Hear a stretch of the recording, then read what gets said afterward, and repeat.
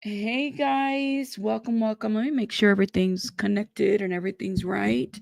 Hopefully, you guys can hear me. Shout out to everybody in the chat. Welcome. Y'all can see me, y'all can hear me. I got my drink here. Everything's going. Let me shout out some other devices I have going on in the background. Shout out to everybody in the chat. Let them know the people that we live. Okay, that's going on. Let me shut that out. Damn. Let me just say this, man. Oh man, this Jane Doe. We live now. Get to court now. This Jane Doe. Oh my goodness. Um, damn, that's what I gotta say. Okay. All right. So let's get it together, guys, because we're about to get started right now. Shout out to everybody in the chat. Welcome everybody. They of course meet a little bit earlier than we do, obviously. So we're gonna get started right away. So Inner City Press lets us know today is day 20, which is June 10th of the US versus Sean Diddy Combs case. Jane Doe has been, on direct for what, 2 days? Well, Thursday, Friday, Monday, right? Today is Tuesday. I believe it's being said that today is going to be the day that she starts her um, cross. So this is kind of where we're at right now. Good morning, everybody. Good morning. You know what, Vic? Shout out to my mom, Vic, and everybody else. Belen, I see everybody. Aduko. Vic, right here, I think that, unfortunately, I think that she probably wouldn't have. Had this not happened, she probably would have still been with Diddy. Even after Cassie's lawsuit, even after knowing that, because she went back to him. I think that she was just too deep in this situation. She couldn't just head out, honestly. But that's just my thought on that. Okay. Welcome. So we start early where 10 minutes ago, Inner City Press, the jury is in. The judge is saying, I'm ruling that the government cannot recall the Dr. Hughes. Dr. Hughes was the expert who couldn't speak on coercive control, who, in my opinion, did not do a good job in the stand, who, in my opinion, is pretty biased. And the government should have probably hired somebody else. That's just my opinion, though. But let me know what you guys think in the comments. She is the lady that was the expert in what is it, Depp versus Heard, or Heard versus Depp, whatever, however that case went. So there's that, and others. She's also testifying in the Weinstein case, I believe, which that's also going very interesting. Okay, so the judge basically ruled that they cannot recall Dr. Hughes for more testimony, despite the Second Circuit decision. Okay, so there's that, and then on rule, the judge says on the rule that Jane's notes reflecting alleged fraud to induce her into the hotel nights are admissible despite the defense argument. Okay. So more evidence is admissible. They're going back and forth on that. Alexander Shapiro for the defense. Okay, so they're going about Bana Brianna Bangola. Okay, the designer who alleged that she was being hung out the balcony. We saw some photos. I believe it did happen. I just believe that they got their dates mixed up. Okay, truly, they got their dates really mixed up. So Miss Brianna said clearly the balcony incident took place on September 26th. We believe she perjured herself, and they knew the government elicited that all injuries were at the same time. Okay, let's see. Do we have an update? And so the defense over the weekend says we're going to apply for a mistrial because of the lies that Brianna said. So we kind of were left on that. We weren't sure if there was going to be a mistrial or not over this, but today we're supposed to get a decision. So did they make a decision yet? I don't know. Let's read into this. Judge says, couldn't we just say that the government screwed up, giving Miss Westmoreland a rare Perry Mason moment in federal court? That the defense is in its war zone could say, great job. Combs Shapiro speaks. She did do a good job, but they had Miss Ventura say she saw it. Did Cassie see the balcony incident? And it doesn't look like she did. Okay? And Cassie's lawsuit reflects something different than Brianna Bangola's lawsuit. All right? So my question is to you in the chat. Should this be cause for a mistrial? This whole thing. Even the judge says, wouldn't you consider this a win? Don't you? I mean, what do you guys say? Should this be a mistrial based on that? They got the information wrong. I think that the prosecution dropped the ball, but that's just my opinion. But do you guys in the chat let me know? Do you think that this should be cause for a mistrial? That's the question. Okay. It further goes. Let's see. This is only our second motion for a mistrial. Is it? I thought it was a third, but okay. I'm not sure why the government says it's the third. I thought it was the third too. So clearly I'm not the only one that's confused. Government speaks. Perjury is only prong of a 4-part test. Judge speaks. This happened years ago. Miss Brianna was taking a lot of drugs. Thank God she's sober. That's what the judge said. So is the judge going to call a mistrial on this? And that is where we're at right now. Now hold up. Let me shout out. Is it Minds y'all? The transcripts really filled in Jane's testimony. We're not even done with those transcripts. Because can I just say that, oh my God, minds y'all, like honestly, we're not even done. But the transcripts, I think, gave her it gave her a little bit more. We're not there, but in my opinion, it humanized her a little bit more in the sense of like some of the things that she was saying, I was like, damn, I could relate to that when I was in my 20s. You know what I mean? Like some of the things that she was doing and, things that she was saying, being in those kind of relationships, which, I had a lot of toxic relationships in my 20s. If I could tell you guys stories, and I'm sure you guys have them too, but I have to kind of wonder, and I still think about it. She went back to Diddy. I do wonder if, and it's the same with Cassie. Cassie, I don't think wanted to testify. Would she still have been with Diddy at this point if it wasn't for the arrest? That's the question that I have. What do you guys think in the chat? Think about it. I think she would have, because that is just my thought on that. But minds y'all, thank you again for the 20. I really appreciate you. Thank you for supporting. Mistrial defense said it's the second when it's the third. I thought it was the third. There's my answer to the mistrial question. No mistrial. I thought it was the third too, because I could have sworn there was another one. See, I know I'm not going crazy if the government said it was the third. Okay. It is. It is absolutely. Yes, Lindell, and you're right. The balcony situation, I do have problems with. Like, they shouldn't even have allowed that part in the trial. Like, why would they even allow her to speak on that? Is it because they had pictures? Maybe. Is it because they felt it made their case stronger? Maybe, but I don't know. You say she didn't leave it. He got arrested when she was headed his direction. There you go. I don't think she would have left him. I don't think she would have left him at all. I don't think she wanted to. But yeah. She left Diddy before arrested, didn't she? No. She left Diddy only twice, but she went back to him again. She left Diddy. So she took a break. There was a break that she took. And then before that, well, after that break, there was another break that she took where she's talking to KK and she's telling KK she wanted to take a break. She went back to him shortly after. It wasn't like a long break. I think it was like 2 months. It wasn't a long break. They went back together and then they did more FOs while this situation with Diddy's going on. He's reaching out to her on her birthday and she's like texting, like knowing the shit that you can't change this man. Like, I think it's one of those things where it's like, damn, you can't change. And I feel like that's something that I learned in my 20s. You know what I mean?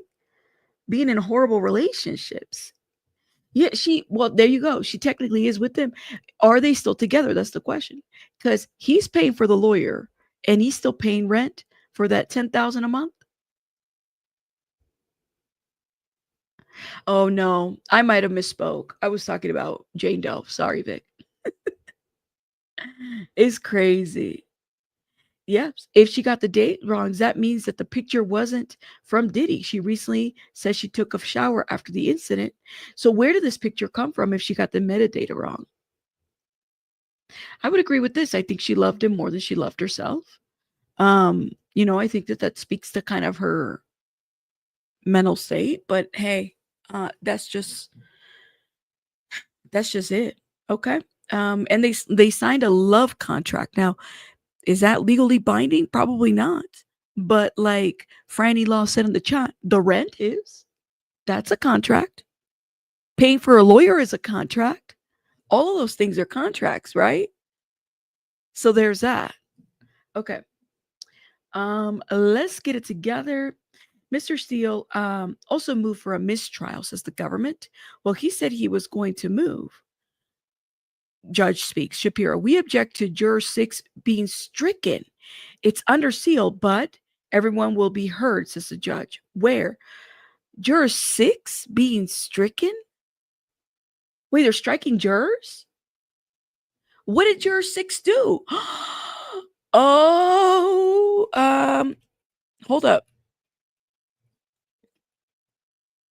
I want to understand this a little bit more. So, in the context of the American legal system and jury selection, the phrase stick a juror most likely refers to the act of striking a juror. This is removing a potential juror from the jury panel for specific reasons without stated reasons. Okay, and this could be for what? They want to remove somebody? Are we changing jurors now? Order. What? Are we changing jurors? What? Did I just hear that correctly? Hold up. Let me see what CNN is saying. You're kidding. No update from CNN. Lord have mercy. What? Okay, so the judge decided no mistrial over Brianna Bangolan's testimony. Okay, so there's not going to be a mistrial there. That was 10 minutes ago. That was updated. Judge denies prosecutor request a call for more testimony from that expert. We ain't trying to pay her another $6,000 to sit there and tell us shit that we already know and to be generalized. I don't think she was helpful at all. Figure it out, government. Figure it out. They're going to strike a juror. Paige Collins, that's what I want to know. You know, RA, that's right. Some of the jurors were making like facial expressions. That I need to know. Well, they're saying that somebody in the jury has a connection with him. I don't know if any of that is true, though. But apparently he was a little too comfortable with some of the jurors and making eye contact. I'm telling you, people are saying that this is going to be either a mistrial, a deadlock, or he's going to be found. I could be wrong. Listen, I've been surprised before, and the prosecution has not rested yet, so you never know. Now we have over 300 people here. Can you guys hit the like button, please? We live now. Okay. I need to know. You see, does that to react to the testimony? I don't know. You said they want to convict Diddy by any means necessary. Doesn't anybody in the jury have a connection with? Doesn't nobody in the jury have a connection with him? They just want to convict him. I don't know. I'm just letting you know what people are saying on the internet. I don't know if that's a fact. So thank you, though. You said the judge showed bias and empathy towards a witness. He shouldn't have said that. Thank God she's sober. Oh, yeah, that comment was interesting that he said that. Thank God she's sober. But I mean, there's some inconsistencies with Brianna's testimony. I felt that that should have been something. I don't know about a mistrial, but it should have been something. What do you guys think? Let's see. Let's see. Wouldn't be surprised if they can't make a decision. I don't think they're going to be able to make a decision. You think something will go wrong? Damn. It's already too early in the morning for this. Yes. True. At the beginning of the lawsuit, and that's pretty typical of a lawsuit that's been like 10 or 15 years or 20 years old. On or about. Anytime they say on or about, it's not a direct date. They're saying on or about. They should have just said on or about September of 2016 and taken the date out. They could have done that. That would have been more helpful to that, Jacqueline. Yep. Those statements were not inconsistent. They are flat out lies. You think the judge is being fair with that statement? I mean, where you guys are like right in the middle. Hold on. Let me do a little poll. Let me see. In your already, you guys are starting up hot. Hold up. Is the judge biased? Go vote. Go vote. Okay.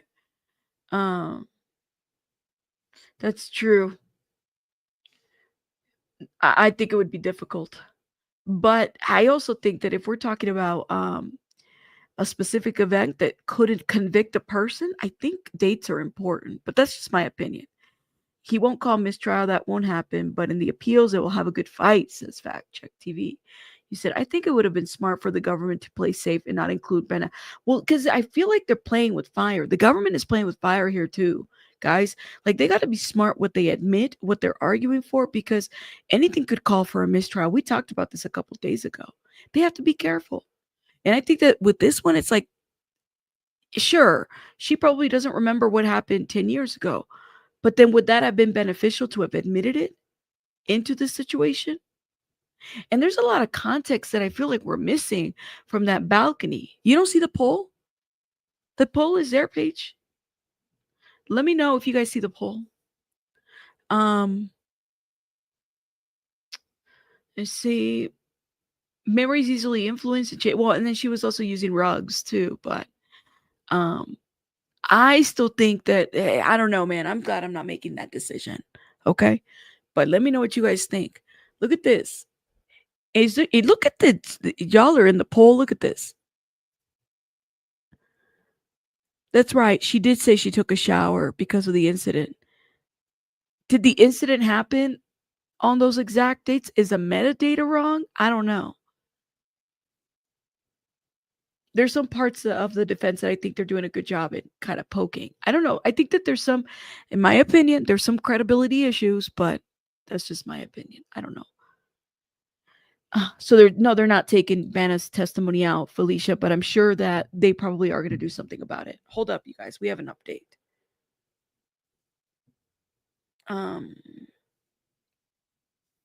Here it is. Okay, bring in Jane, then the jury. All rise. All right. Miss Garrigo starts cross-examination. Oh, here we go, guys. Here we go. Here we go. Here we go. Okay, Miss Garrigos, you may proceed with your cross-examination. Okay, Garrigos, here we go. Jane, we met before. Then you stopped meeting with the defense. That was your choice, right? Correct. Damn. Damn. Ready, set, go. Here we go. Damn. Okay. For those that want to know, I guess this is the second motion from the defense. They have lost their second motion for a mistrial since a jury was seated last month. So it is common for multiple mistrial motions to be heard in a high stakes case like this. Despite the loss, defense attorney Alexander Shapiro asked the judge if she could go on the record to the state government should not have called Brianna Bangola to testify. Okay, so that's been put out there. I'm going to see what CNN is saying. So Jane is back on the stand. So making such a statement could help Combs in an appeal. Brianna could help Combs in an appeal. This is why I said the government has to be very careful who they call up to the stand. And I think Fact Check TV put that in the chat too. So keep that in mind. The judge chuckled and offered a compliment instead, calling the defense devastating cross-examination of Brianna a real Perry Mason moment. Westmoreland, you know what she did there, okay? But not grounds to toss the case. Not Perry Mason moment. They did a good job. She's a Perry Mason moment. Lord have mercy. Damn. Here we go.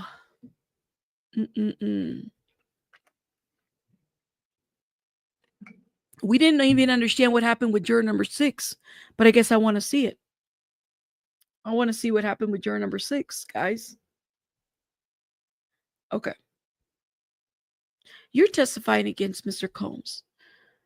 I'm testifying against him, she's asking.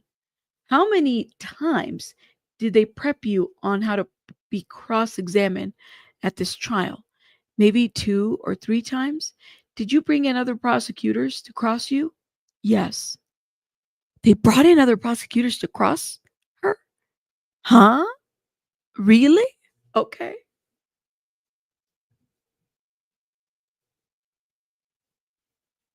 Damn. So, okay. I didn't even know that that's what the thing that they did. Right. You said you prefer Matlock? Oh my God. Oh my God. Hold up, y'all. Let me just share my live with everybody because I don't think I did. Ham.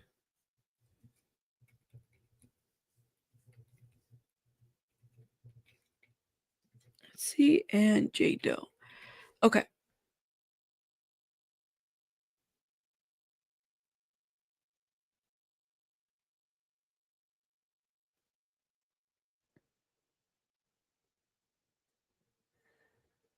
Here we go.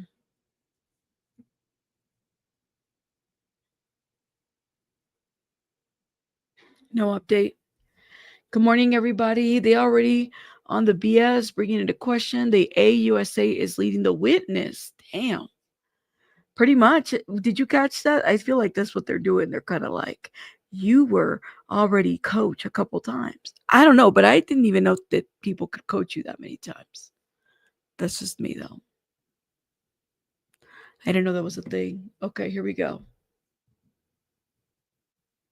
No update yet. Make myself smaller. Good morning, everybody. For those coming through, good morning. Good morning. Thank you. Thank you. Thank you. I think Nelda, you were like gifted yesterday. So we had some gifters yesterday. Amazing people in the community that gift. Hold up.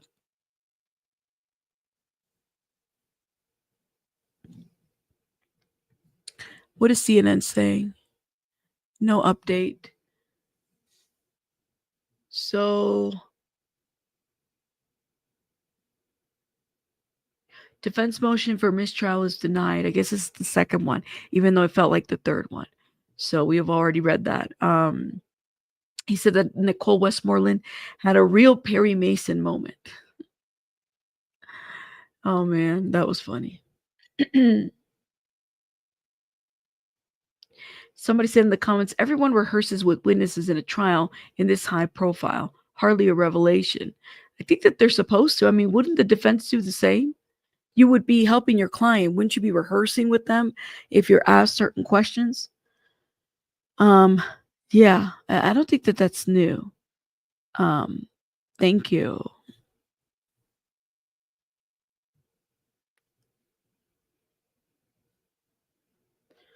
Let's see. You're undecided on the poll rabbit because has there been verification that juror is a problem like Blackburn? Ooh, California girl. That's the other thing too. I'm not a fan of Blackburn. I told you guys. I feel like he is somebody who's not in it for the victim and an opportunist, in my opinion. Okay. Carragos then speaks, and they granted you immunity at the grand jury, right? Yes. Oh, didn't I tell you? Here's another unindicted co-conspirator. Still, if you know, depending on how you feel about the situation, she also had to say something. They granted you immunity at the grand jury, right? Yes. You said you had regret about some of the choices you made with Mr. Combs. If you have it, I'd love to look at it with you. Huh? We're missing something here.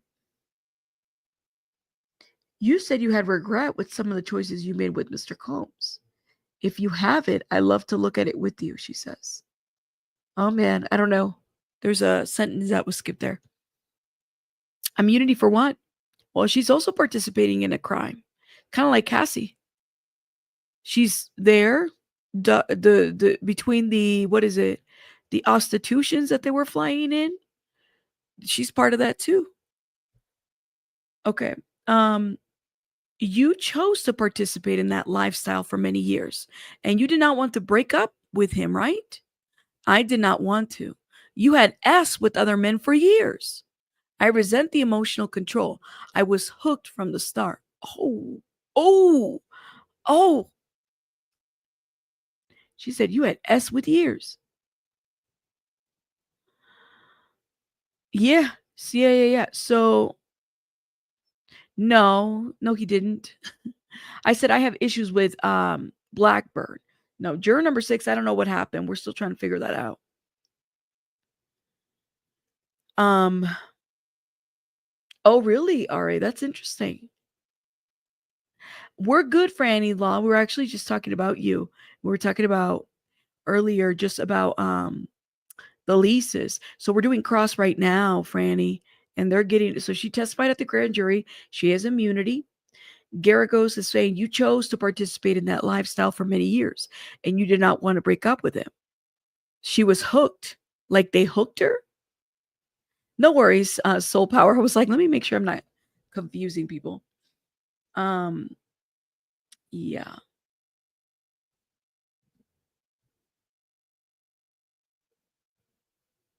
Well, I'm sure Cassie got it too. The Astro from space.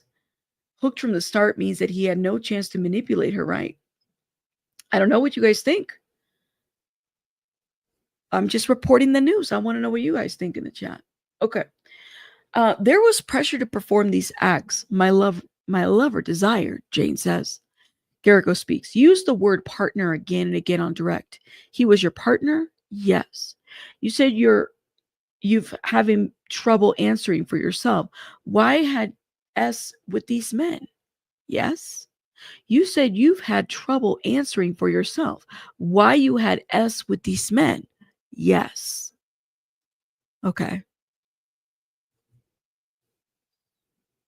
So I think that the way she's going to frame this is like you had a choice in this matter. Um, I think that that is pretty evident. I don't know if we want to like we get that. Like she did have a choice in the matter. And it was actually pretty evident to me in her own testimony. Was there times where she was probably hooked on him and blinded for whatever reason? Yeah, I would agree. There might have been times, but she still decided to go back to this situation, right? You're not talking about like a young Cassie situation, if that makes sense. She has been in my opinion, what I've seen is in very similar situations like this in the industry. That doesn't make her pain or her experience any less whatsoever, not at all. But I do believe that there's something to be said about the fact that, you know, where do we weigh in kind of her place in this situation? I could tell she loved him. She probably still loves him till this day. She probably would still talk to him because she just seems so fresh out of that, right? Um, it's giving that to me. But yeah, yeah. That's the question. Where was the force? Because and I to be fair, I have not finished all the transcripts from her yesterday. Yesterday I read a little bit and then I started catching up a little bit and she went through some violence herself. Like she also got hurt in this whole situation. I will say that, you know? You said, I don't know if you saw me saying yesterday I had difficulty believing Jane. After you left, I kept following BJ's cover, and by the end of it, I changed my mind now. Yeah, Maggie, you got to listen to her words because her words, I mean, I think that, okay, hold up. Let me say this. She said, you said you're having trouble answering for yourself. Why had you had S with these men? Yes. You're in therapy now, Caragos asked. Yes. You love Mr. Combs? Jane answers, I love to spend time with my partner. You wanted to cuddle with him, to give him foot rubs. You said, objection to counsel making herself a witness? You are in therapy now? Yes. You love Mr. Combs? I love to spend time with my partner. You wanted to cuddle with him, to give him foot rubs. You said, objection. Oh, because of the way she said, you wanted to cuddle with him. So her objection was to counsel making herself a witness. Oh, the form of the question. I see. So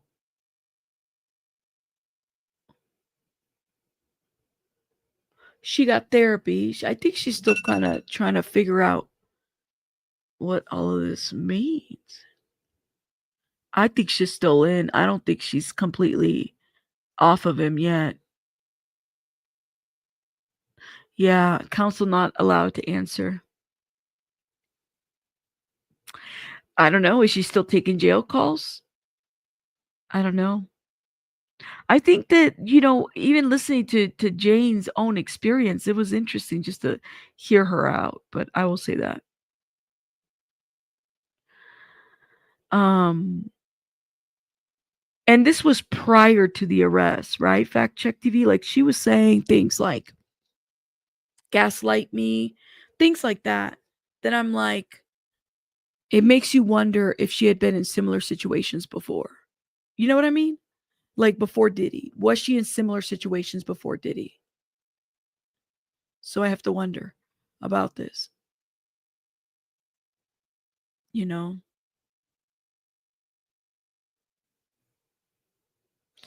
But let me know what you guys think in the comments. Hold up.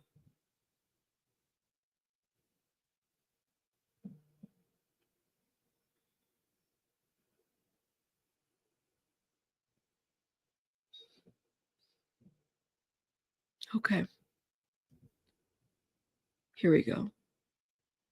I love to bathe him, and we watch his favorite show. Okay, Garrigo speaks. Which show was that? Dateline. They watch Dateline. Did you believe he was not doing this with anyone else during this time period? You look at his messages? Yes.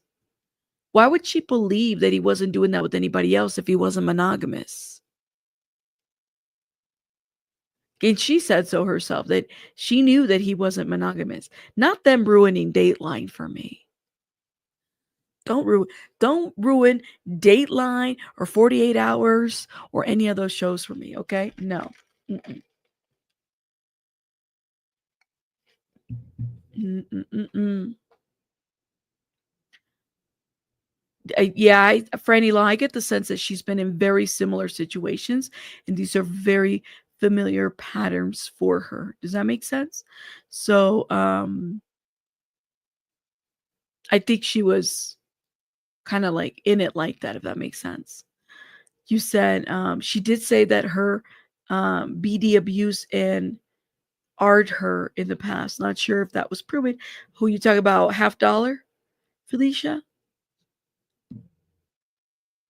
I don't know, but it's like you can't.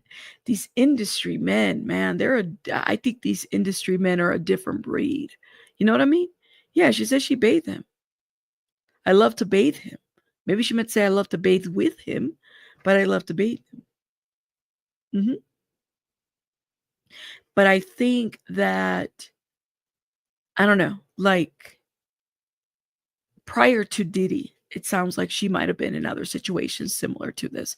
So when I hear her say gaslighting or all this other stuff, I feel like she's experienced this before in other relationships. This was just playing out in a legal court of law, if you know what I mean. Yeah. It could also stem from childhood trauma, absolutely. I would like to sue all my exes for coercion and emotional abuse, gaslighting me and having oh man, Moni. I don't know, but here's the deal. It's like I don't think she had a choice but to testify. She had to go to the grand jury. I'm telling you, I don't think she would have testified. I think she would have stayed with him had this not been happening. So I'm gonna tell you guys, if you were in that position, are you gonna go to jail or are you gonna testify? That's the question that I have. Are you gonna go to jail or are you gonna testify? I'm not going down for some man that, might have paid my rent here and there and paid my lawyer. We might have had good times or bad times, but I am not going down for somebody like that. I mean, let me know. Put yourself in that situation. I don't think she had much of a choice. Okay. So then Jane says he was vulnerable in those hotel rooms. And I shared that with him.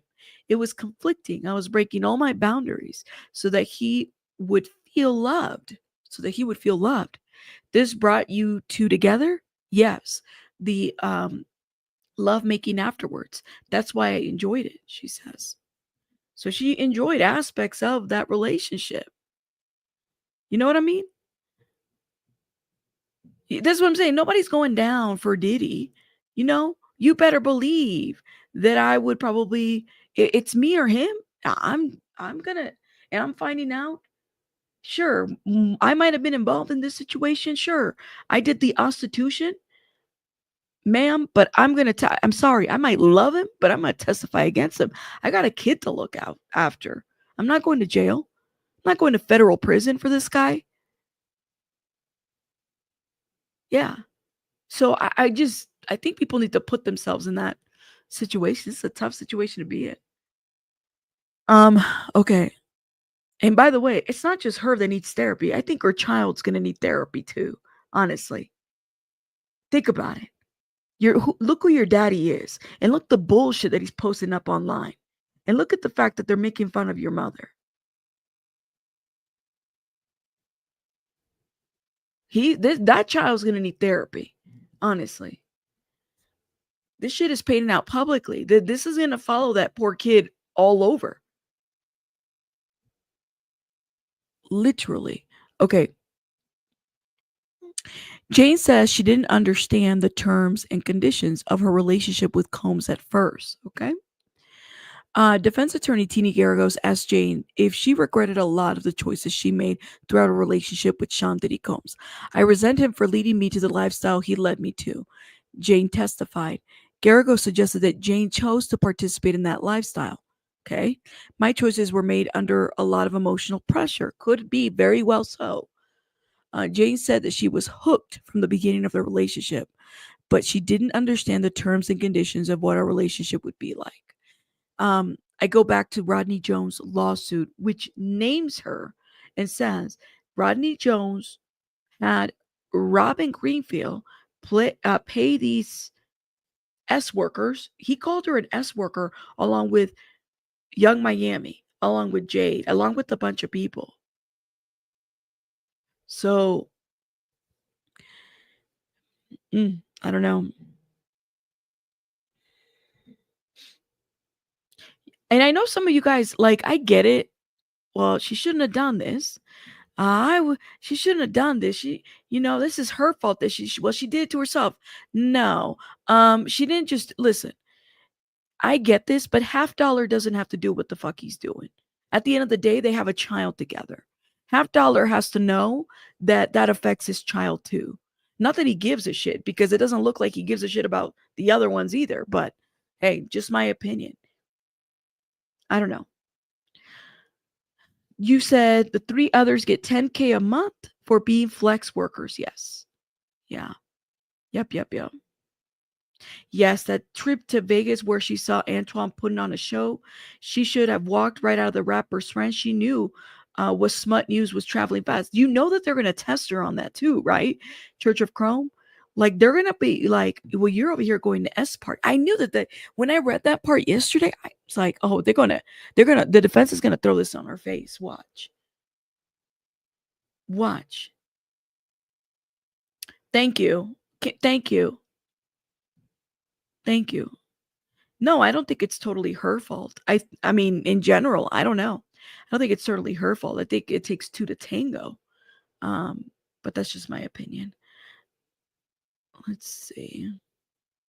Oh, and by the way, the Five Dimes got trolled miserably in the comments on IG where he posted the drop of the age wife of the alleged SK show, his words on Peacock, making money off a S worker unalive victims.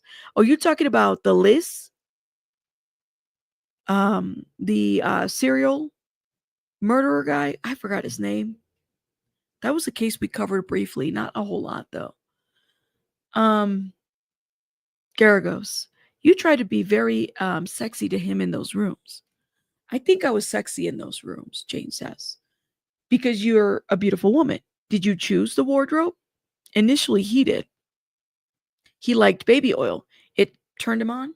Yes, she says. Okay. Mm-mm-mm. Yeah, Gilgo. The Gilgo Beach murders.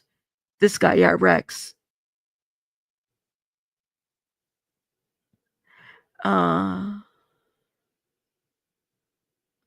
yeah, I get his frustration. I just hate the fact that they're sharing a kid and like he can't put that aside. You know what I mean? Like, um, because it's not like, I get it. You can be mad at her. You could hate her. You could hate Diddy. You can hate all this piece, but it doesn't take away from the fact that y'all are still sharing a kid. You know, this is what's happening. So I don't know. And to me, he's no holier than thou person. He's done a lot of shit in the industry too. Wait until his shit gets aired out too. Then what? She did. I just think, but if they have a kid together, I don't know, man. For the sake of this kid, people just need to be careful. For the sake, just not to give trauma to this child alone, if that makes sense. But that's my thought on that.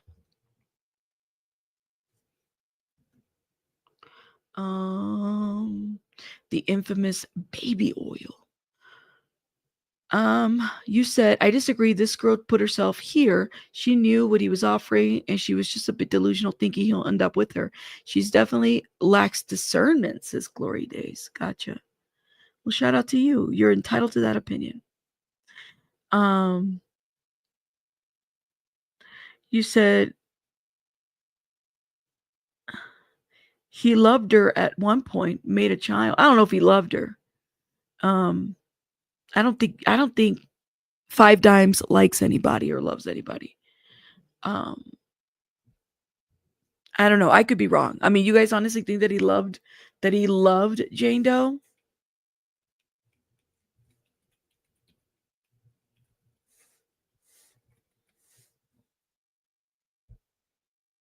Let me know what you guys think. Um, y'all are delusional, James. You're entitled to your opinion. Like, I literally allow everybody to have their opinion. You don't need to be rude or any like let's be adults. And if you can't, then you can just go. You say she accused him of rape because of Diddy. Why would he feel love? I don't know. I'm not there. I'm not part of that whole thing. Let's see. Do we have an update? How old were you when you started your relationship with Mr. Combs? She was 35. 35. Okay. What are examples of your fantasy talk in those rooms? He would have me and the entertainers be in a role play, cheating role play that Sean left town. That was his thing. He, so if they actually stepped like that's weird, a cheating role play, that was his thing. Like Sean left town.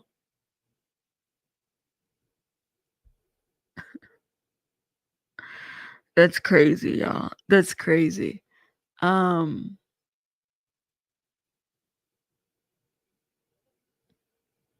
mm-mm.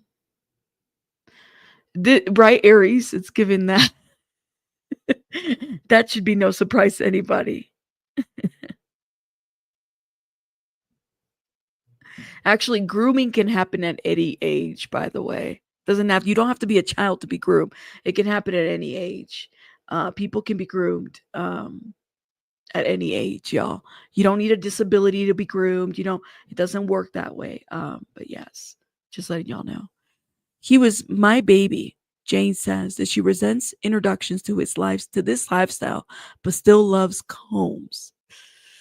Jane testified under cross-examination that she resents the way Diddy Combs went about introducing me to his lifestyle that was built under a lot of emotional manipulation and pressure. But she also says she still loves him. Damn, that's she still loves him. I told you guys. Um, okay. Defense attorney Teeny Garagos took Jane through the routine after a hotel night that Jane previously described on direct examination. A hotel night Jane has previously described were SUL encounters that generally included a male entertainer. Jane said that she was naturally nurturing and loved to take care of Combs after a hotel night. Yes, he was my baby, Jane said. She said she'd give him foot massages, feed him, and bathe him. Oh, God. She put on his favorite show, Dateline. They'd watch it until he fell asleep. Jane testified that she endured the hotel nights to have the perfect time together afterwards. Damn. Okay. Yeah. Yes, yes, yes. Let's see. See, Oh my God. Don't make me time you out forever. Like, this is why I'm telling you, I let you in my comments, but I want you to put some more essence. Like we told you, yeah, you can be groomed at any age. You don't have to be a child. Sure, you can be groomed at 40. I could be taken advantage of at 40.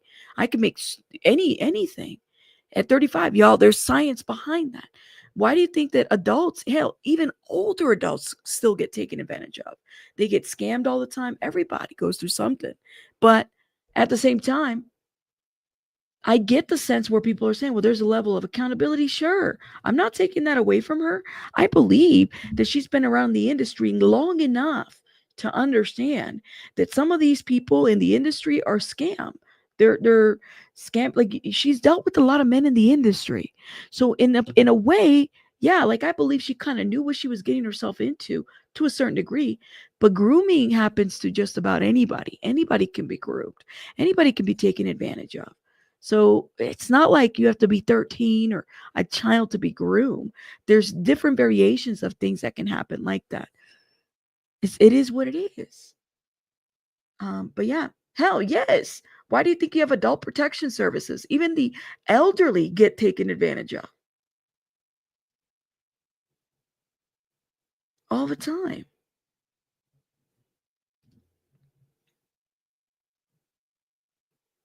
But here's the thing though. Her fantasy, or at least there was, yes, that's right. People that are disabled can be groomed.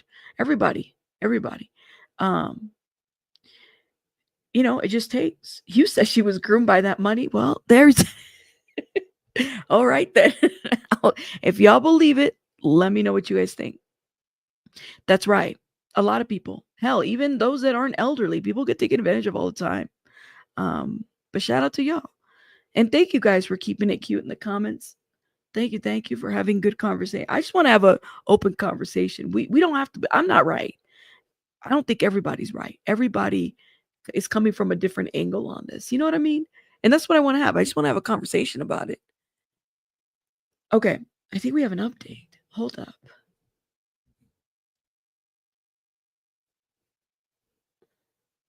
Okay. No. Oh, wait.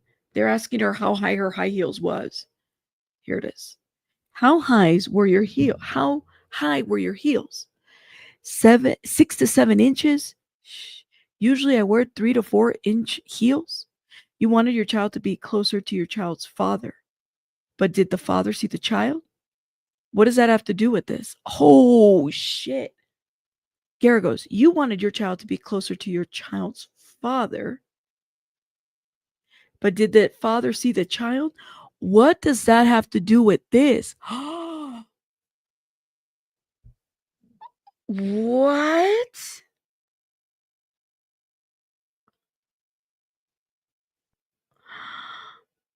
They do. They do. They do. Oh, oh, oh, oh, oh, oh.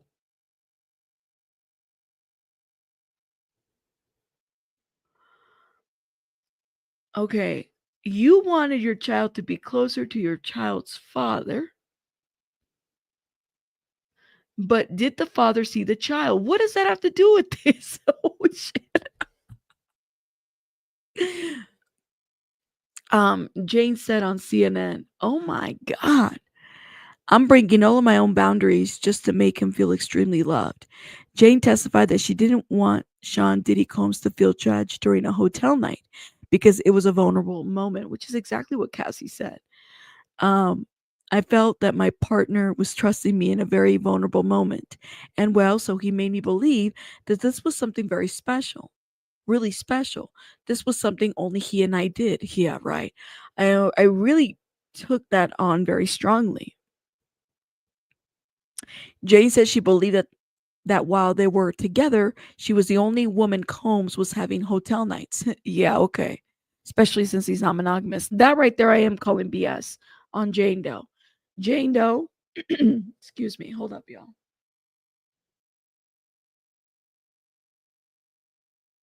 Jane Doe, I'm calling BS on that because you said that you knew this man you weren't the only one. Okay.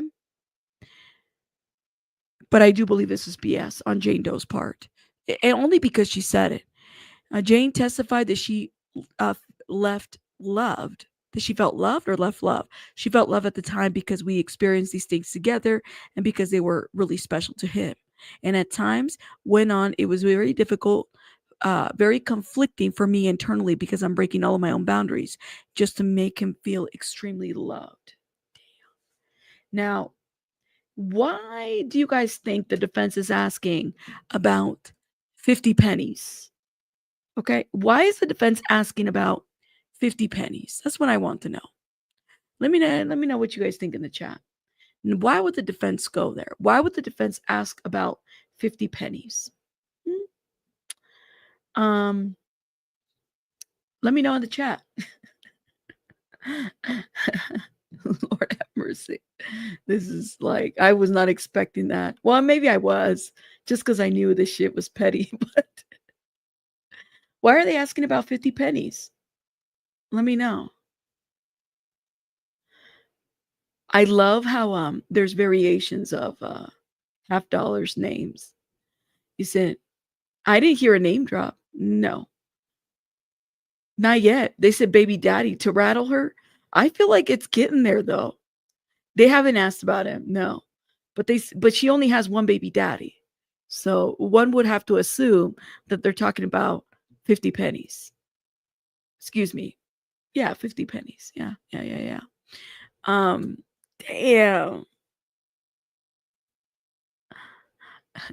You said I want to know what love is.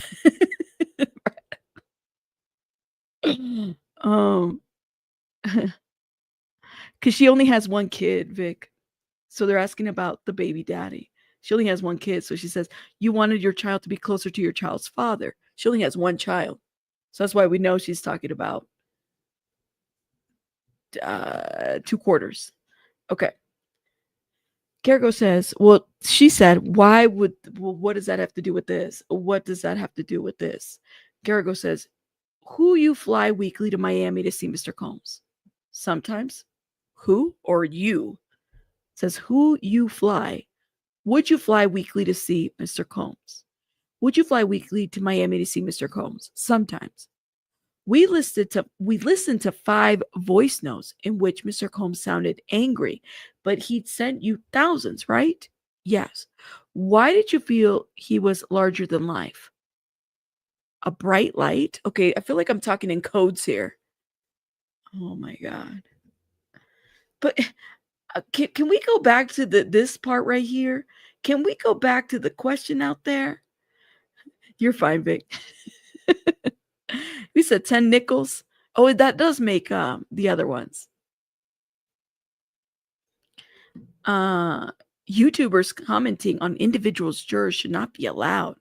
Well, we're not. So are you the is this a comment? Did you hear us commentating? Or I guess I'm confused. Or is this just a random thought that you had? Let me know. 6 pesos, 5 pesos, 50 pesos. There you go. You said peso, papi. Oh my God. I know, right? You said more like 50 pesos. That's true. This did happen, by the way. And we could look into that a little bit more too. Let's see. See, why? I guess that's a good question. Out of 1,000 messages of voice notes, why do they just pick 5? That's the question that I have too. I think that that's okay to ask. Why 5? I know we're all going out 3 dimes, 2 nickels, 2 pennies. 3 dimes, 2 nickels, and 10 pennies. There you go. Yeah. Big Kev's like, why can't Diddy just watch people do it in peace? I don't know, Big Kev. As long as he's not flying prostitutes, I don't know. And he's not drugging people, and people aren't drugged or taking rugs and stuff like that. Yeah. Even Lucifer was an angel at one point. True. Yeah. So those heels that when they did the raids, did they belong to her? That's the question that I have. Or did they belong to Miss Carisha? Miss Carisha? Let me know.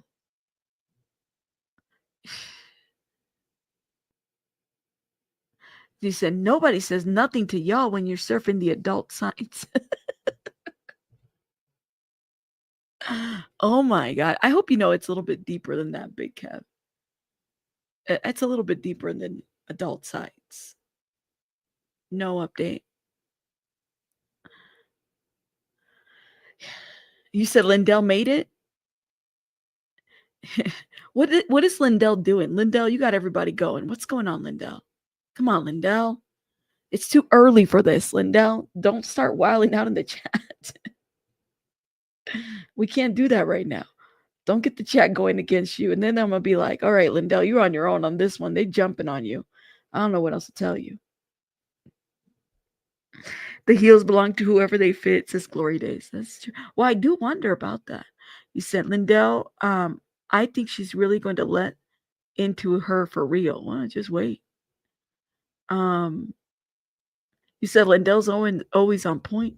Let me ask Lindell something. Lindell, are you a Diddy bot? I mean, I'm glad that you're here because clearly you're subscribed, but are you a Diddy bot? Let me know, are you a Diddy bot? Do they pay? Just wondering.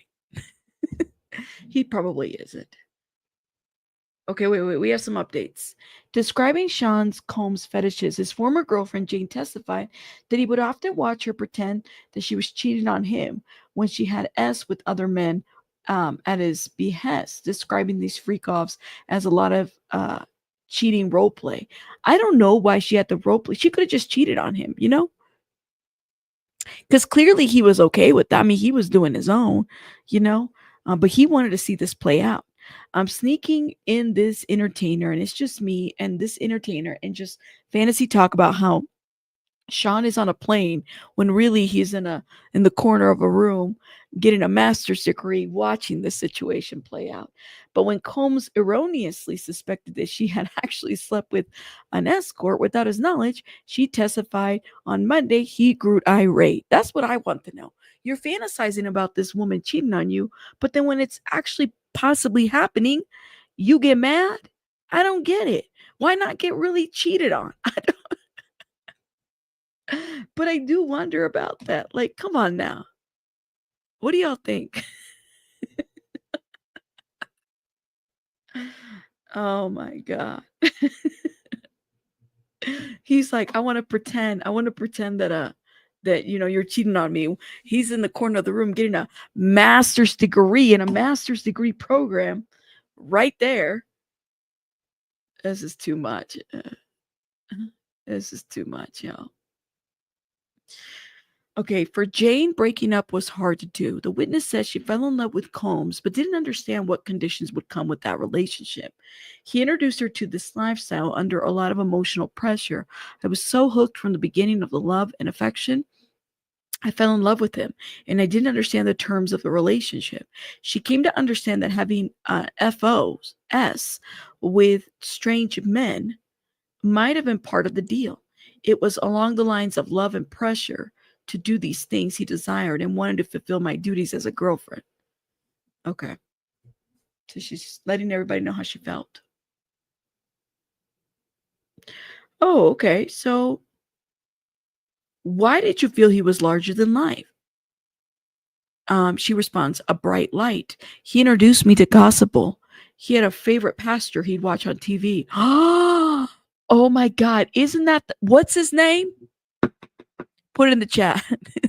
Isn't that the guy that's suing everybody who went to Diddy parties? He had a heart attack. He introduced me to gospel. He had a favorite pastor he'd watch on TV. Garrigo says, has that stayed with you? Yes. Do you watch that pastor today? Objection. Sustain. How much did he invest in your dress line? 20,000. TD Jakes. TD Jakes. No, it was TD Jakes. Oh my God. Oh my God. Enter the chat. TD Jakes. Let me tweet that. Let me tweet that. Hold up. Question. Was this TD Jakes? Oh my God. Oh my God. You said TD Cakes? What was the controversy with TD Jakes and this whole situation? There was recent controversy about it. Oh man. Oh, you can't make this shit up. Yes, Bishop Jakes. Have you ever been swallowed? Oh my God, he got dragged on YouTube for like months. And then he started suing people. And then he had like a heart attack or something. Enter the chat, TD Jakes. Oh, this is a mess. There you go, unfortunately. Oh no. You can't make this up. I, wow. Oh my God.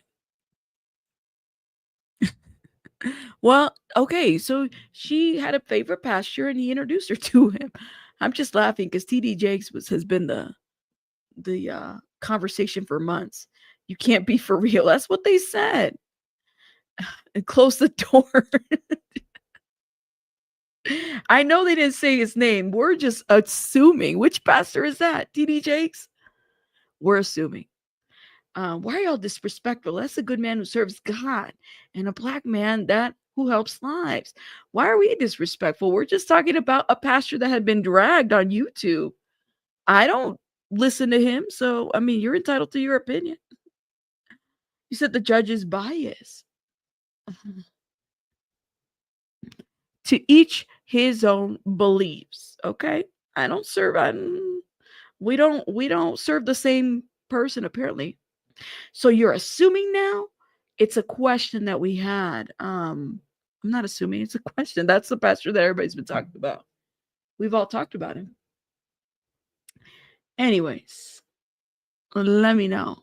Yeah, the church has many demons. I know, seriously, just come in peace. Try again or something. Yes, it does. That's what I'm saying. I'm like, we don't do that. How are you assuming the man's name never said and get some laughs you assume? Because I'm allowed to laugh. Just like you're allowed to make your assumptions about this Jane Doe. Because I'm allowed to. Do you have any more questions? Let me know. I'm allowed to. I'm allowed to laugh and make assumptions about things that are being posted. You're allowed to do the same. So there's that. Okay. I know. Speaking of being groomed. Okay. Let's see. So he helped her with a dress line. There you go. There you go. No, that's why. Thank you. Thank you. We're just laughing. That's all. Exactly. What would you say if the roles were reversed? Now you can't even say a pastor's name. So if I said Joel Osteen, would that be different? Maybe it was Joel Osteen for all we know. We don't know. Could be. Mhm.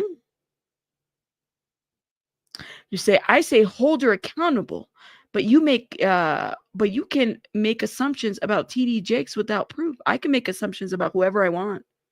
Whoever I want. I can say whatever I want, whenever I can, honestly, and I'm doing it now.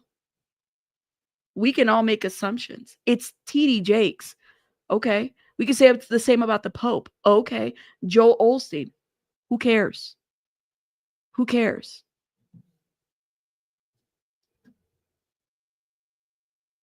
There you go. Anyways, you say a blind man can see TD Jakes. Don't say that because then people get mad. I can say it could be anybody. Could be anybody. She said she couldn't work because she had a dress line. So he invested on a dress line. Now that's a first that I heard for sure. For sure, for sure. VY Walk, thank you so much for the $5 super chat. Thank you, thank you, thank you. Appreciate it. I don't know. I'm just putting out a names. I thought it was TD Jakes, but I don't know. Apparently, I can't talk about a pastor because oh my God. Oh my God. Oh my God. Listen, I was raised Catholic. Y'all can talk about these priests all you want. Everybody can talk about everybody. Okay? Nobody's holier than thou. All right? Thank you. So why even make a joke if you don't care? Because this is my channel. Because I can. I can make a joke. I could say, I mean, I'm allowing you to have your comments. So I don't get it. Like, what are you so hurt about? Is that somebody you talk about or follow? Maybe this isn't the chat for you then. Because we might talk about him and we might talk about others. I don't have to ask permission. Like, I don't get it. He's a man who's a pastor. Who cares? Like, who cares? I was raised Catholic. A lot of these Catholic priests did a lot of shit. It's crazy. So let me do you a favor. Like, listen, protect your mental health. Let me just go ahead and bye. Thank you. Like, let me help you, okay? Thank you. I know, isn't it crazy? Like, who cares if it's TD Jakes? It could be Joel Olstein. Get over it. Who the fuck cares? It's a trial. He's not somebody that I praise to or that I adore. Who gives a shit? Okay? All right. Oh, I am. Are you a Duco? I'm just saying, like, let's keep it cute. We're talking about everybody, right? Anyways, okay. He introduced me to the gospel. We said that part. Let me not say it again because, oh, God forbid. All right. Why did you join OnlyFans? If I could get off it, I would. Financial need. Mr. Combs gave you money throughout the relationship. In 3.5 years, does 150,000 sound right? I would assume. So he gave her 150,000. So remember the argument was is that she was so like it was the love contract. She wasn't able to pay her bills. She had been so behind. I didn't know anything about the clothing line. Like, the government didn't even touch on that. Okay. They didn't even bring that up. Did he help her other than the $10,000 a month? Okay, for that house and the furniture. There's a clothing line, and then he gave her 150,000 overall. So, not to say that that's the ideal situation. You know what I mean? But still, it's like, come on. It's like I do wonder about this. Life lessons and lions. Thank you for the 199. Thanks, driver, for your hard work. We all know it. I promise you guys, I am not bothered. I'm telling you, I've been trolled before.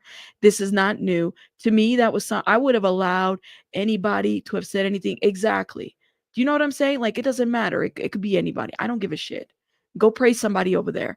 Go do that over there. It's one thing for you to be like, I believe Diddy is innocent, and then talk about that openly, freely, but then you're attacking me for having an opinion about a fucking person that's a public figure who's had a questionable past. Stop it. Go away. That's only $450 a month. LOL, she lost for real. Well, $450 a month, plus she didn't have to worry about rent? Or is that in addition to the rent? Or is that total? That's what I want to know. Or is that a sign? That's what I want to know. He said that's a lot of 3 years plus rent paid like she was good. But again, she simply wanted more, which is not wrong to want for yourself, but it's not giving you what you want and you need a bounce. The thing is that if this man wasn't going to put her, like, oh man, let me stop. I just have a lot of questions about this too. And I think we're entitled to. You told the government you gravitate towards providers. She did. I didn't read that part. Yes, as a woman, I like that. You called the house our house. Later, I saw it as my house. You told the government you gravitate towards providers.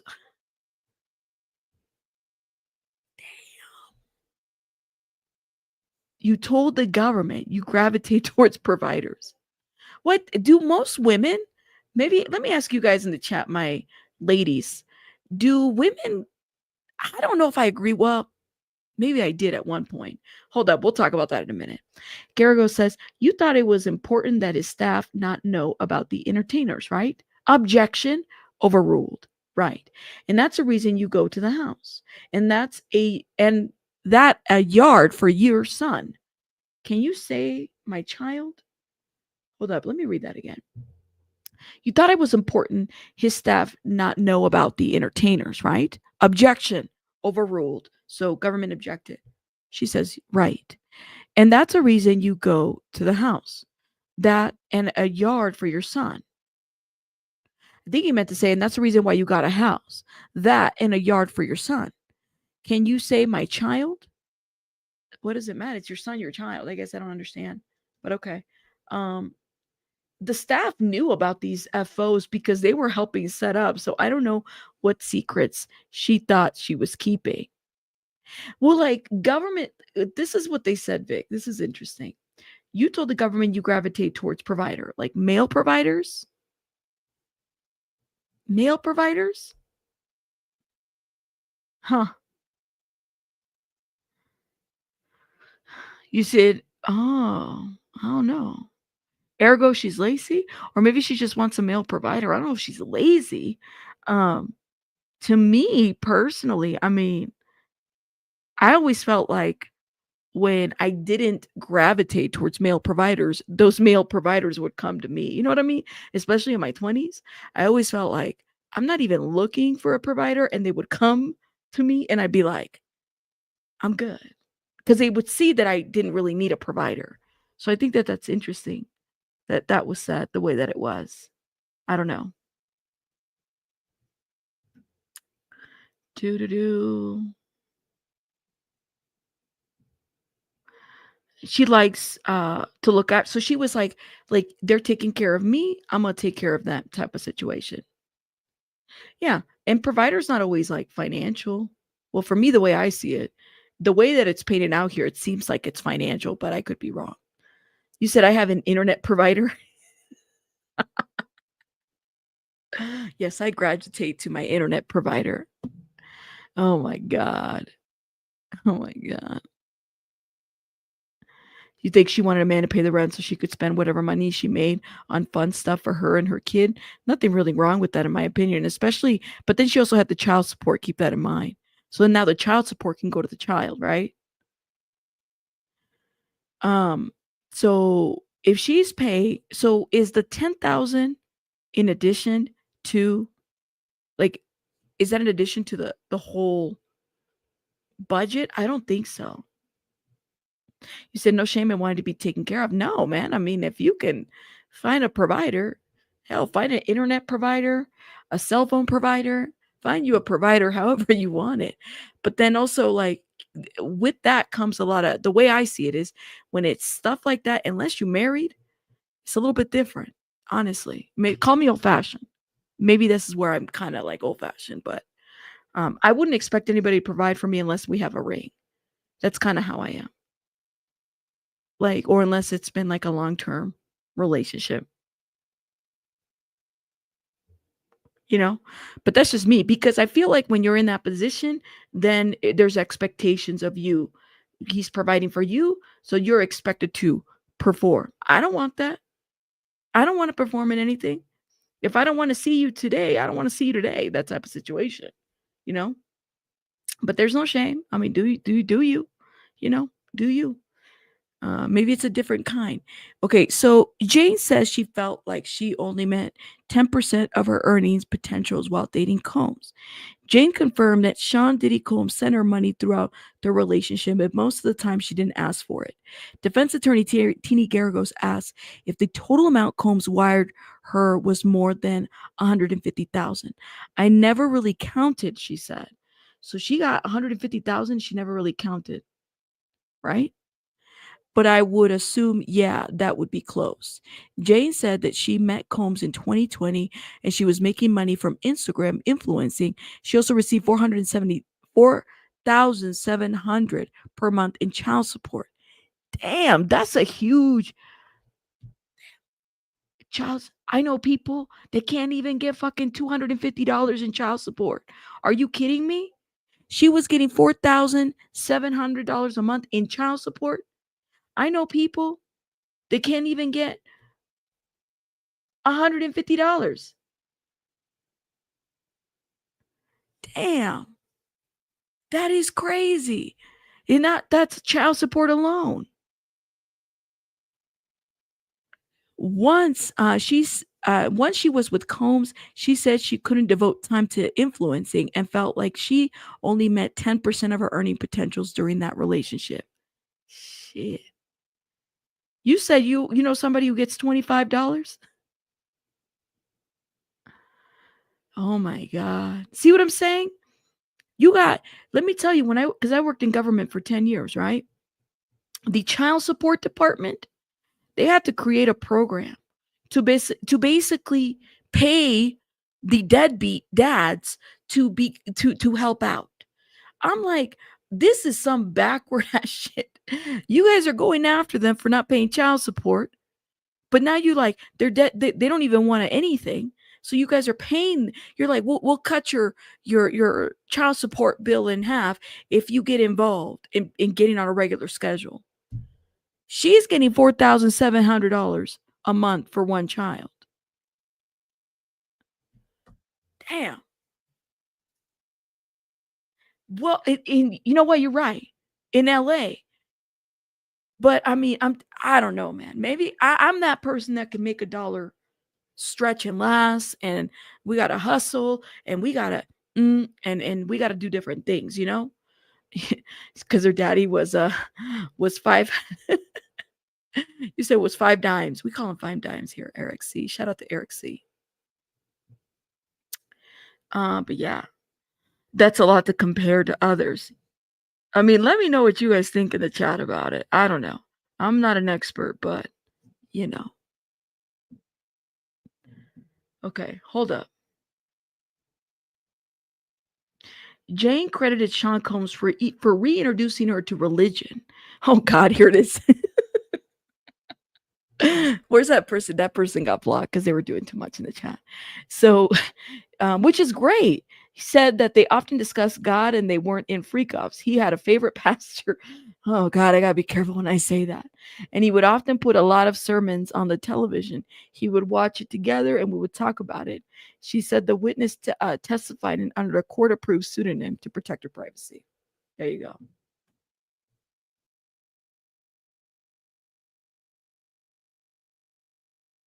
What do you guys think?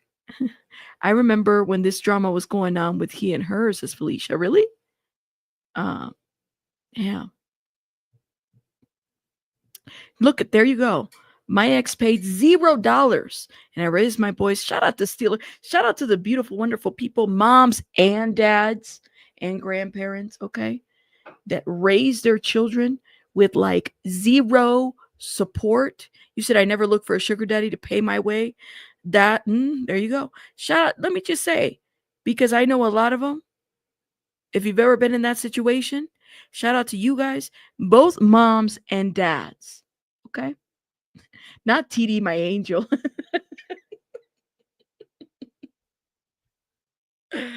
Oh my God. Shout out to everybody. Drop some hearts for the people that have been raising their kids or their grandchildren.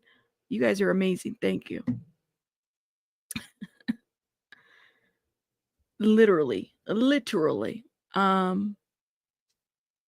Okay.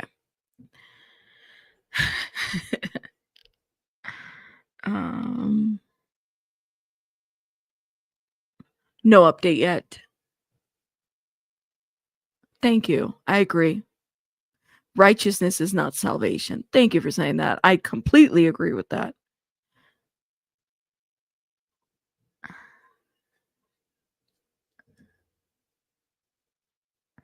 No update. Let me see what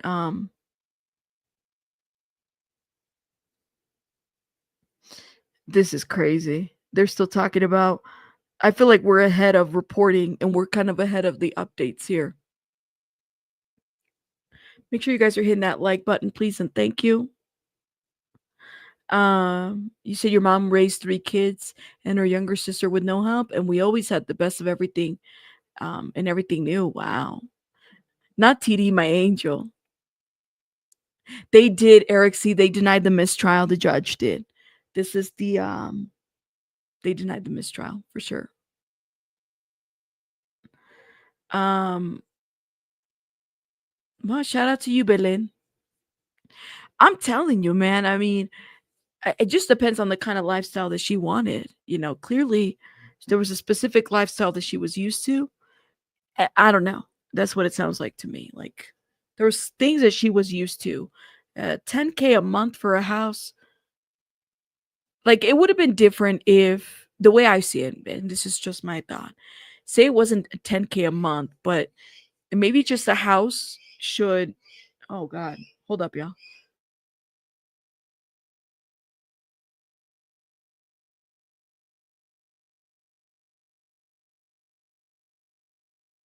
Sorry, I had somebody in my house.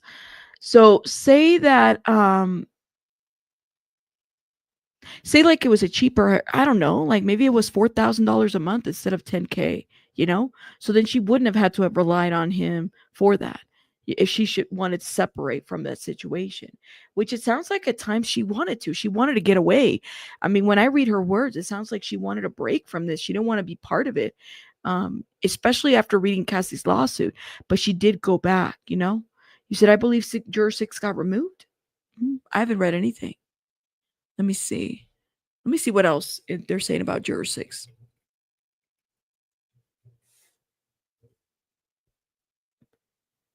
Yeah, what happened to juror 6?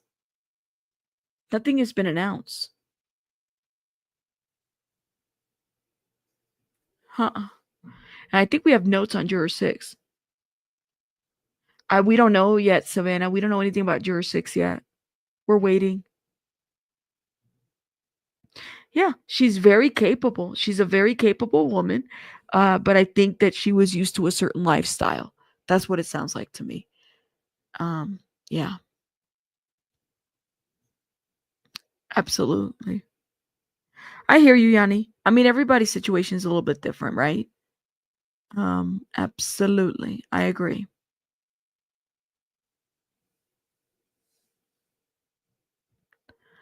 Let's see. Okay, I think we have. Oh, they're on a break? Damn. Did they go on a break? They did, I think. Break now. Yep. Damn, what happened? Did they argue?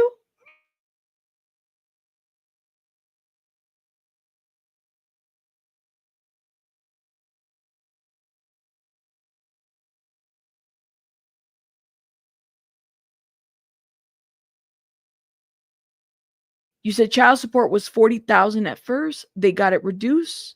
I don't know. How much? Damn. And I can't even look into the other stuff because I don't want to dox her or anything like that or reveal her name. She didn't want to work. She wanted to be a kept woman. Oh, again, everybody has a different view of this Jane Doe. But yeah. Um, let's see. What do we have?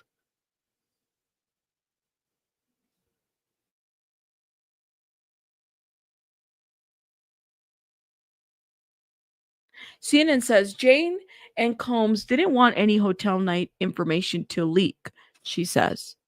Jane testified that when she moved into the new place in April of 2023, she thought that if we got a home that was to Sean Diddy Combs' taste, that we could just start at least doing hotel nights here in the privacy of our own home. Oh God, I wouldn't want that there. That's crazy.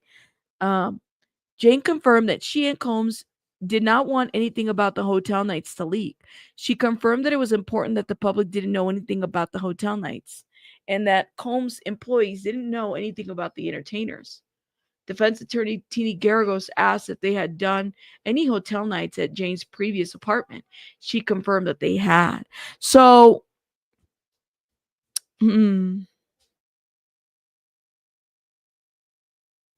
I don't think hotel nights was a secret to the staff. Like they knew what was going on, right? Um,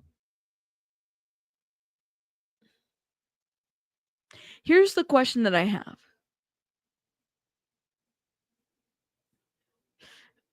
What was I going to say? Hold up. There was something I was going to ask you guys.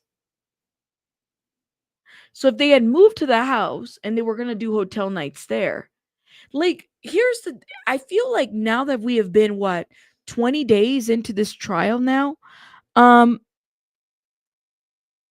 what do you guys think that it's kind of like we're not hearing Diddy parties be in a situation where suddenly, like, what's the word?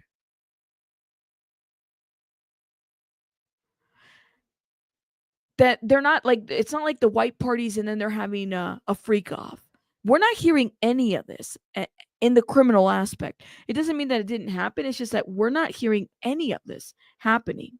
What do you guys make of this situation now that we got maybe a clear picture of this situation? What do you guys think? You have to remember that she was getting 10K and took him to court to get more and it got cut down.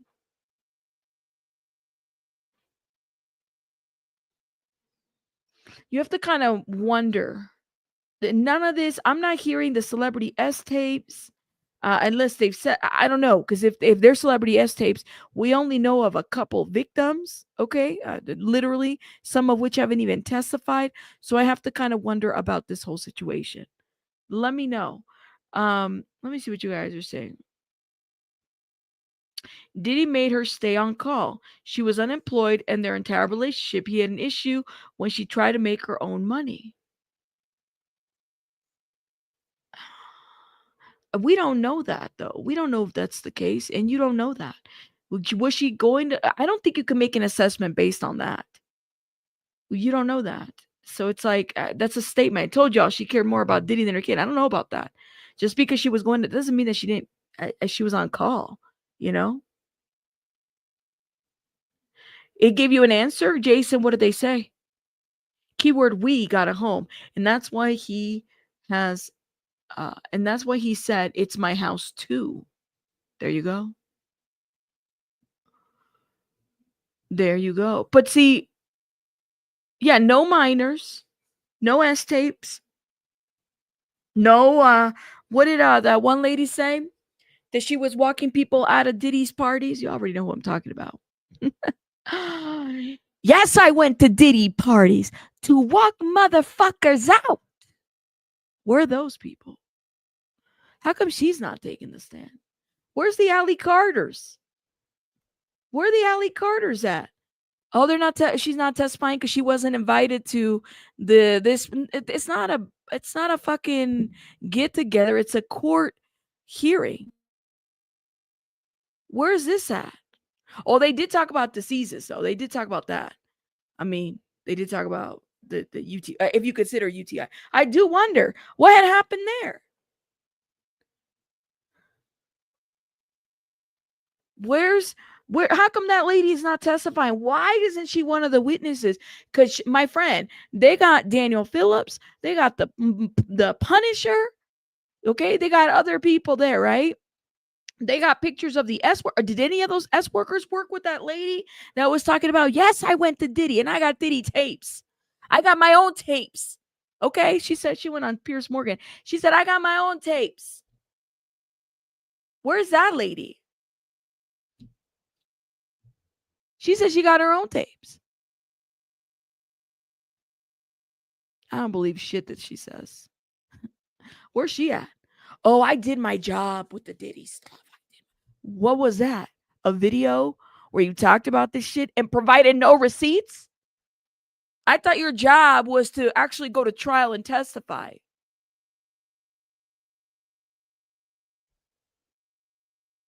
Everybody believe her lying ass. You know how many people I lost because people, like, I wasn't, you know, praising this woman, and I still don't because she's a liar. I lost a lot of people over that. I don't give a shit. Bye. Same with Ali Carter. I'm sorry. I don't feel like any of these people are credible. My opinion. But yeah. You said, who wouldn't be shocked about the UTIs? Baby oil will do that for sure. The baby oil causes the UTIs. I've never heard of that. Say it louder for the people in the back, Rabbit. Yeah. Yeah, whatever happened to this guy right here? Okay. Gerald Morris, that lady's always running for her life. And I think she's running from a bill collector, to be honest with you. I think that she's running from people that she owes money to. I'll be honest with you. How this is a time for people to be held accountable to the things that they do or say in the industry. These people have been going viral. Tupac's daughter has been going viral. And where is she at? She ran away. I'm not believing BS that these people are putting out. The woman who saved 3 victims from Epstein Island, why isn't she testifying? I did my job. No, you go get in that. Why aren't you? Because what she said was untruthful. I'm sorry, you guys believe the hype.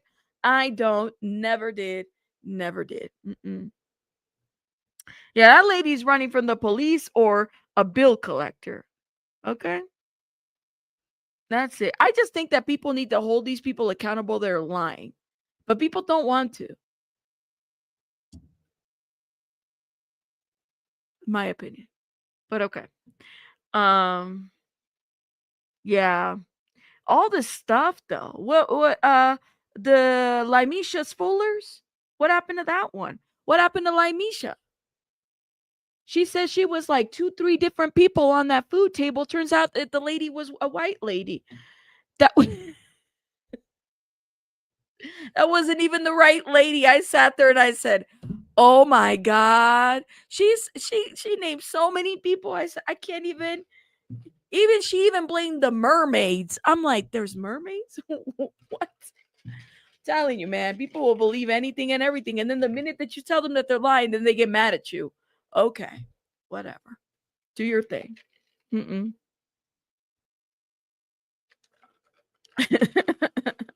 Yes, I see through you. I think that there's something going on. I don't know.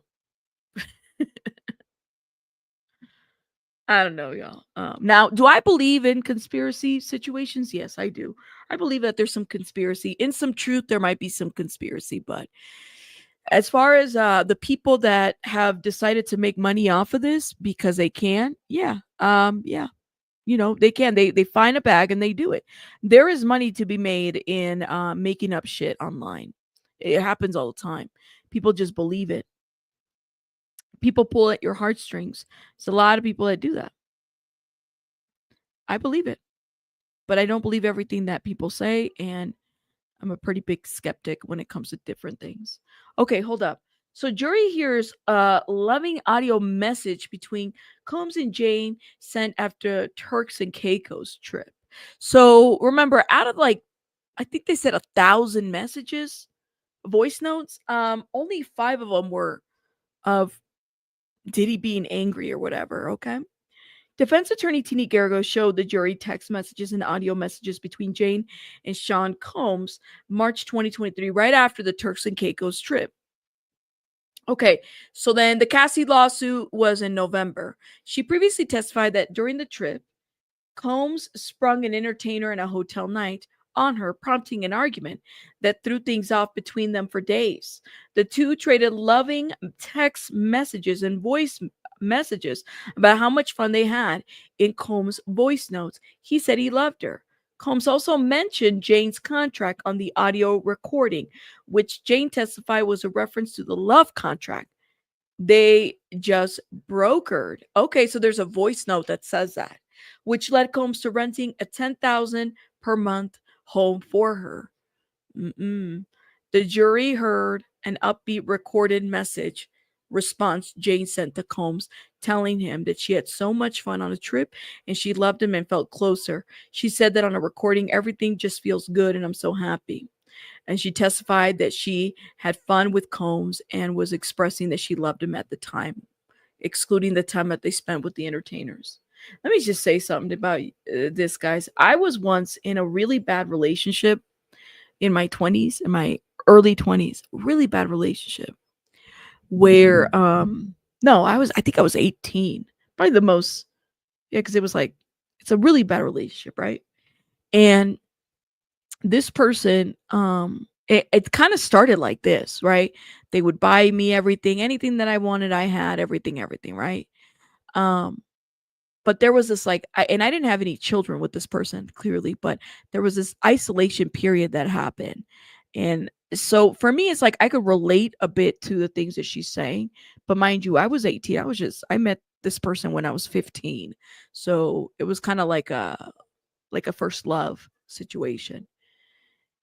And there was so much in between. And so I remember that it got so deep that yeah, I mean it just at some point it just got so deep that it got so isolating that I learned from that relationship that anytime a man, and I'll use a man, because that's who he was, and that's who he is, um, decides to buy you, or like it's almost like expect that to be thrown in your face unless there's a marriage situation happening, which that never got there, but it was a very intense relationship and it's a very abusive relationship that I experienced early on, and I learned from that so much so that when I hit my 20s I was like, oh fuck no, am I ever going to be in a situation where somebody can hold something like that over my head.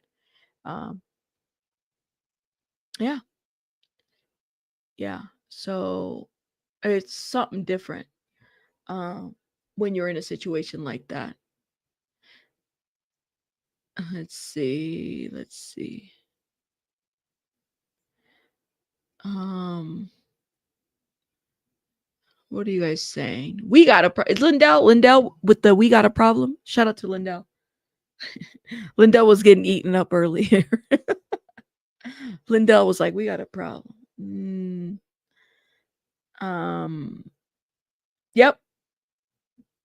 Yep, Moni. And I learned that from that relationship. Until somebody puts a ring on it, you gotta even like it's one thing, a gift or whatever, but like you're talking about something that has like strings, a bill, like if they pay a bill or they got different things there. It's something different to kind of say that, but yeah. Yeah, yeah, yeah. And for those that are like wondering, well, is this grooming? Grooming, I feel like maybe this is where people lack an understanding of the definition. Let me this is just Google, I think that this is a pretty good definition. But grooming is a manipulative process. It can happen to both adult and children. Pretty big comment. Where someone builds a relationship with the victim to exploit or abuse them, often for or financial gain. It involves gradually eroding boundaries, okay? And to trust to make the victim depend or less likely to report the abuse. That is what grooming is. Grooming can happen to adults, children. Of course, when we think of grooming, we think of children. But I think that the other aspect here is that where we have a hard understanding about this Jane Doe is her level of vulnerability. Okay, so yeah, keep that in mind. Oh yes, yes, yes, yes. Um, you said you got 99 messages. They only did 5. Okay, they only did 5. So that is what grooming is. If Diddy slapped her kid, would she do anything? I don't know. Did Diddy slap her kid? If 5 Dimes slapped her kid, would she do anything? I don't know. You're putting out there situations where it's like, I don't know. Would she? I don't know her. If she did, that's great. If she didn't, that's horrible. I don't know. What is that? Here's my question, Astro from space. What is that question supposed to get us at? When is gold digging going to be a criminal offense? I don't know. It is a long break. When is gold digging going to be a criminal offense? Um, I don't know. I don't know how to answer that. Tell me. When is it? Yeah, gold digging is manipulation as well. That's true. You said um And there it is, 5 dimes response. Did he really, RA? On what? His IG? Get the F out of here. Hold up. Let me go be nosy real quick. Get. I feel like I need to put him on like a. Did he respond?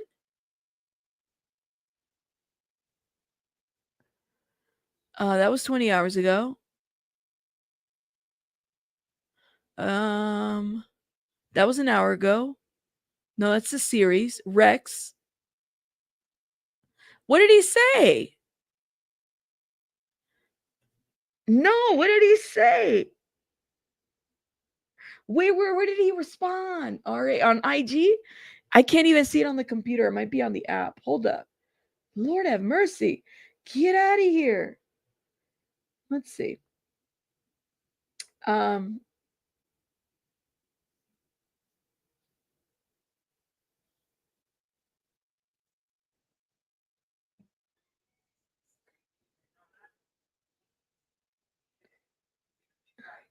let's see.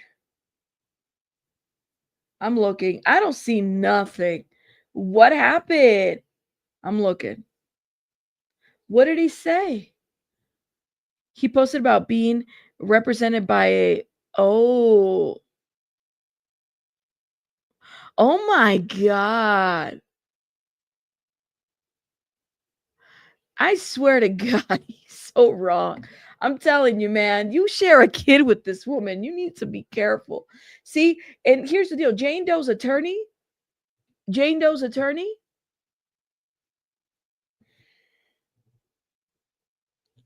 need to talk about this guy. Don't be worried about the YouTubers. This guy's the one that's doing the most. Okay? Yep. You said, oh my God. Yes, I know. I'm not putting it up. He's doing too much. He's doing too much, man. Kind of makes you wonder what. Uh, Anyways, let me stop. Um, Absolutely, it goes both ways. I agree with this. Okay, we have a new update. Combs use rent money kind of as a little tool. Okay, Jane says. Jane confirmed that when she moved into the rented home in April of 2023, Combs paid $40,000 upfront to cover the security deposit. Wow. And then the rent for the first month and the last month. Oh my God. He paid $40,000 to cover the rent? Defense attorney T. Garagos pointed out that the landlord already possessed several months of rent payments in case Combs ever decided to stop paying the rent. Garagos suggested that Combs indicated that he was also open to paying 3 months of Jane's rent when they were about to break up. Damn. Garagos said that Garagos asked Jane if she ever believed Combs would stop paying her rent. There were some times that I definitely felt like he would do that, Jane said. And he used it kind of as a little tool. The rent was always just a little reminder.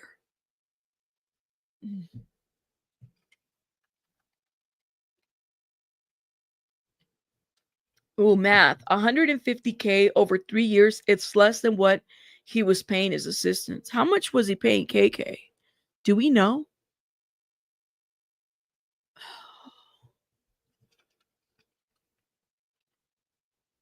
Mm-mm.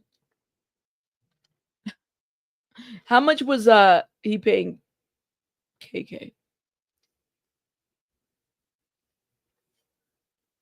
I know, seriously, that's like more than one of the assistants' salaries for this place. Wow, Savannah.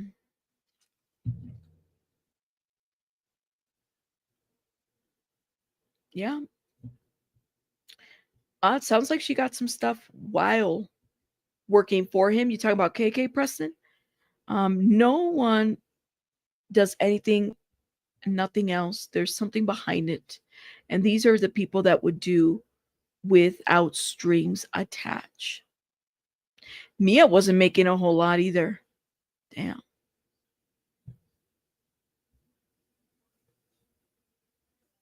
That's a great question. How do these women file that money he's giving them out on their taxes? I don't know. That's a great question. Mm. Okay, look at Lindell. I think this is an interesting point. He held rent over her head. How did he hold rent over her head if he had already paid some of that rent? What do you guys think about that?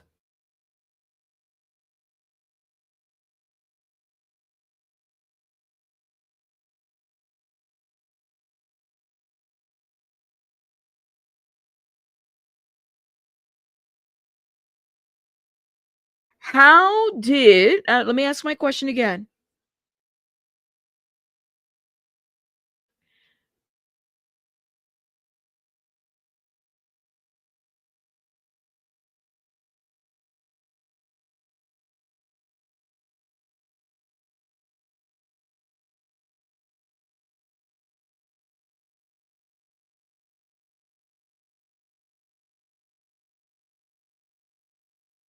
Sorry.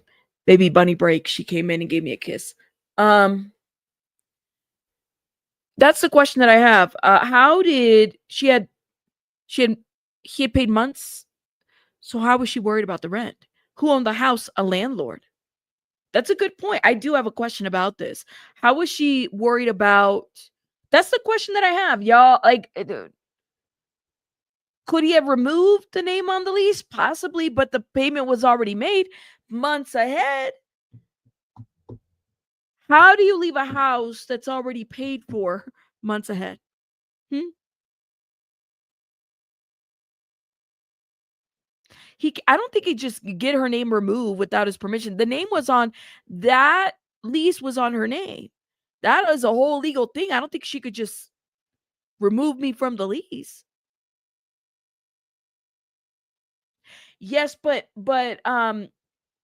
Jenny G, they paid months in advance for that. So how could, and that house is under her name. So the lease is under her name, and so Diddy paid months. Hold up, let me tell you guys exactly. Pointed out the landlord had already possessed several months of rent payments in Combs' rent if Combs ever decided to stop paying the rent. How could he stop paying the rent? How could he stop paying the rent if this rent had already been paid? And then it was suggested that he was open to pay 3 more months. Okay.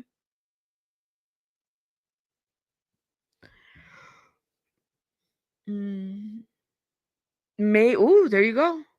Is it possible to lease? The lease had a guarantor. LL is allowed to credit check. I don't know. Right, not just 3 months, but if she had paid several months, so why was she so worried about? She wouldn't have been able to just have been put out. Her name is on the lease, and it already been paid. Yeah, like sounds like he basically paid 9 months. So that was already accounted for.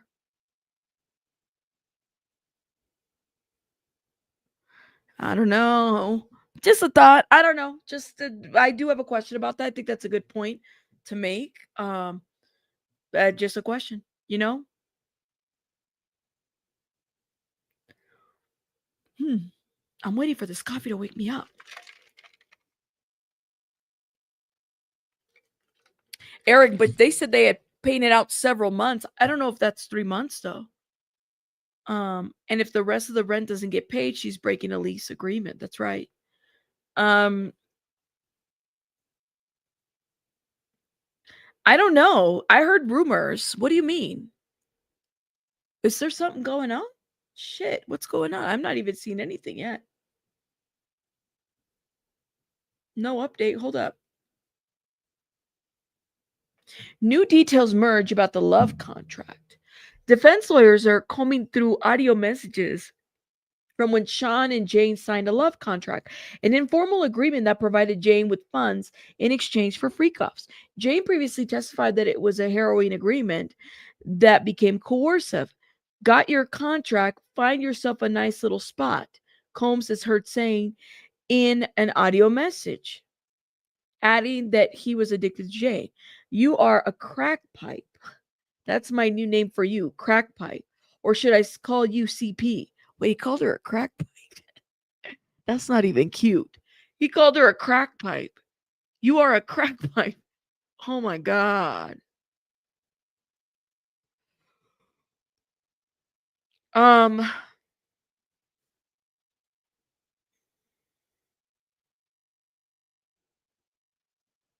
damn. Okay. I guess we'll find out. Let me see what CNN isn't saying anything. Yeah, he called her a crack pipe.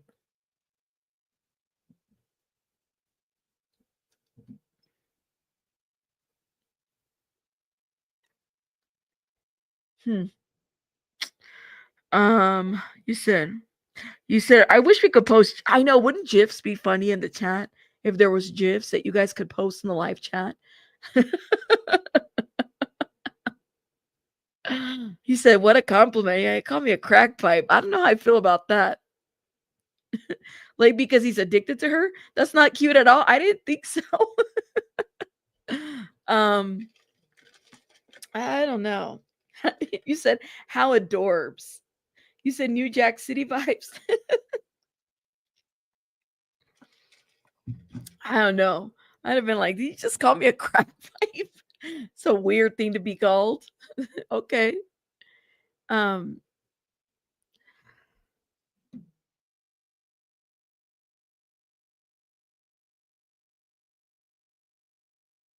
I'm looking, y'all. No update.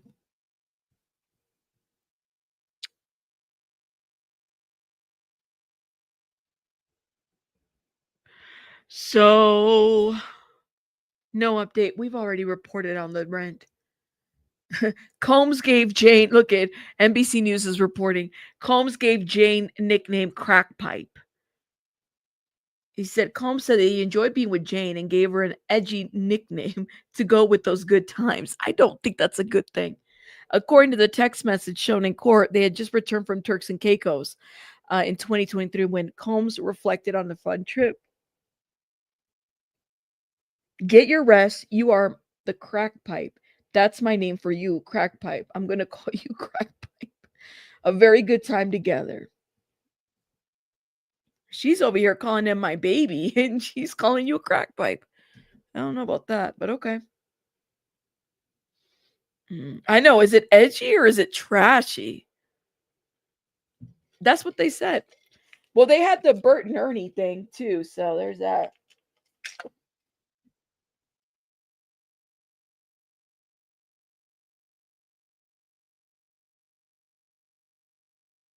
Linda, you said someone is saying that the juror we talking about the room possible. I don't know. I haven't heard anything other than there being concerns about a juror, but I haven't heard anything. Oh shit, what's going on? Here it is. Let me know. You said you would knock his goofy teeth down the throat if he called you a CP? Oh my God.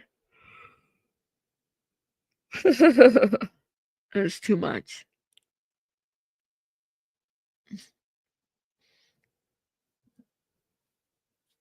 Oh man. No update. I think he was Ernie and she was Bert. That's how I understood it. I don't know. We read that. He was Ernie and she was Bert. Yes, yes, yes. That's what they said. I know, right? Right. And then we go like he's calling her all kinds of so like if she's the CP, then what is he? What was her baby name for that? That's crazy. I'd have been like, you're out of order for that one, sir. No update. They're still on a break? This is so long. Why does it seem like such a long break? Oh my God. Mm-mm.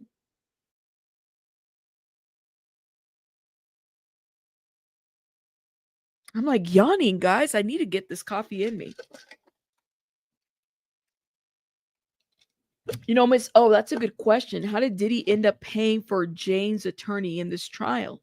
That's a great question. You would, she would have called him his little K-hole. Oh my God. That's crazy. Hold up. Let's see if we can play some. There's some Diddy audio out there. Let's see. Ooh, look at what Infamous Sylvia is reporting. Hold up. Shit. Okay, shout out to Infamous Sylvia. Let me drop her channel link. Make sure you guys check her out too. Hold up. Hold up. What is she saying? Talk about it. Let's talk about it. Come share. on, y'all. Come on in here. I came out here to give you guys a little update. Come on in. Come on in. Come on in. Hold up. Come on in. Come on in. What happened?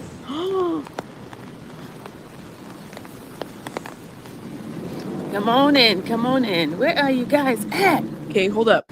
One person share and let the folks know I'm live. Okay, this is ridiculous. Nobody's coming in. All right, we're waiting.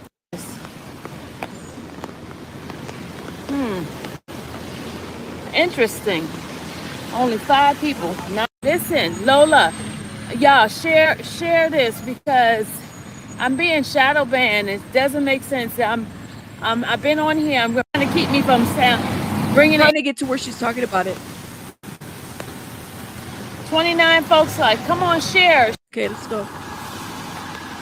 Did she get to say what happened? Okay. Lola, you sent it. Okay. Remember what, guys, we were talking about a particular juror, right? And well, this juror, the government wants this juror off the case.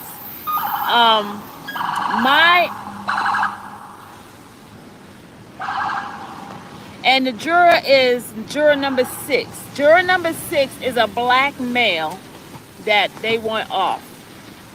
Juror number 6 is a black male that they want off. Why?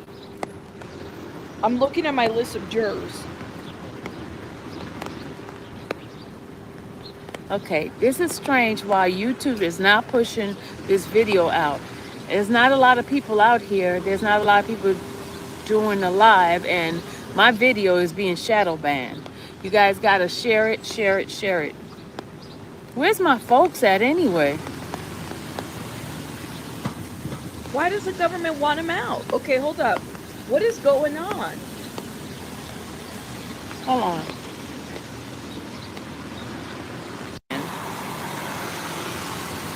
Hold up. I think she's live here too. They giving a different reason. I will share the reason with you. I just can't share it right now.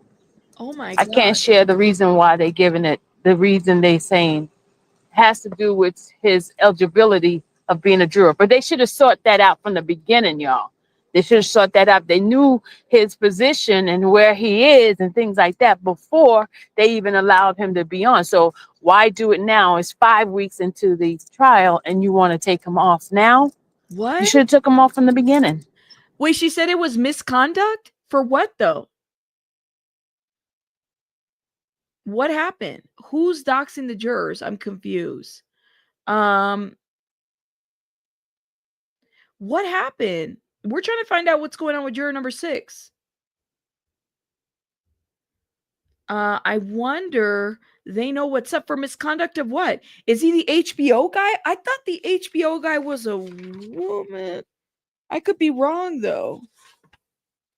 Nobody's doxing the juror because we don't know the name. So I don't know why you're saying that in the chat. I don't know the juror's name. This is a new problem. Well, what? I don't know. What is the problem with juror 6? I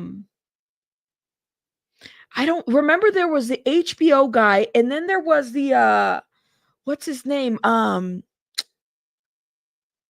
UN guy. I bet you Inner City Press is probably going to give us an update here in a little bit. The juror number 6 is an older man. But how did they figure out he was a biased juror, though? She was removed. It's a him or a her? Thought it was a he. Oh, okay. So it's inappropriate with Diddy's with his body language and facial language to Diddy. Damn. No, well, Savannah, we knew about Juror 6 because Inner City Press had mentioned it earlier. We did talk about it. But they're now deciding on eligibility?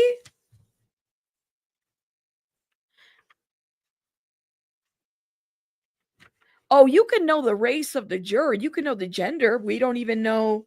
We don't have to know his name or her name or whatever it may be. Um, we don't. It's not, and that's not doxing information because there's nothing malicious out of it. We're literally just reporting on a case. Okay, hold up. What was juror number 6? I feel like I had a list, and I might actually have it. Hold up. Let me see.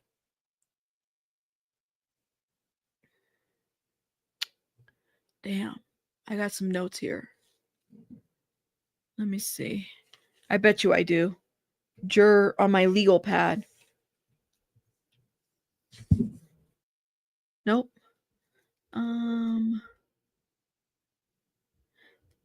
Day 3. Oh, these were the numbers. Okay. All my notes. I wonder what happened. Misconduct?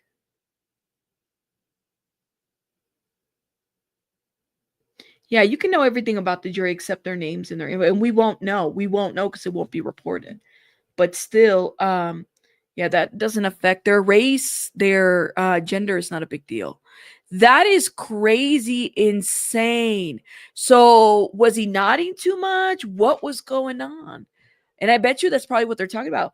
Paige, thank you for I know you've been a member before, Paige. Thank you for renewing your membership. Thank you, Paige. Shout out to you. But I have a lot of questions about this. Yeah, they're allowed to talk to the press after the trial. No worries. Let's see. They, and one of the questions that we had is why didn't they sequester the jury? Why wasn't this done? He was, how do you costumes, how do you mentally address wait, he was mentally undressing Diddy? How do you mentally undressing Diddy? Huh? What how do you do that? Not they're having an FO in the middle of the courtroom. What? What? You said she's a black female? Oh, okay. Not them having a mental FO in the middle of the jury. I am done. Yeah. It's juror 6, the dude who works as a clerk in the correctional facility. Oh, there's that one. He pled guilty to a misdemeanor fraud connection to a car accident. There you go. But they're saying it's a female. Yeah. I think we're being trolled. You said it's a she. Okay. But they're saying it's a guy. I don't know. You said you're totally I'm glad. Game time. I'm glad. Yo, you should have been here earlier when we were talking about TD Jakes. People got mad. You just can't. I don't know their names, and I don't want to know their names, and we're not going to put their names out there. Out of respect for the court. But you can know the person's gender and their race. It's not a big deal. I don't know. Oh, you were here? Why didn't you say anything? Oh my god. Oh, okay. So Miss Toby said it's a female, just like Linda said. Oh shit. They're talking about this one lady female juror. She didn't look like she was what?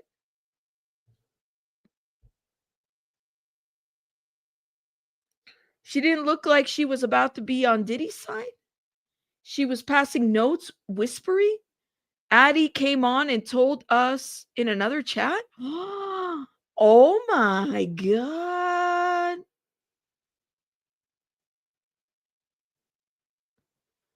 Damn. Okay, according to AI, juror 6 is a male. Oh, okay. Is that the same one from the correctional facility or residential treatment facility? I don't know. Listen, this chat is out of order. Clearly, y'all are doing too much. She was compromised by Diddy. Oh my God. It is a 30-year-old deli clerk making a Diddy sandwich at the 42-year-old nursing home aide. Oh my God, y'all. This is giving Clue. You guys are playing Clue in my chat. It was the colonel with the candlestick on the third floor. I don't know. What is this? Why they had to take a break? It's the longest break. Let me see if other sources are reporting about juror. They're still talking about Combs. Hold up, somebody's calling me. Combs talked early of polyamorous dating, but I wanted him to be mine, Jane says. He was into other stuff. Describing a time when Jane was still getting to know Diddy. Now, hold up. And then it says, Combs, I didn't sign up to date a man that was in a public relationship. Jane said that it became difficult for her and Sean Diddy Combs to start spending time together with Young Miami about 6 months to a year after they began dating. That's because I think maybe Young Miami understood the assignment. I'm not really sure. Wow. Meet the 3 women that are sketching for Combs' trial. Hold up, you guys. Let me show you. These are the sketch artists right here. These are the women that are doing the sketch artists stuff. They're coming up with the crazy sketch art. And shout out to them. They do a good job for the most part. Okay.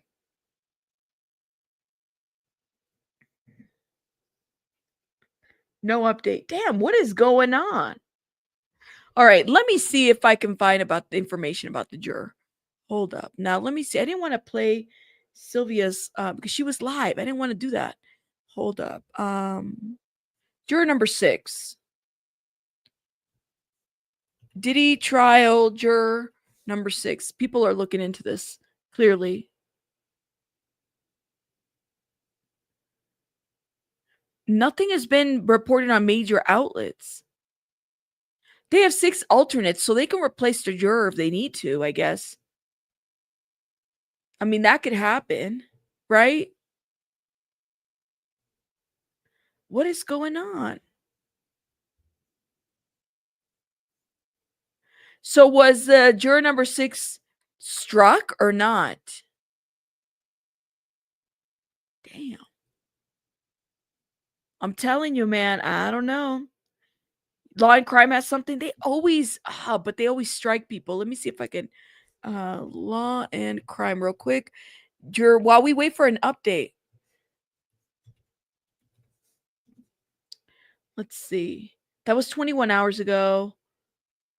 Juror 6.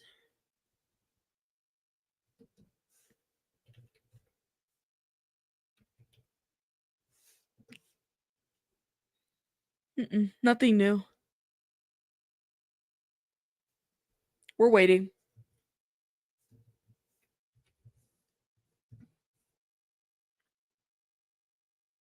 Nothing. I'm trying to see if anybody else is reporting it. What happened with juror number 6?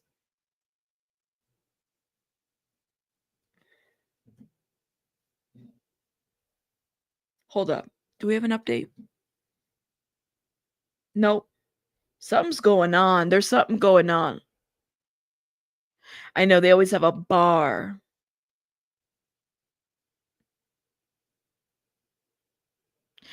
Now the judge said they could stay on the jury for now. What happened though? What even caused this? What even caused this? Did she? Okay. Or has it been removed? Or are they still? I mean, Linda, you're saying something, other people are saying something different, so I'm kind of wondering what's going on. I do wonder. Thank you for hitting that like button. You said juror number 6 the Bronx who worked in communications at a city residential treatment facility reads the New York. Okay, let me see if the New York Post.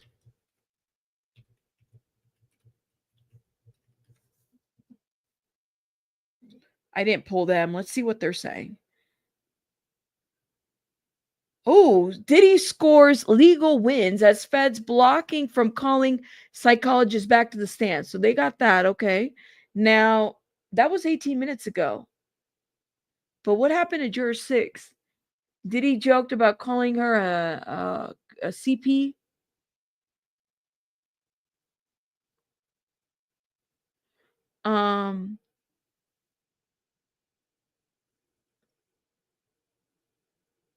Nothing. I don't see anything about the juror. Okay. I guess we'll see what happens. Allegedly. There you go. Inner City's back? Okay, gotcha. Thank you. Let's see what Inner City's saying, because this is a long ass break, guys. Let's see. Nothing yet on Inner City. Yeah, this break is, how long has this break been? I mean, they said that they were going to remove Diddy if he kept nodding at people, if that was the case. Jane says she was concerned about Combs' drug use, okay?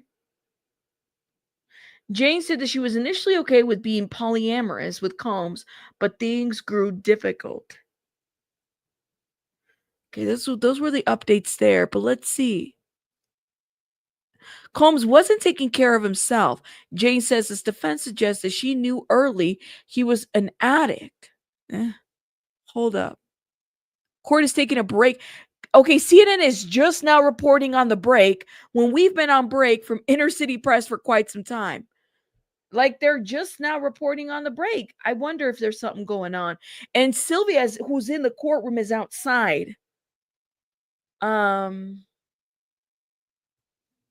Let's see. Oh my God. Thank you for sending me this message. Juror number 6, and this is through the New York Post. Thank you. I'm not going to name your name because the email has your name, but I just got your email. Juror number 6, for those that are wondering, this is directly from the New York Post, is a man of color, 41 years old, from the Bronx, who works in communication as a city residential treatment facility, reads the New York Post and listens to 90s hip hop. That's the one that people are talking about. So on the New York Post, this is an article from May 12th, who this is right when jury selection was done. That's who the jury 6 is, or juror 6 is. That's who it is. Yep. This is the same guy? Right. So it's the same, it's a guy for sure.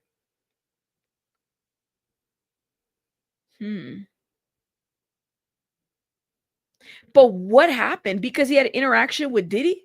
Was he looking at Diddy? He listens to 90s hip hop, so definitely listen to Diddy at some point. That would kind of fall in that realm. Is the prosecution worried or what?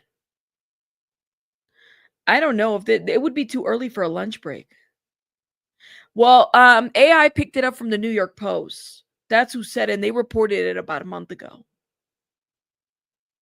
No, Diddy has not been kicked out. Not at all. But I do wonder what is going on, because you kind of have to wonder, is everything okay? Let's see. Hold up.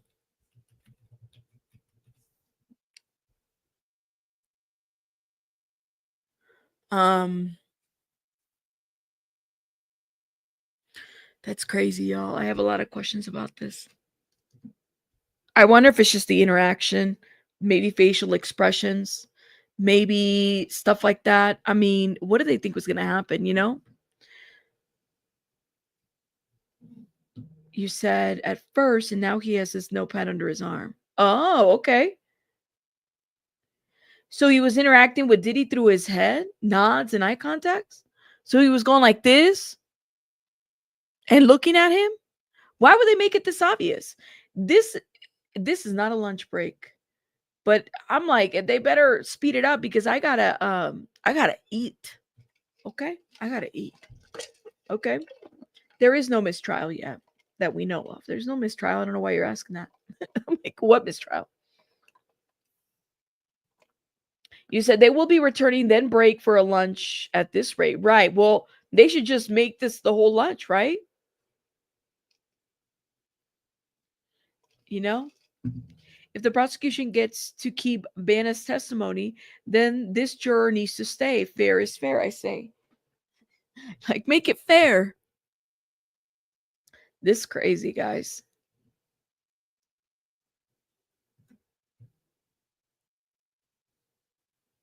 Let's see. I haven't eaten. I'm hungry too. You're being hostage? You're not hostage. Go eat. Damn, but I do wonder. So, this is the longest break I feel like that has happened.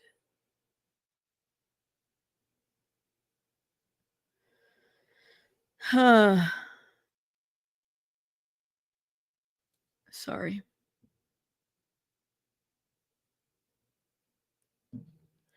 It's a man. It's not a lady. It's a man. You think something is sus? I mean, okay, hold up. Okay, so CNN reports this. The scene inside the courtroom this morning. Sean Diddy Combs' mother, sister, two sons are in the courtroom today, seated in the row behind him.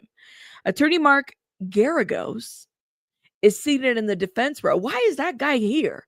Mark Garagos is in the courtroom. Oh, yeah, he's a supporter.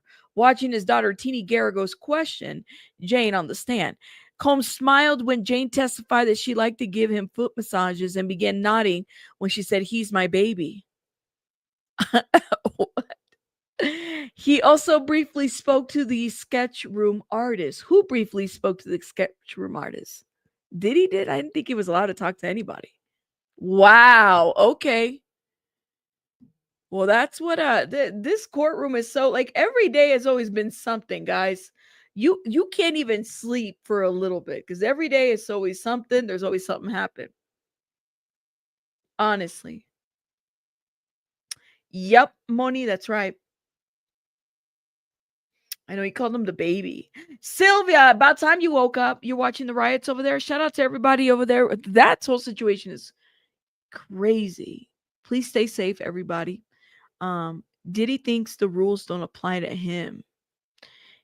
He talks to the sketch artist every day. Diddy does? Was that even allowed? A Diddy foot massage? What is it? I don't even want to know what his feet look like.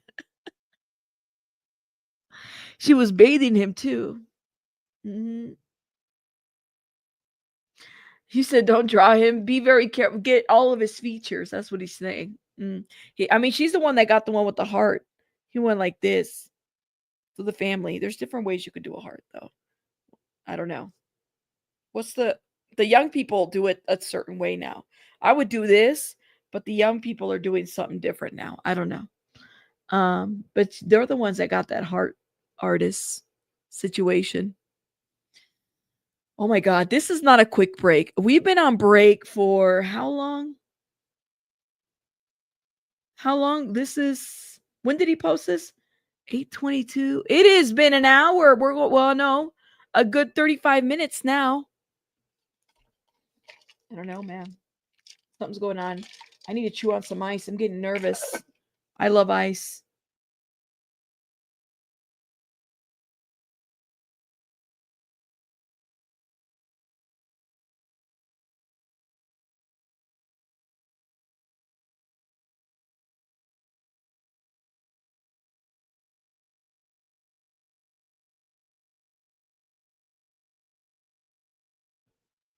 Oh my God. I don't know if it was, I think it was just a break, but that's a really long break. And then you have a lunch. Why are they taking a long break? She says she didn't sign up to date a man, that she was in a public relationship because, yeah, he and Cassandra were definitely very public. That's right. So it's kind of weird, this whole situation. I don't know. At this point, replace a juror. They're on a sidebar again? How? They just got back from break. There's no way.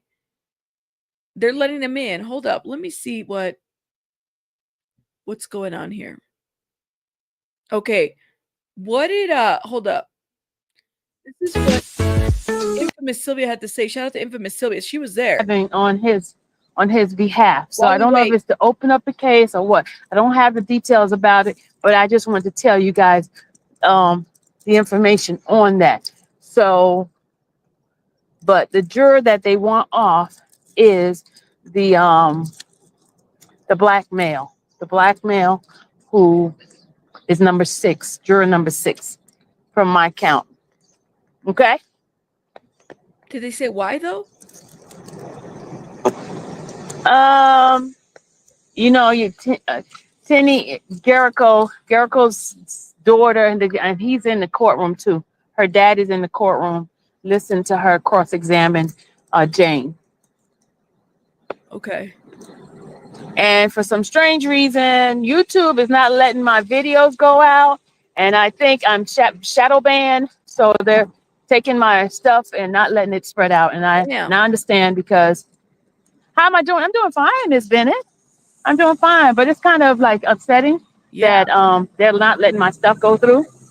And somebody explained to me about shadow banning, and they believe my account is shadow banned because there's a certain narrative they want to put out, and I'm not fitting in that mode of the. I think we all have to be careful, because I do feel like we're being shadow banned. All right, let me see if we can get an update.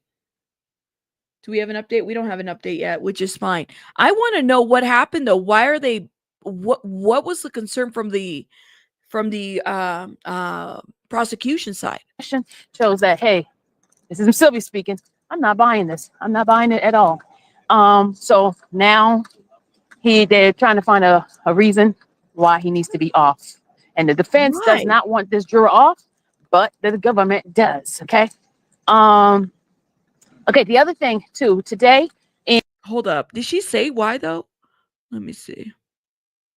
I came on live to give you guys some update on. I was trying to do update a few minutes ago, but I think I'm shadow banned, y'all. They don't want me to say certain things, so they're trying to block me. So guys, if you will, please share this live. Please share this live. The government wants juror number 6 off the case, and the details of why they want it off has been sealed. But remember when I was telling you guys they've been sealed. They've been she's saying they don't know why. Gotcha. A juror that was used to write all the time, and now that juror is not writing anymore. I'm thinking that's why, because the juror realized that a lot of stuff that's being said, he's not buying it. He's not buying it, so therefore, the government doesn't want this particular juror on. And this juror is a black male. A black male. They do not want this black male on this juror. So it's kind of crazy, right? It's kind of really, really, really crazy.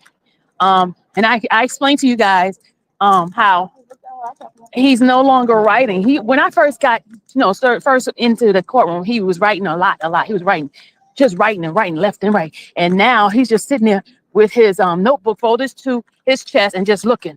His facial expression shows that, hey, this is Sylvia speaking. I'm not buying this. I'm not buying it at all. Wow. So now they're trying to find a reason why he needs to be off. And the defense does not want this juror off, but the government does. Okay. I'm pretty sure there's probably something more to that. Let me just say this. I did jury duty. I only did it for a week. And after a while, for writing, it's definitely, it gets tiresome. Writing so much after a while, all you can do is sit there and take notes and listen and not even talk about the case. But there's got to be something more to this as to why they want him off. Is it because of maybe he was making eye contact with Diddy? Maybe there was something more there. I don't know. Yeah, why would the prosecution wants to strike someone who the defense wants to keep? That's a great question. I don't know. I think it's a lot. A lot can be read into this. You said, I think, and again, it's under seal, so we don't even know what that is. Maybe they found something in his social media or something that would have led them to say, no, he's done. We're done with this guy. That could be well it. Because don't forget, when we first started covering the very first week of this, there was jury duty, right? When they were selecting these people, they were going into their social media to poke and probe on certain things, whether they were going to have them sit or not sit. So maybe they found something in his social media that, oh my God, this could complicate the case, and they wanted to bring it up. You know, you said, I bet he and Diddy were communicating. Diddy might be removed too. Curative instructions, and the judge spoke about that. Ooh. If any violations, any terms of the judge's order, why is that secret? I don't know. The jury has a right to privacy. We don't need to know every detail. No, I don't. But the thing is what's under seal is the reason why they want him off. I guess we'll find out. I have a feeling we're going to find out later on if he gets removed or not. We shall see. Okay, no update yet. Now let me put my legal pad away from there because it's too big. Okay.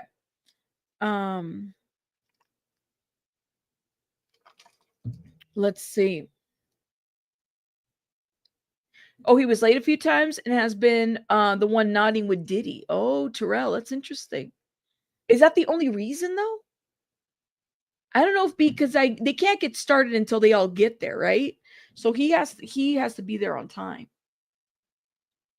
I don't know. I have a lot of questions. We'll see what happens. We'll see. Diddy buying jurors? How do you buy a juror? Well, you mean like you think that he's like buying them off? I don't know. I did when Diddy Docket gets it. Did you say legal pad? When did you label it a legal pad? Before the trial, Diddy Docket. Okay. Before I wrote on it, it says, I'm not joking. It was during jury selection. Let me show you. You know what I'm talking about. Look. Legal. Right on it. It's implied. And there's like green sticky notes. That's why you could see through them. That's pretty cool. Yes, we did this. If you know, you know. If you've been following this case, you would know why I wrote legal on top. Anyways, that is the thing. Okay. See, Mercy, everybody's like, for those that are laughing, you guys know what I'm talking about. Shout out to y'all. Okay. Do we have enough? What is going on though? Hey, this is the longest break. Jane admits to jealousy over Combs being on polyamorous, giving other women's gifts. Okay, we've read this part. Again, but Diddy did say that he was not monogamous. This was not a monogamous relationship. I mean, he let her know that. Doesn't sound like she was okay with that, but yeah. You said come to Texas, the jurors are a whole another breed. Oh my God. Damn. Anyways, that is funny, Rabbit. No one can confiscate it from you. That's right. It says legal. I wrote legal. Nobody can confiscate my legal notepads because I wrote legal. And I actually did write it. Unlike Agnifilo. And I wrote it before anything comes down.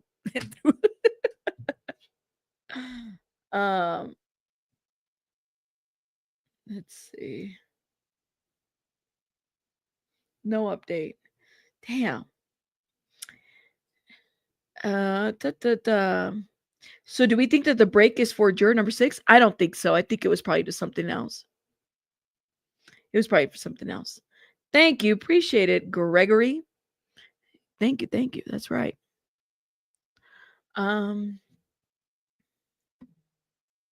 said you guys should just take your lunch while waiting for them to return. I know. I'm starving. I'm ready for some food. Yes. You said those kinds of pads in stores are called legal pads. I know, but if I write legal, it's already legal. The minute that I write legal, it's legal, which means that none of you guys can confiscate it from me, and you shouldn't be looking in it because it's legal. I wrote on it. Okay. It could have been written in crayons, which I have crayons. I could write legal and it's legal because I said it was legal. That's it. Okay. I read it because he was laughing. Oh, you think it was because he was laughing? You said Rabbit getting him fired, guilty, guilty, guilty. I know. I'm gonna next time on. I have another legal pad that I have not written legal. So I went. Side note, while we're waiting for this, the Japanese. I have this thing about Japanese stationery. They have the best stationery. I don't know what it is about Japanese stationery. I'm like obsessed with them. I used to order a lot online. I don't as much anymore. But they opened this like new Japanese um store next to me, and I got a bunch of stationery, and I got me a little legal pad.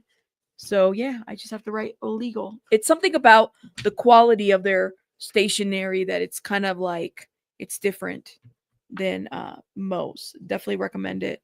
I'm a huge stationery person. Can notebooks be illegal? No. I don't know. Um, but that was a sidebar note from me. Okay, I think we have an update. Do we? Jane is back on the stand after a break. Oh my God, here we go. Let's go. Wake it up. You might let me stop knocking that hard. um, let's see. I know I love Japanese. I don't know what if I thought about making that my backup channel. I like stationery. I have this obsession with stationery. I really do. Quality pens. Japanese stationery is the best. They have the best quality pens. I even was able to get a couple of them, but I've never heard of this brand, Hauser. But they just have the best. I don't know. They have the best pens, the grips. I got me this is another brand of notebook that I used to buy all the time. But look at this. Look at the quality of it. And the paper and the gram per paper is just amazing. You don't find notebooks like this all over the place. I like them. It's different. Okay. While we wait, so Jane is on the stand and we're waiting. Paper, I know, right? I'm obsessed with it. They're back. They're back. Um, yeah, those are great notebooks too. They are. They're so expensive though, but they're great. Hmm. Yes, yes, they just opened one. Isn't that great? Is it Dacio? Oh my God, they opened one right near me, and I was like, how come nobody told me about this? My sister told me about it actually. She's like, you need to go. I know you'd be like in there. Really? Oh, okay. Well, that's a fun fact. That's interesting, Rose Gold. Yes, they are the best for calligraphy and stuff like that. Okay, where are we at? Except I go there to the store and it's like I don't know what their prices are. The first time I went, I was like, I'm so confused by their pricing. Is it Dicio? It's pronounced Dicio or Dacio? Dicio. Diso. Diso. I think I said it right. Okay. I was like, I don't know how do you what's the pricing here? I get it confused. So they have like a little chart or whatever and you can look at their prices. It's pretty cool. Okay. No update yet. No update yet. No update yet. I feel like we were ahead. Damn.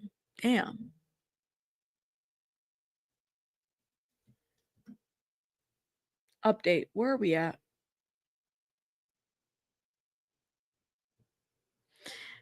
You need to go. You took a calligraphy class? Oh my gosh. That's amazing. It's like I don't know. I have I used to do a lot of bullet journaling. It's my favorite thing to do.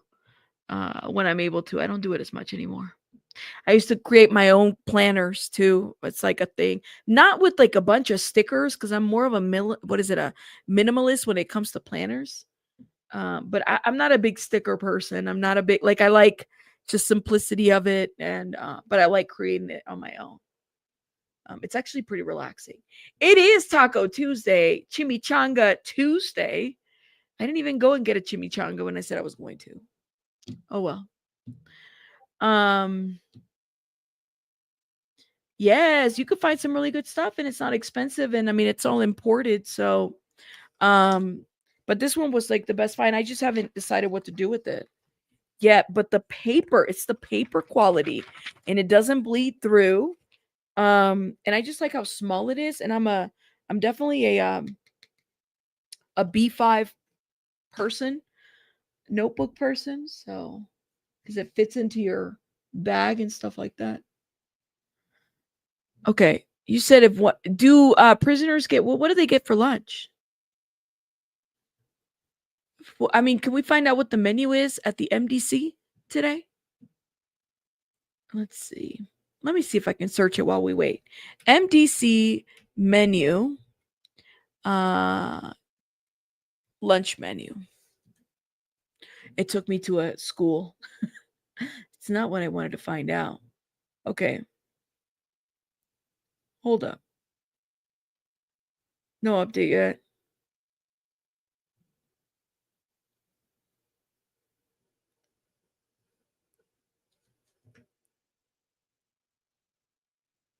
No update.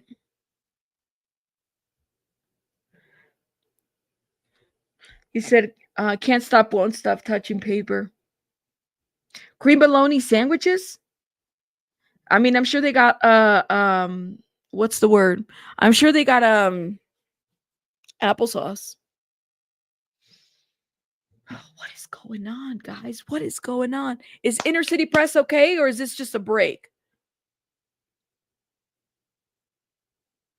Is this a break?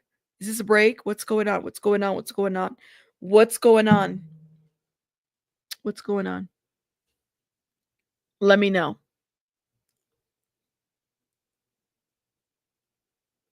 I need to find this. I'll try it out. They have food they could purchase. But I like they might as well lunch is going to be pretty soon.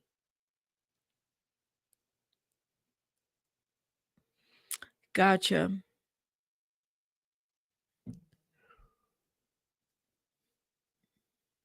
Let's go.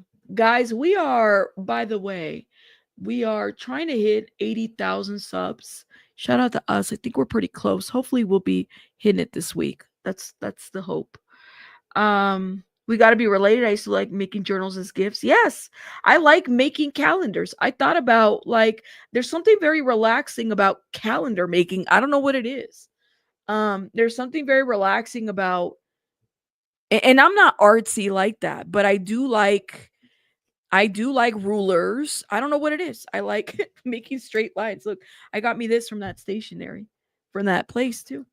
And it's kind of like it's got a clip on it and you can make a graph. Look at that. I don't know if you guys can see that.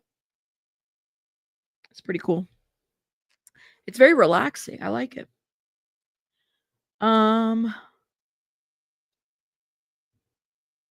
do we have an up nothing's happening. I hope everything's okay. Jane is on the stand. That was 8 minutes ago from CNN. No, okay, hold up. We have an update. Oh, this is like Washington Post talking about the striking similarities between Cassie and Jane. I mean, I think that there's some similarities at this point that have been made. And I was wondering, I was like, when are they going to get up on this? I think that if you are to consider financial coercion, it could be different from both sides. Like for her, it might have been like the rental property. It might have been, different things like that. Whereas Cassie, it was her career. Jane Doe was going to open a clothing line. Cassie, it was her career type of situation. So there's that. And also keep in mind, like the enterprise, the people, what's the word? The people behind this enterprise and stuff like that, the KKs and everybody. You have a lot to wonder about this. He said they need to pay money you for paper and pen ads. I would love to design. Oh my God, that would be amazing, but I wouldn't even know where to get started. That would be amazing. I thought about that. Um, like designing my own planner. I'm not talking about and like I said, I'm is it minimalist? Yes. Like I like this kind of stuff. I'm talking about look how thin that is. That's kind of how I am. Get to the point kind of notes. I would love to design my own. That would be fun. But I wouldn't know where to get started if that makes sense. Oh, really? Interesting. Was there the profit could have happened in different ways, Terrell, I think. That would be the argument that they would be making, right? So who did all of this? Did was there a profit from this? Ultimately, did this S stuff, this freak offs profit the business? I think that's ultimately the question, right? That people are going to ask. How do these freak offs profit the enterprise or as a whole? Did it? Where? Um, yeah, I don't know. I guess that is yet to be seen. But let's see. Let's see. Let's see. I know, me too, Tony. I get lost. I do sometimes. But I honestly get tired of like they have a different restart? Really? Um I honestly get tired of like the same like when I go to like Michael's or Hobby Lobby, I don't know if I always find what I want. I think maybe that's what it is.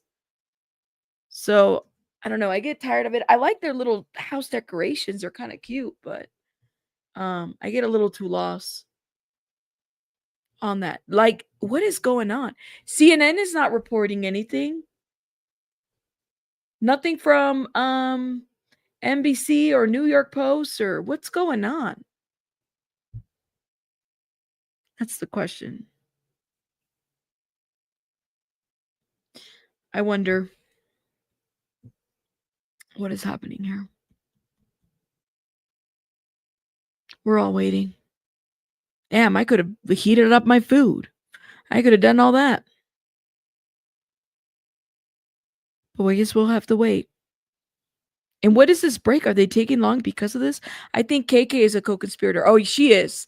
And I think she'll be the next one to get arrested. Well, she definitely is a co-conspirator um of sorts. I do wonder what this is going to look like for her too. I have a lot of questions about KK. But Jane Doe is the final witness against Sean Diddy Combs. Is it? Or the final I'm confused. I'm confused by this because I don't know if she's the final witness or if she's the last victim. Because I think that they're seeing her as a witness slash victim.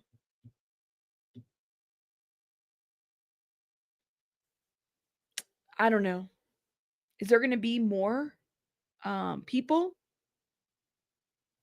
Can KK pull a Gina? I think she's too. I think she's too much in the dirt for this one to just pull a Gina. Hold up. Okay, so this was CNN. Jane says Combs was more affectionate than usual during hotel nights. Defense attorney Tinny Garrigo suggested that Jane told prosecutors that she enjoyed just about every minute with Combs during hotel nights. During hotel nights, the portion of me and him, yes, I love that part. This is what Jane said. She testified that they would have some alone time for 30 minutes to an hour before the entertainer came.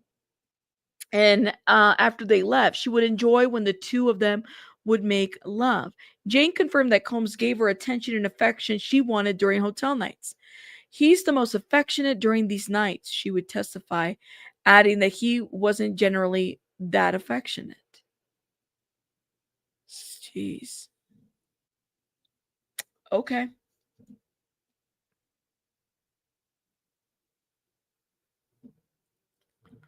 Let me know where you guys land.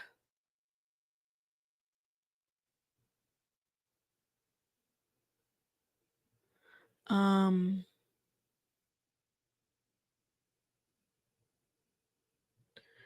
Damn, what is going on? Wonder if everything's okay.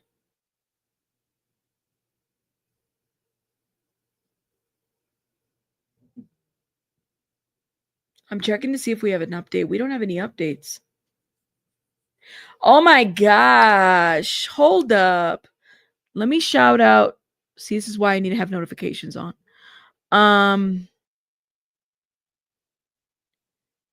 Mercy Miami, thank you so much. Hey, Rabbits, for legal court transfers. Seems like we'll be learning a lot from this crazy break. I'm like, I want to know what's going on. Thank you so much, Mercy Miami. Mercy Miami, were you the one in my comments that was talking about you couldn't get a link to the Discord? Let me know because If that is the case, I need to give you guys a new one. I know we have a lot of members. Let me do that right now. And usually, if people shoot me an email, and let me know like, hey, I'm a member and I need to get on the Discord. I'm able to do that. Let me see. But I usually just post it for members only. Let me do that right now. I think it was you. Okay, it was you. Okay. Let me post it. It's going to be on the members only community wall, all channel members. Discord link for members.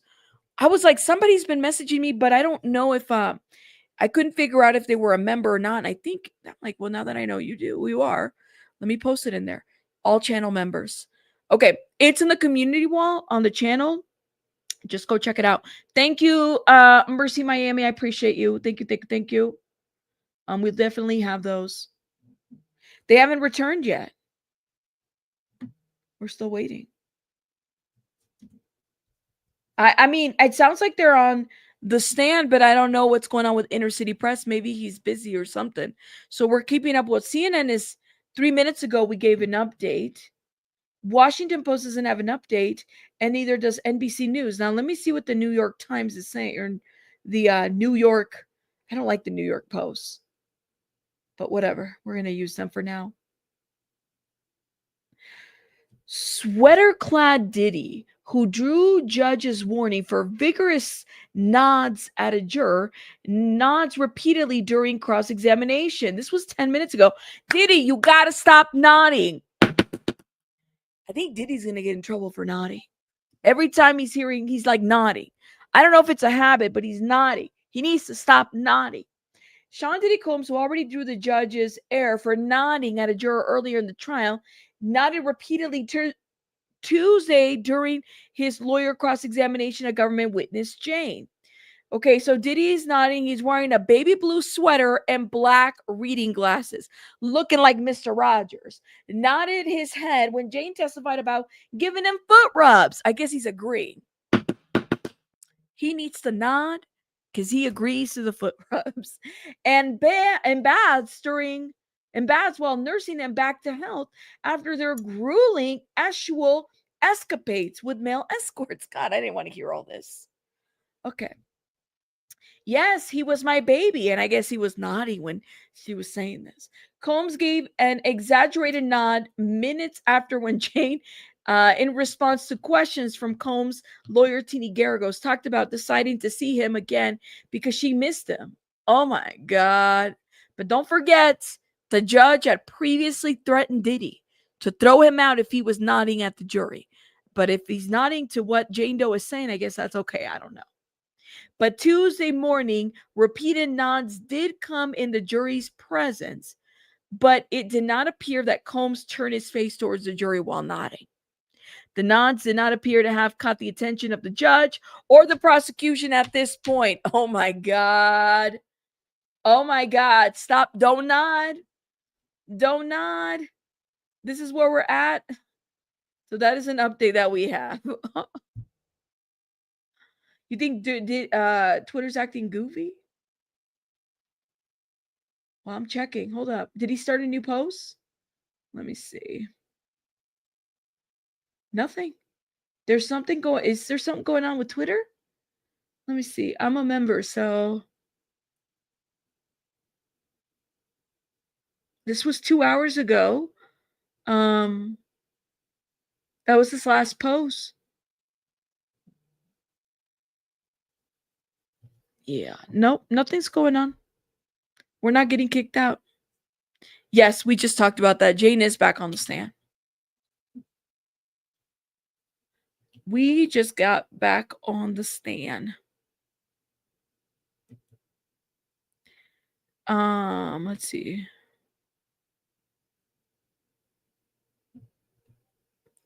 Let's see. I hope he gets kicked out. Really? He's not? Is he agreeing with her? I don't know.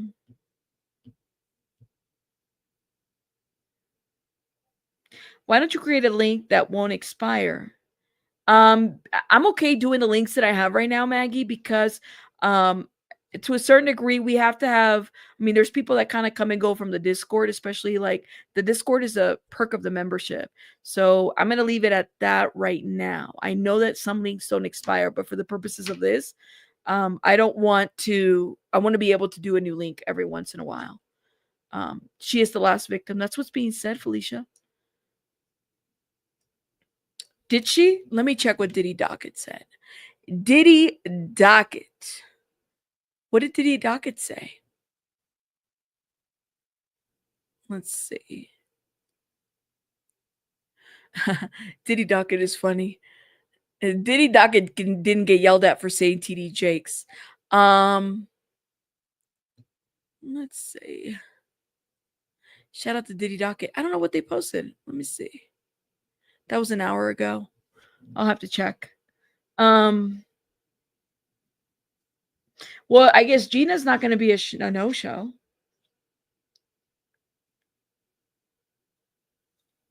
There is no camera in the courtroom, but does the state still record the trial for itself, not for public use? Does anyone know? I don't know. I don't think they do. I don't know. This is why court transcripts are important because they're, well, I mean, I don't know. I don't think that they do. Not even for itself. Not at all. Because what are they going to do with it? I think the only thing that they use is maybe audio. But I don't think they do a camera to record the trial. I could be wrong.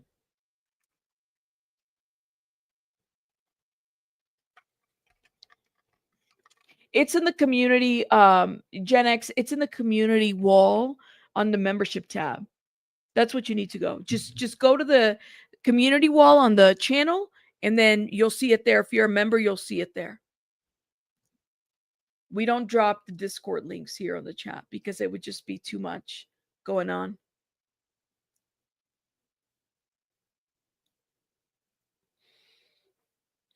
Yep. Thank you, Unalive Monroe. I don't know. We don't even know what's going on. Like, there hasn't been an update. Inner city press is definitely missed at this point. We don't have any other than CNN and Washington, and Combs was driven by desire and Jane by love. Defense presents. Okay, so NBC News reports. Defense attorney Garagos asked Jane whether Combs was driven by desire and her love for Combs drove her during a hotel night. Yes. Jane testified that she told Combs multiple times that she didn't feel comfortable engaging in hotel nights as pastimes. She also testified under cross-examination that she loved the attention and affection Combs would give her during these nights. Yeah. That's what we know so far. Damn. Let's see.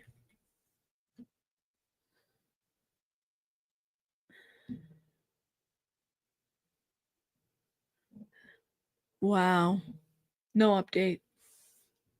I mean, I hope Inner City Press is okay. This is like totally off, totally not like him not to say nothing.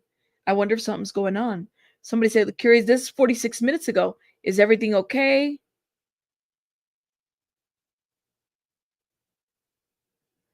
No. Sorry, somebody's like, people's like, did his phone die? Okay. Well, we're going to do our best to just kind of keep going. We'll keep them in the back of our minds. Okay, that's okay. Okay, new update from CNN. Jane was okay with hotel nights, video recordings, she says in cross-examination. Jane confirmed that she was okay with the hotel nights being filmed and that Sean Diddy Combs told her that the videos were just for the two of them. You put on a good show for him in these videos because you knew he would watch them back. Defense attorney asked. Teeny Garagos, yes. So she was okay with the videos. There was, I guess, there wasn't a time where she wasn't okay being filmed. I wonder about this. Okay, not a big update anymore. Who said that rumor? Strawberry. Do we know? Who really? Who said that? Well, I don't know if you guys want to. Let's not put the name in there. So it's another person saying that. I don't know. It's probably just a rumor. We don't know that for a fact. Um, Even if that was the case, why would he? Damn. Let me see.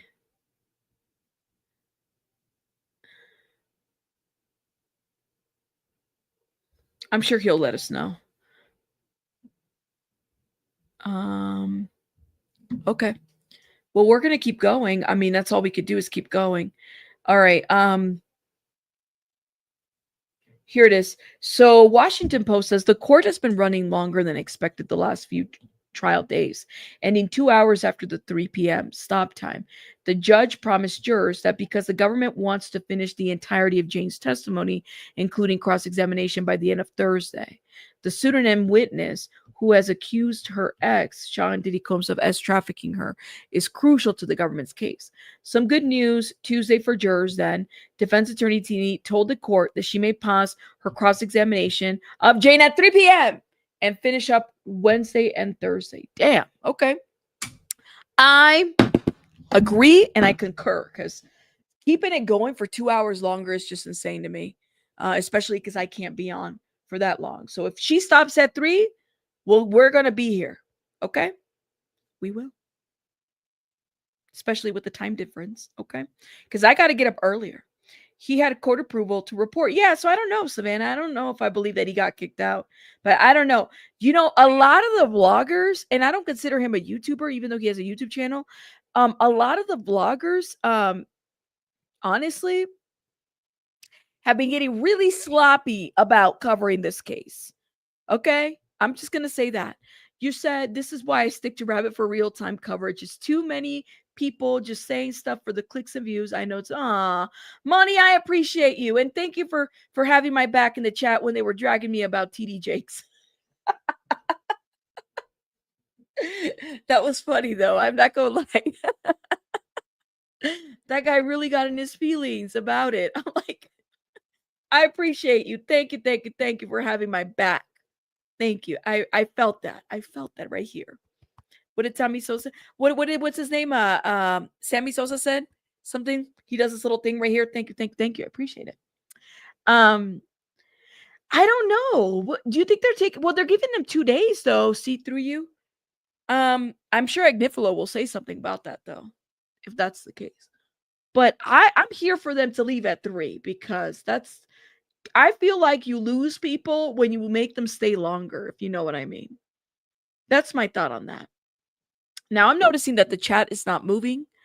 Let me know if something's going on with the chat because we might have an issue. Is the chat okay? Hold up. Let me view my channel. Let's see. Let me know. Okay, it's moving now. All right, make sure you guys are hitting the like button. We have 640 people here. Can we get to 500 likes? Don't be a hater all your life. Thank you, Miss Cece. Thank you. Appreciate it. You're here. Okay. You said you've had to come in and out because of the chat. Sometimes the chat will act weird. Like yesterday was weird. Oh my God. That one day that the internet went out. Oh, I was so mad. Something happened. The night wasn't even the internet. It was the power. Is posting the updates. Okay. Let me go to Diddy Docket. What is going on though? Why is, let me see. Jen just law. Jane mixed feelings on hotel nights. Defense attorney T. Garagos asked if Diddy's desire and her love for him drove him to hotel nights. Jane responded yes. She testified she repeatedly told Diddy she felt uncomfortable with hotel nights. Is this another person in the courtroom that's also reporting this? Okay. Well, while we figure out inner city press, maybe they might come back because I like inner city press. Hopefully we'll get an update, but let's move on here. So that was 7 minutes ago. 14 minutes ago, Jane loved hotel nights time alone. We reported that on CNN, so that shouldn't be a big deal. So there was times where she consented and she loved, but she mainly loved just spending time with him alone. Okay. So this was 26. We're not too off. All right. I guess we'll going off of Diddy docket. 24 seconds ago. Jane was okay with hotel night videos. Okay, we reported this. Who is this person? Let me go follow. Okay. Shout out to them. I think they're in the courtroom too. That's what it sounds like. Yep. A courtroom runs late for Jane's testimony. So this is we just reported on that. Court session have extended past the judge's 3 p.m. time. We read this. That was 5 hours ago. So she was okay with hotel nights at some point. Hold up. Let me go back. Where was I at? Nothing on Inner City Press yet. I hope he's okay. Let me just say that much. But Diddy Docket is reporting and sharing. Let me see. That was a minute ago. Private until he wondered out loud what others would think if they saw him. Oh my goodness. Okay. No update from CNN. And then no update from Washington. No update from the ABC News outlet. No update from New York Post yet. That was 25 minutes ago. Damn. Okay. That surprise witness reporting that Inner City Press is on a break and there's no evidence that he has been removed. Gotcha, Harwood Facilities Manager. Thank you for the update. I appreciate it. And I trust that. I think maybe he's just took a little break or something. Maybe. I don't know, man. You sitting there on those wooden pews in that courtroom. I'm telling you, my back would be like hurting. Or maybe, you got to go to the, when you got to go, you got to go. Okay. You know, maybe that's what it is. Maybe he had to go. That's what's happening. Okay. Let's see.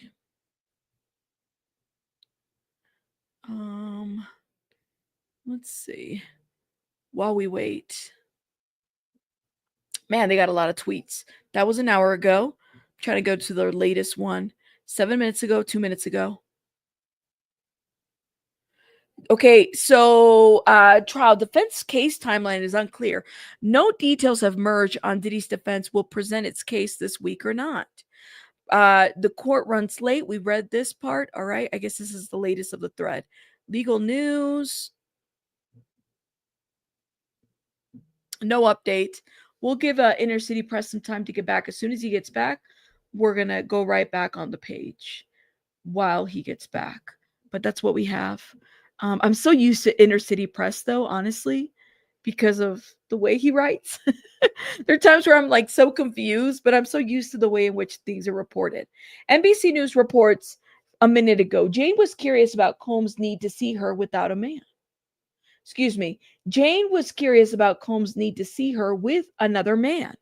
Jane testified that she came to understand that Combs' desire to see her having course with another man was an exercise of sexual curiosity.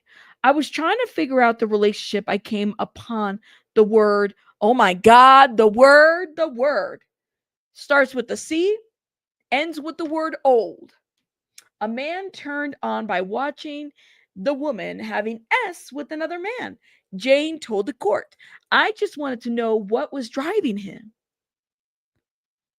Jane says she believed it could have been an interest in bisexuality, but Combs might have been too scared to do the act himself, making these FOs the next closest alternative. Are we really talking about this? I'm here for it. Oh my God. This is reported. Let's see. Straight. They were, was he actually curious? I have to kind of wonder. Let me know. You said, I think many people are getting the allegations made with the civil case confused. Absolutely. Yes. So he was actually curious. And she thought maybe he's actually curious and, maybe he's into the sea old. Put the words in between and you can figure that out. Maybe he's into the sea old. I think that he was DL all the time. Okay. What did Mims say yesterday? Mims said it, not me. Mims said it. He said that it's all but confirmed, says YS. Well, Mims said that Diddy like watching his woman you know, get into it. Diddy was DL, living out fantasy through the woman. Like that's what I'm saying, Mika. I honestly think that's what it is. But I mean, we could have. Mim said it, Mercy. He came into my chat yesterday and he misspelled it. He said that he wanted to see Diddy. Diddy wanted to see his woman, and there was something more in there. And it's absolutely not a crime. You're absolutely correct. I am not. I don't think there's a crime. But I mean, it was a secret. Maybe he wasn't ready to come out. He was a cock-a-doodle-doo. Yes, he was. He was into the cock-a-doodle-doo lifestyle. Okay, and that's not a crime. And that's not a crime. But the thing is that she picked up on that, right? You said the president of the cock-a-doodle-doo club. That's what I'm saying now. See, why not just do it private? I mean, you had the resources. You know, you know. But I think he was scared to see through you. I mean, the man had a lot of money, but he was scared to live that. I don't know. That's just my thought. That's just my thought. I think that yeah. Yeah. hmm But he wasn't broke. You know what I mean? He wasn't broke. And like I said, like there is some psychology behind the rooster lifestyle. Yes. There's some psychology behind that. I suggest people, you know, look into it. Um I think it is Elsie. I would say so. But that's not even the crime here. Now hold up. Let me look in to see. I got to keep up with another. Now I got to keep up with another Twitter account. Okay. So Jane Doe on, oh my God, the sea old style. Hold up. Jane on Diddy's sea old desires. Jane testified that Diddy's hotel nights were driven by his desires, which she labeled as the rooster, describing it as a man being on by watching his woman have S with another man. She said this term was spot on, okay, for understanding Diddy's need while her participation stemmed from love. Okay. So they further explored the motivations, Diddy's motivations. Jay said that he sought pleasure and possibly curious, noting that the cockadoodle-doos could have curiosities that they are too scared to act upon themselves. He liked to use the word oysterisms. I would use the word rooster myself. Mhm. Yeah. That's what I heard too. That's what I heard. Yes. Um, let me know what you guys think in the chat. Oh, gotcha. No worries. I know, and I'm like, I think there's something for me. I'm coming at it at a Latino perspective, right? I don't understand this other perspective, so I can only speak to my perspective. But there's always been bashing um, of this lifestyle, So I could definitely see that. And then you're talking about the hip hop, rap, this whole little community here. This is a whole different genre that maybe made this man not feel very comfortable um even discussing it or talking about it or even openly to a woman that he was doing all this with. And it goes back to that one thing when Cassie was saying that there was somebody that was looking at him in the eyes and he wasn't even like looking into it. But I think it'd be amazing to see how many people are actually DL. You said, because if I think my man in that, I'm out. Well, there you go.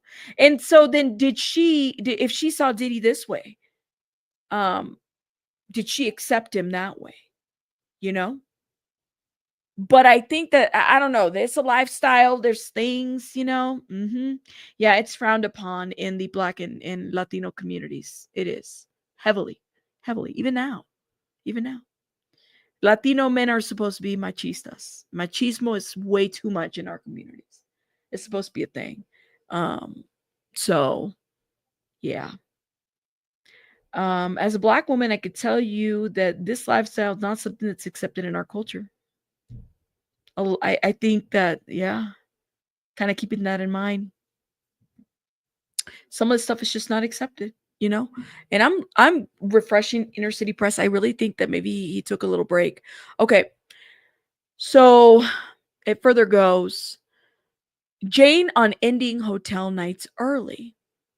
Okay. So she testified that on a few occasions, Diddy ended hotel nights early when she expressed a desire to stop.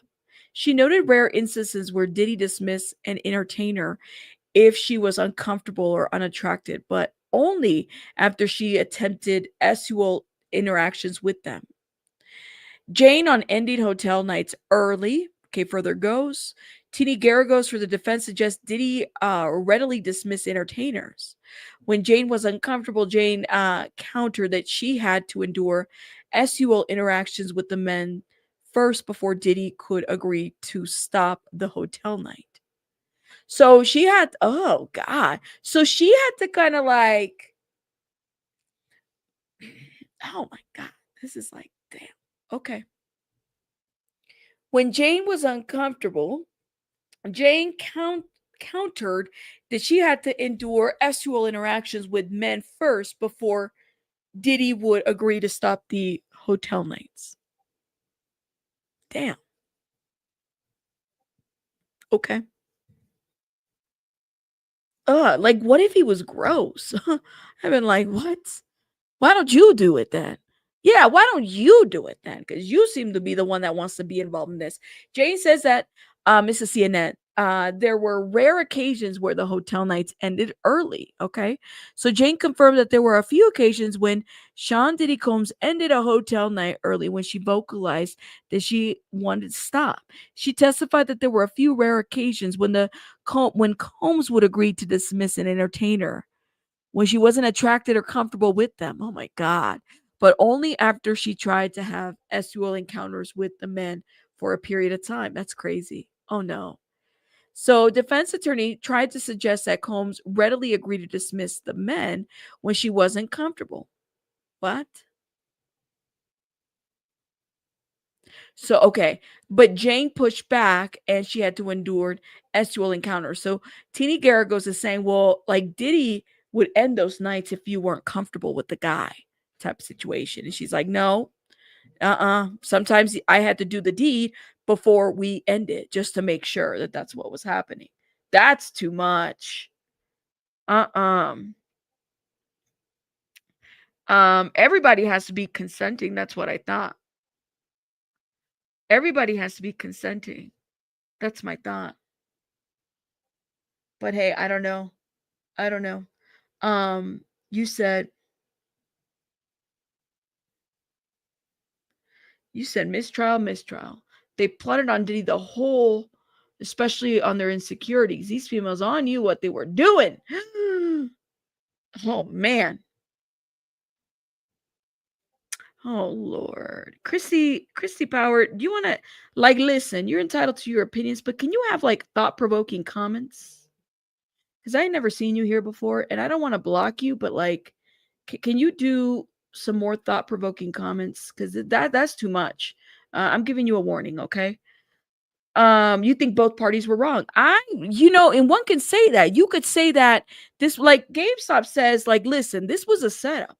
Many people will feel that way. It just depends on where you stand, but My understanding is that anytime you're doing any kind of swing or anything like that, there's got to be consent from all ends of the spectrum.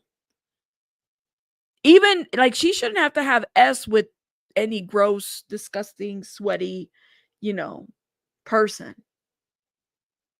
Hold up. Jane says that she thought of Sean as a rooster. Okay. And she might, I'm not going to repeat that, but we've already read that a couple times. He might have been a rooster. He might have been about that rooster lifestyle. Okay. I think he was about that rooster lifestyle. Hold up. Jane researched Diddy's rooster fetish. Lord, I'm sorry to the roosters. Jane testified that she researched Diddy's S preferences and understands this in his obsession with freak-offs, where she had S with the man while he watched. She defined as a rooster, so one who derives pleasure from seeing women with other people, noting that rooster is an online thing. Okay, so then she did some research about his thing and his curiosities. All right, I'm trying to see if there's an update. I feel like we read this already. We did. Okay. Y'all need to tag. Yeah, we should tag BJ on this too. Let me tag her.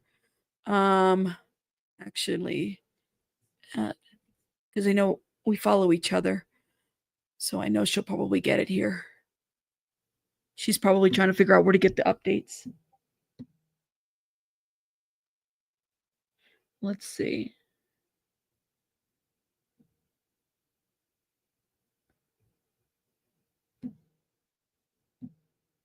Let's see.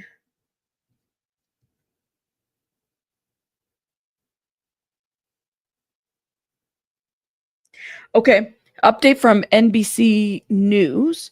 X helped S lives with Combs. Jane testified. Jane testified that the X greatly helped her and Combs focus on that S energy. Okay. He was just happy, charismatic, good energy, a actual high. Before X, he was agitated, stressed from the day. After, he would be happy and in a good mood. Well, he's been locked up behind bars. I don't think he's getting a lot of like you know, any kind of rugs in there, you know? Oh my gosh. Are we gonna go on a lunch break? I'm starving. No update. You said it goes beyond, like he likes watching the women to feel what it's like for the woman. What if he saw this as his mom? He may really be having strong feelings about identifying females. Oh, I don't know. That's deep. That is deep. Well, the thing is like you have to kind of wonder where was some of this coming from? Where did it stem from? You know what I mean? So I don't know. Um, Diddy trial on X. So we just talked about the X. Jane testified that the X greatly helped her and Combs feel the energy. He was happy, charismatic. I'm not going to repeat that, but this is, I wonder if they're copy. This is a copy and paste of ABC News, or maybe they're getting it word for word. Hopefully they're getting it word for word because that's exactly what ABC News just reported. Okay. Well, I mean, they're doing very good on their updates, but I'm still checking on, I got my eye on Inner City Press to see if anything happened. Maybe Inner City Press needed to take a break. Maybe something happened there. I think he's been detoxed now that he's been in jail, but I could be wrong. I don't know. No rugs, probably no eggplants. Oh shit. Okay. um yeah. Let's see. Safe words and consent could be withdrawn at any time, no pressure. That's right. Um Well, I do wonder, like, didn't they say that he like the his mom, I don't know, like she was like a madam, I don't want to speak, but that's what I heard too. So he might have walked into situations where he might have seen some stuff, you know? Who knows? Therapy would have been cheaper than paying all these settlements and all these lawyers and all these FOs, right, Yanni? Therapy, all these FOs, all these extra people. I mean, the man never, Diddy's never been married. You know, he clearly has commitment issues, right? Like, I don't know. I don't want to say that because there's a lot of people that are married out there that don't have commitment issues. But I'm saying, like, for him, for example, he seems to be the type to have had commitment issues. Oh, they were maybe they were raised around that type of thing. So maybe he found that to be like a thing, you know? Gotcha. You said therapy is boring though. You want to fix their problem and they could stay in their old ways. Um, there's S therapists too. You know that? There's S therapists. So yeah.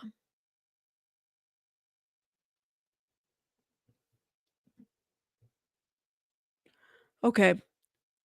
All right. So we have an update. So this says F it Friday. Cassie wasn't the only one who knew Diddy's weekend rituals. He let loose and wanted to party really hard, Jane testified, describing what Diddy called F it Friday. Damn. Okay.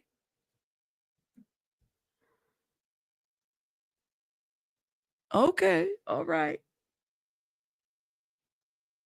You said this poll is full of it. Oh my God. BJ Sexy Boy, weren't you trolling me? You were talking shit about me. Are you gonna be nice in my chat? Let me know.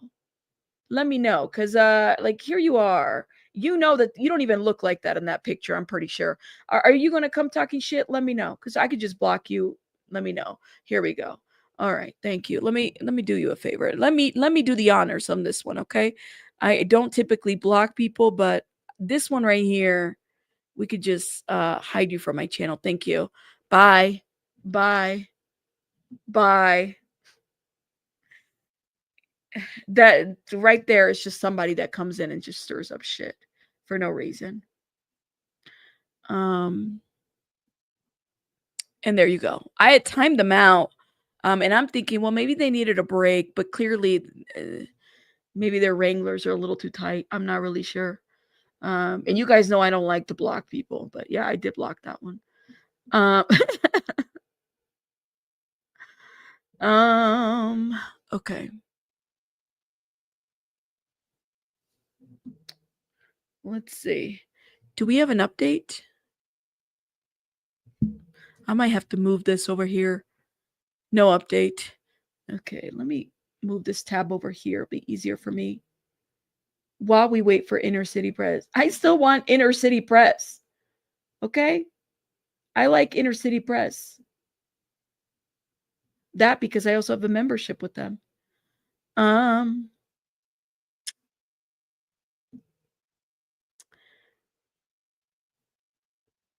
let's see.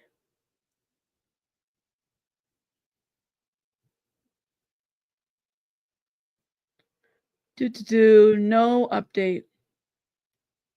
Oh man, I wonder what happened. Okay. Well, anyways, let's move on. So, CNN reports defense asked about Combs' actions when Jane cried after hotel nights. So, they revisited two occasions with the defense in which Jane had testified that she cried about a hotel night. On one occasion, at the beginning of her relationship with Diddy, Jane cried when Combs was going to leave her soon after a hotel night. When asked, Jane confirmed that she asked Combs to stay with her to comfort her. He rearranged his plans so he could. On another occasion, towards the middle of the relationship, Jane recalls she cried in the shower when Combs with Combs after a hotel night. Garagos asked Jane to confirm that Combs was high on X at that time. Jane confirmed Combs said he was too high to see her cry and said, "You're going to ruin my high." You know, and I think that this is just my thought, just my opinion. I could be wrong because I've been wrong before. This is where I struggle, where I'm like, oh my God, this man doesn't want you. He never did want you. Like, he never wanted you. He didn't want the other ones. He didn't want you. He wanted to be with somebody else. I don't know. It's like, and then you're just one of everybody else. Fridays were a good day for Combs to blow off steam, Jane testified. Okay, so it was Ethic Friday celebrations. It was when he let loose and wanted to party.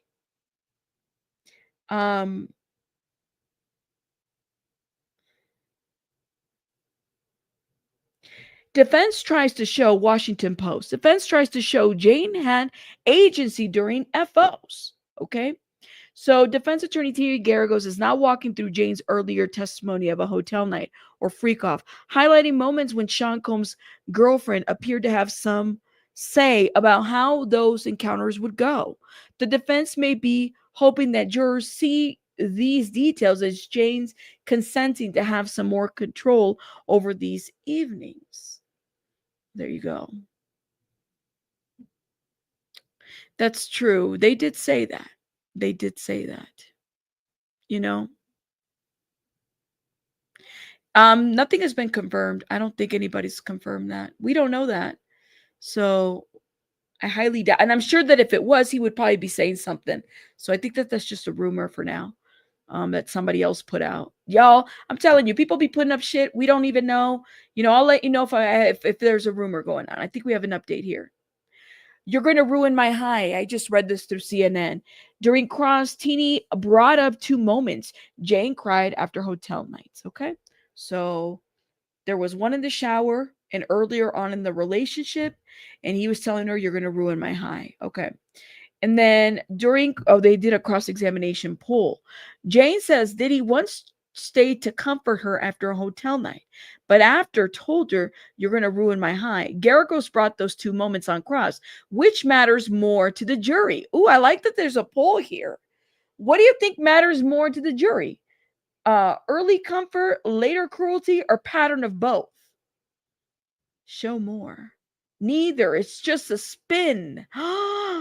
What do you guys think? What matters more? Is it a spin? A pattern? I think that's a pattern. A pattern of both. That's what would matter. Aren't they looking at? Because they're trying to make maybe a patterns of like the Jane Does or the Cassie and everybody else. I think it's the pattern, right? I'm gonna say pattern of both. Ooh, we win. I'm just joking. We just got the highest votes. We win. No, we didn't. It's just the highest votes. I think it's the pattern that matters. Okay. Oh my God. Oh, wait. Are we back? Are we back? Are we back, Inner City Press? No, we're not. Okay. Man, I got my hopes were so high. Hold up. Did he start a new thread maybe? I'm used to Inner City Press. That's why I want to stick with the Inner City Press. I mean, the other person's doing a good job, but still, I like Inner City Press. 3 hours ago, no update. You know how when you are used to something, that's kind of how I am. When I get used to something, I kind of stick to it. No update. Okay.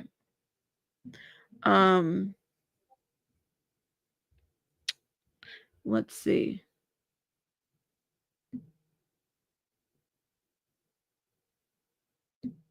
Stop spreading rumors and these lies. Stop spreading lies, Rosa Jones. Lies about what?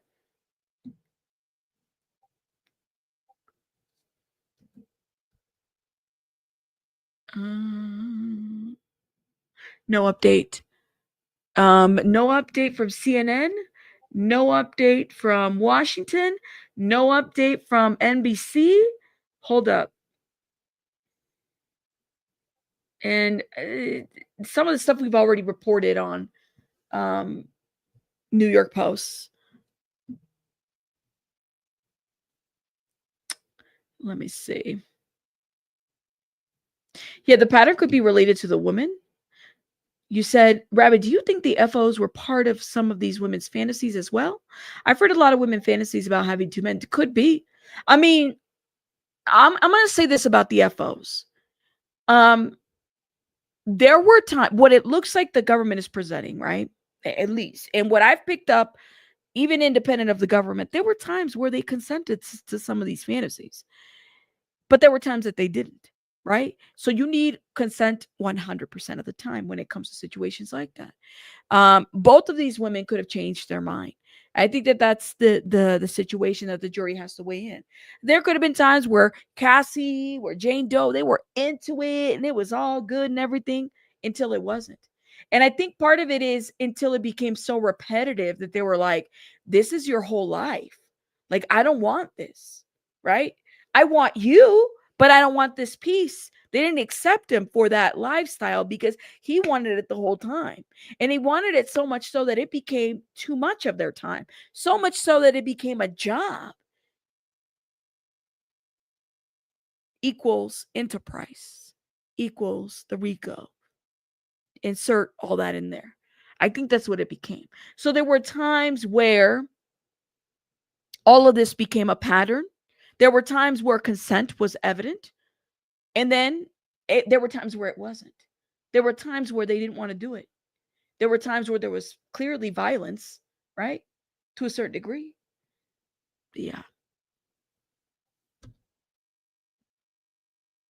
I don't know. Let me know what you guys think in the comments. Okay. See, but every time that I follow a new thread, then all this like stuff starts coming out. Hold up. Let's see. 5 minutes. We did the poll. Okay, we're good. We're on the newest. That was the poll. 6 seconds. Freak off consent. Tina Garagos walked jurors back through Jane's past testimony on hotel nights, also known as FOs.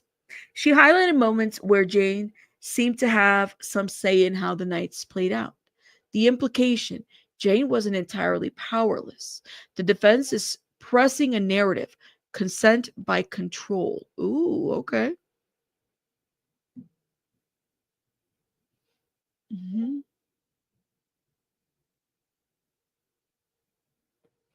Let me see. Yeah. Yeah, and Chico, I think this is a fair statement to make. Like, everybody has a different kind of take of the situation, you know? You said, yeah, but maybe, I don't know, JK delete, maybe there was an emergency. We don't know anything. I mean, the guy's been there. He's been in court for the past, I don't know, 27 days of this. Maybe something happened. So hopefully he's okay. That's the thing. Um, you said sometimes force or coerce concert too, maybe, you know.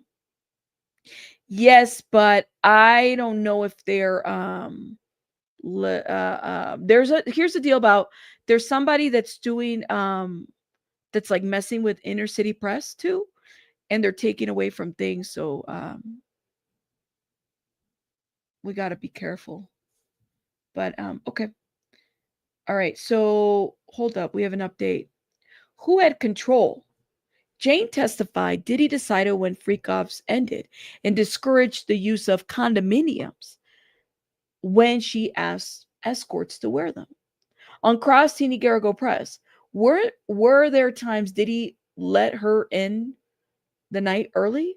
Jane admitted, on some rare occasions. This right here is so off. I don't know about that question, but okay. Jane's no rugs rule. Jane testified under pseudonym, previously said that one of her rules during the FOs was that the male entertainers couldn't be on rugs. On cross, Garagos asked her to explain.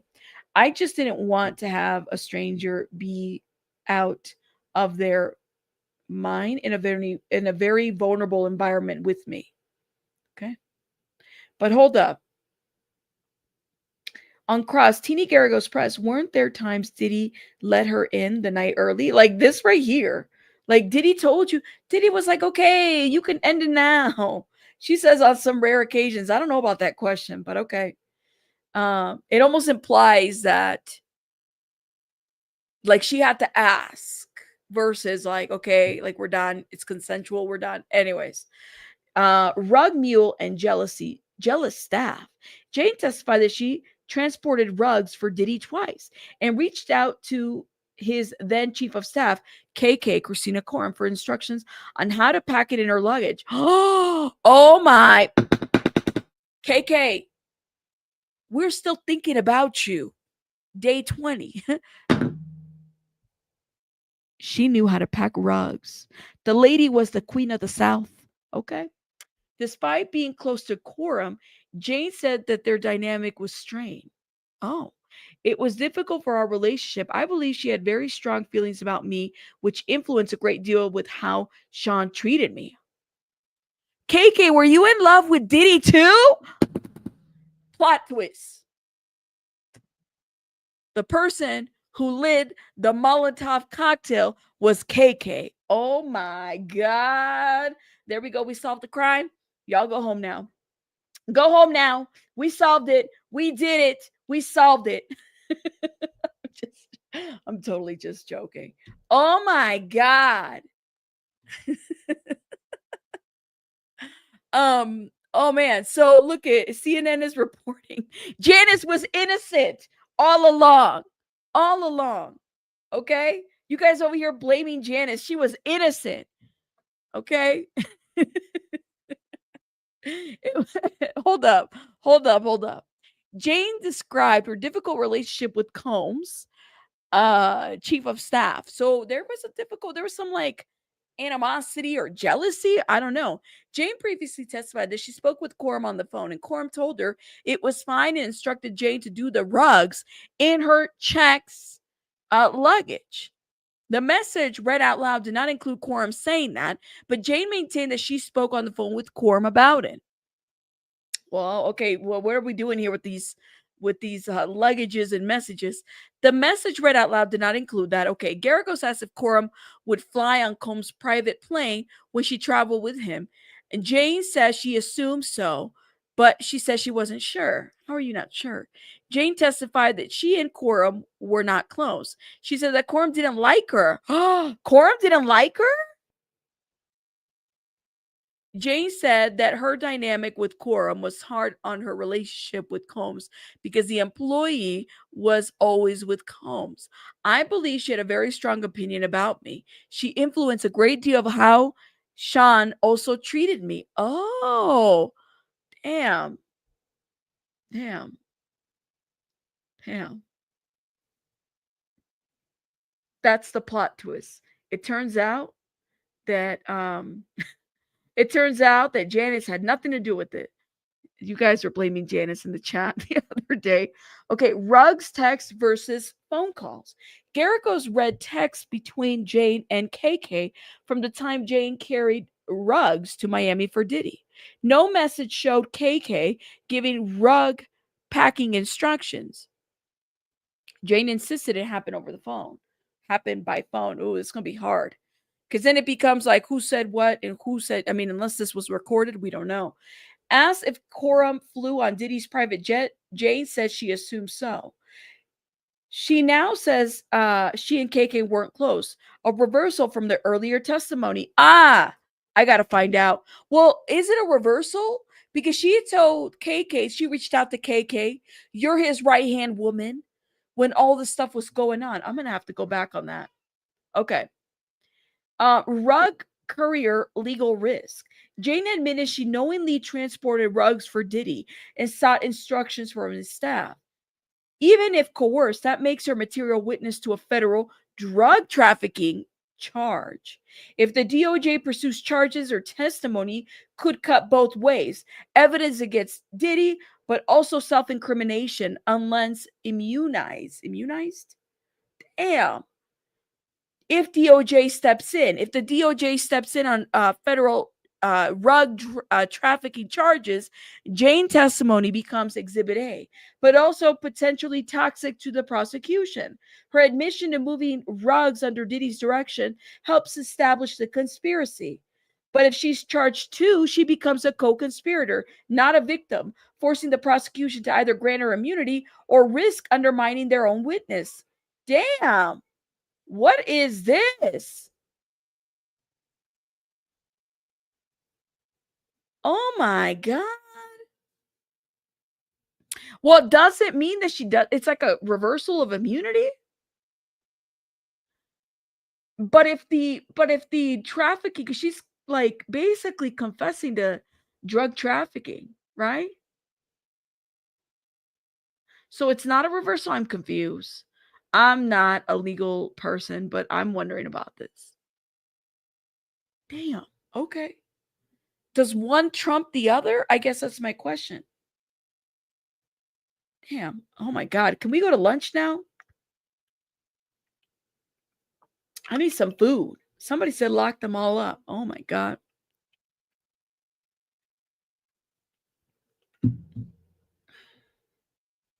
But how are they going to confirm? Is it hearsay at this point? I don't know. How would they confirm that? Yeah, but they said, okay. I know, darn it. Inner City Press is on a long break. I don't know. I'm still refreshing. Okay, but it says, okay, this is what this person said. Shout out to Jen Just Law. Okay. Jane admitted she knowingly transported rugs for Diddy and sought instructions from staff. Even if coerced, that makes her a material witness to a federal rug trafficking.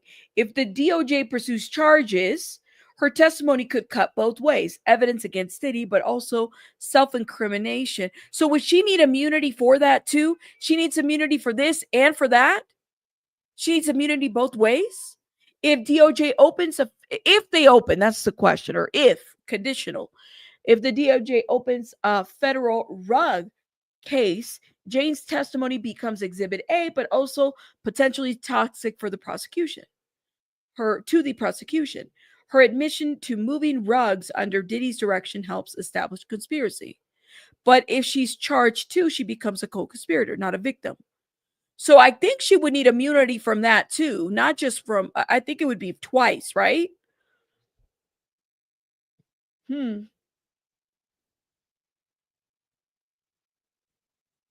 See, this is okay. There you go. Nobody knows what immunity she has in testifying. Currently, immunity can be limited to the scope of this case, of the case, because that's a whole separate case, right, Vicky? So this could be something different, right? Like, shit, man, that wow. Okay, guess what? The court is taking a lunch break, and I'm starving, and I know I need to go eat something. Okay, to her testimony. They're all co-conspirators. No one is testifying on their own free will. They will know the risk of a testimony or they will not. They know the risk of their testimony or they will not be up there. Damn. Damn. I bet you miss Inner City Press, don't you? So do I. Hopefully they just went to go get a burger and they're like, we're going to come back to it. You know, Rabbit, have you seen the messages she sent to her baby daddy so Diddy was innocent? She said that if it was your son in cuffs for nothing. Oh, I haven't seen it. I'll have to check it. Hold up, y'all. I'm starving. I need to eat something. Okay. I do. So we're gonna play some videos while we're on it. All right. Now let me see. I'm trying to refresh this because I want to go to the latest. This was 17 hours. Everybody's favorite. Started this Not massive TMZ. fight where she Let me says go get some Diddy food. I'm then starts starving. chasing after her. She says that he kicked through a bedroom door and then she hid in the bathroom and he kicked down the bathroom door and is going after her. At one point, she goes into a closet and he is chasing her, grabs her, puts her in a headlock. Hey everybody, Charles here, and welcome to your recap of the 19th day of the Diddy trial. And Jane's testimony continued today with something really explosive, a description of something, and I know this is going to be hard to believe, but at least from the description, that Cassie beating video that we have all seen and we've all been horrified by, with good reason, that beating does not compare to something that Jane described, a fight that she and Diddy got into where they are both punching each other.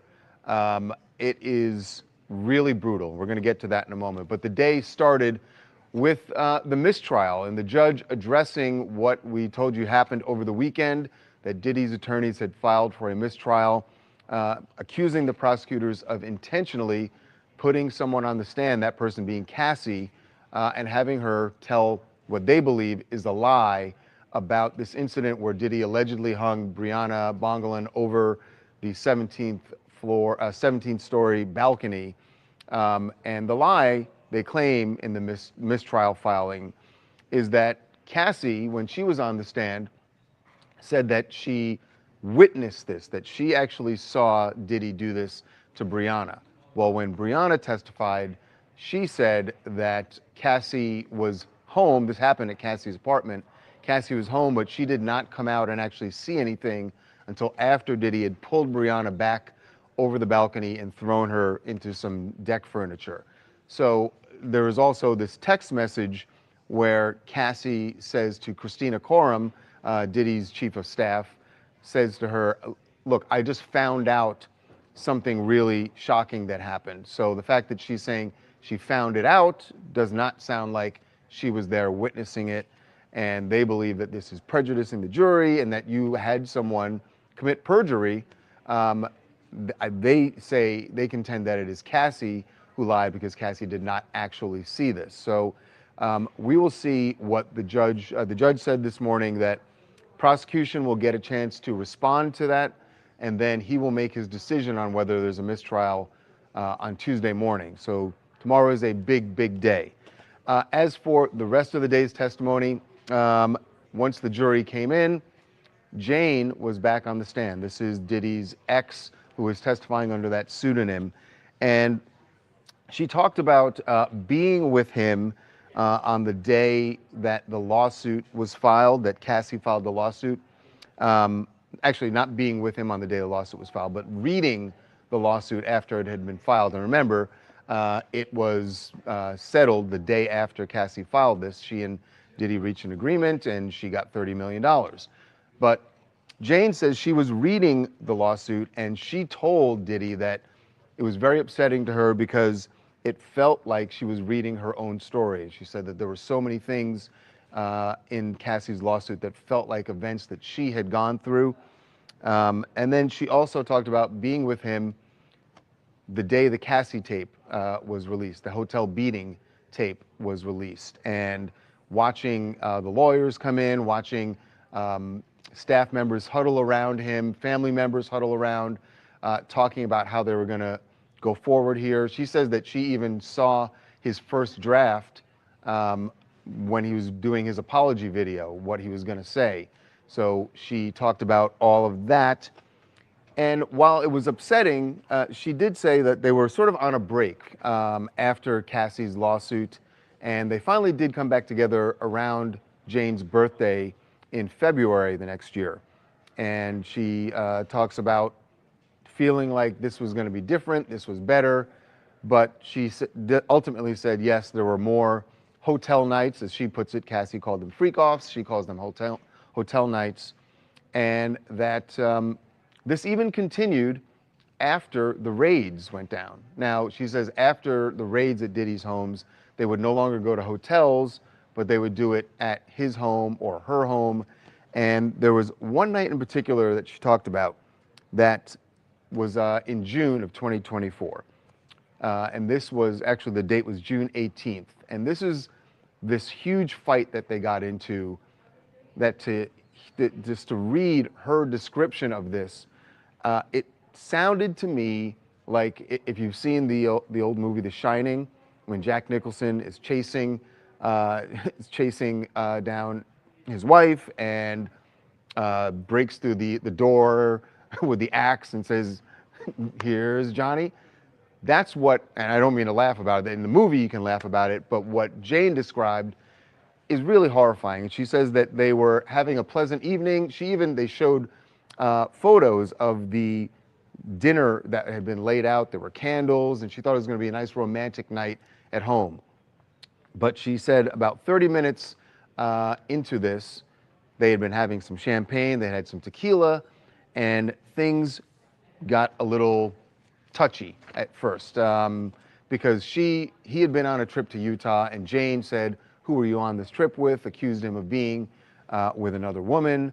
And what she was really upset about is that he continues, and she talked about this all day, that he continually would take other women, she believes, on these trips, and she would never go on those trips. She was only really, she felt, there to have these encounters with other men. So she says she confronts him about this and actually called him a pedophile.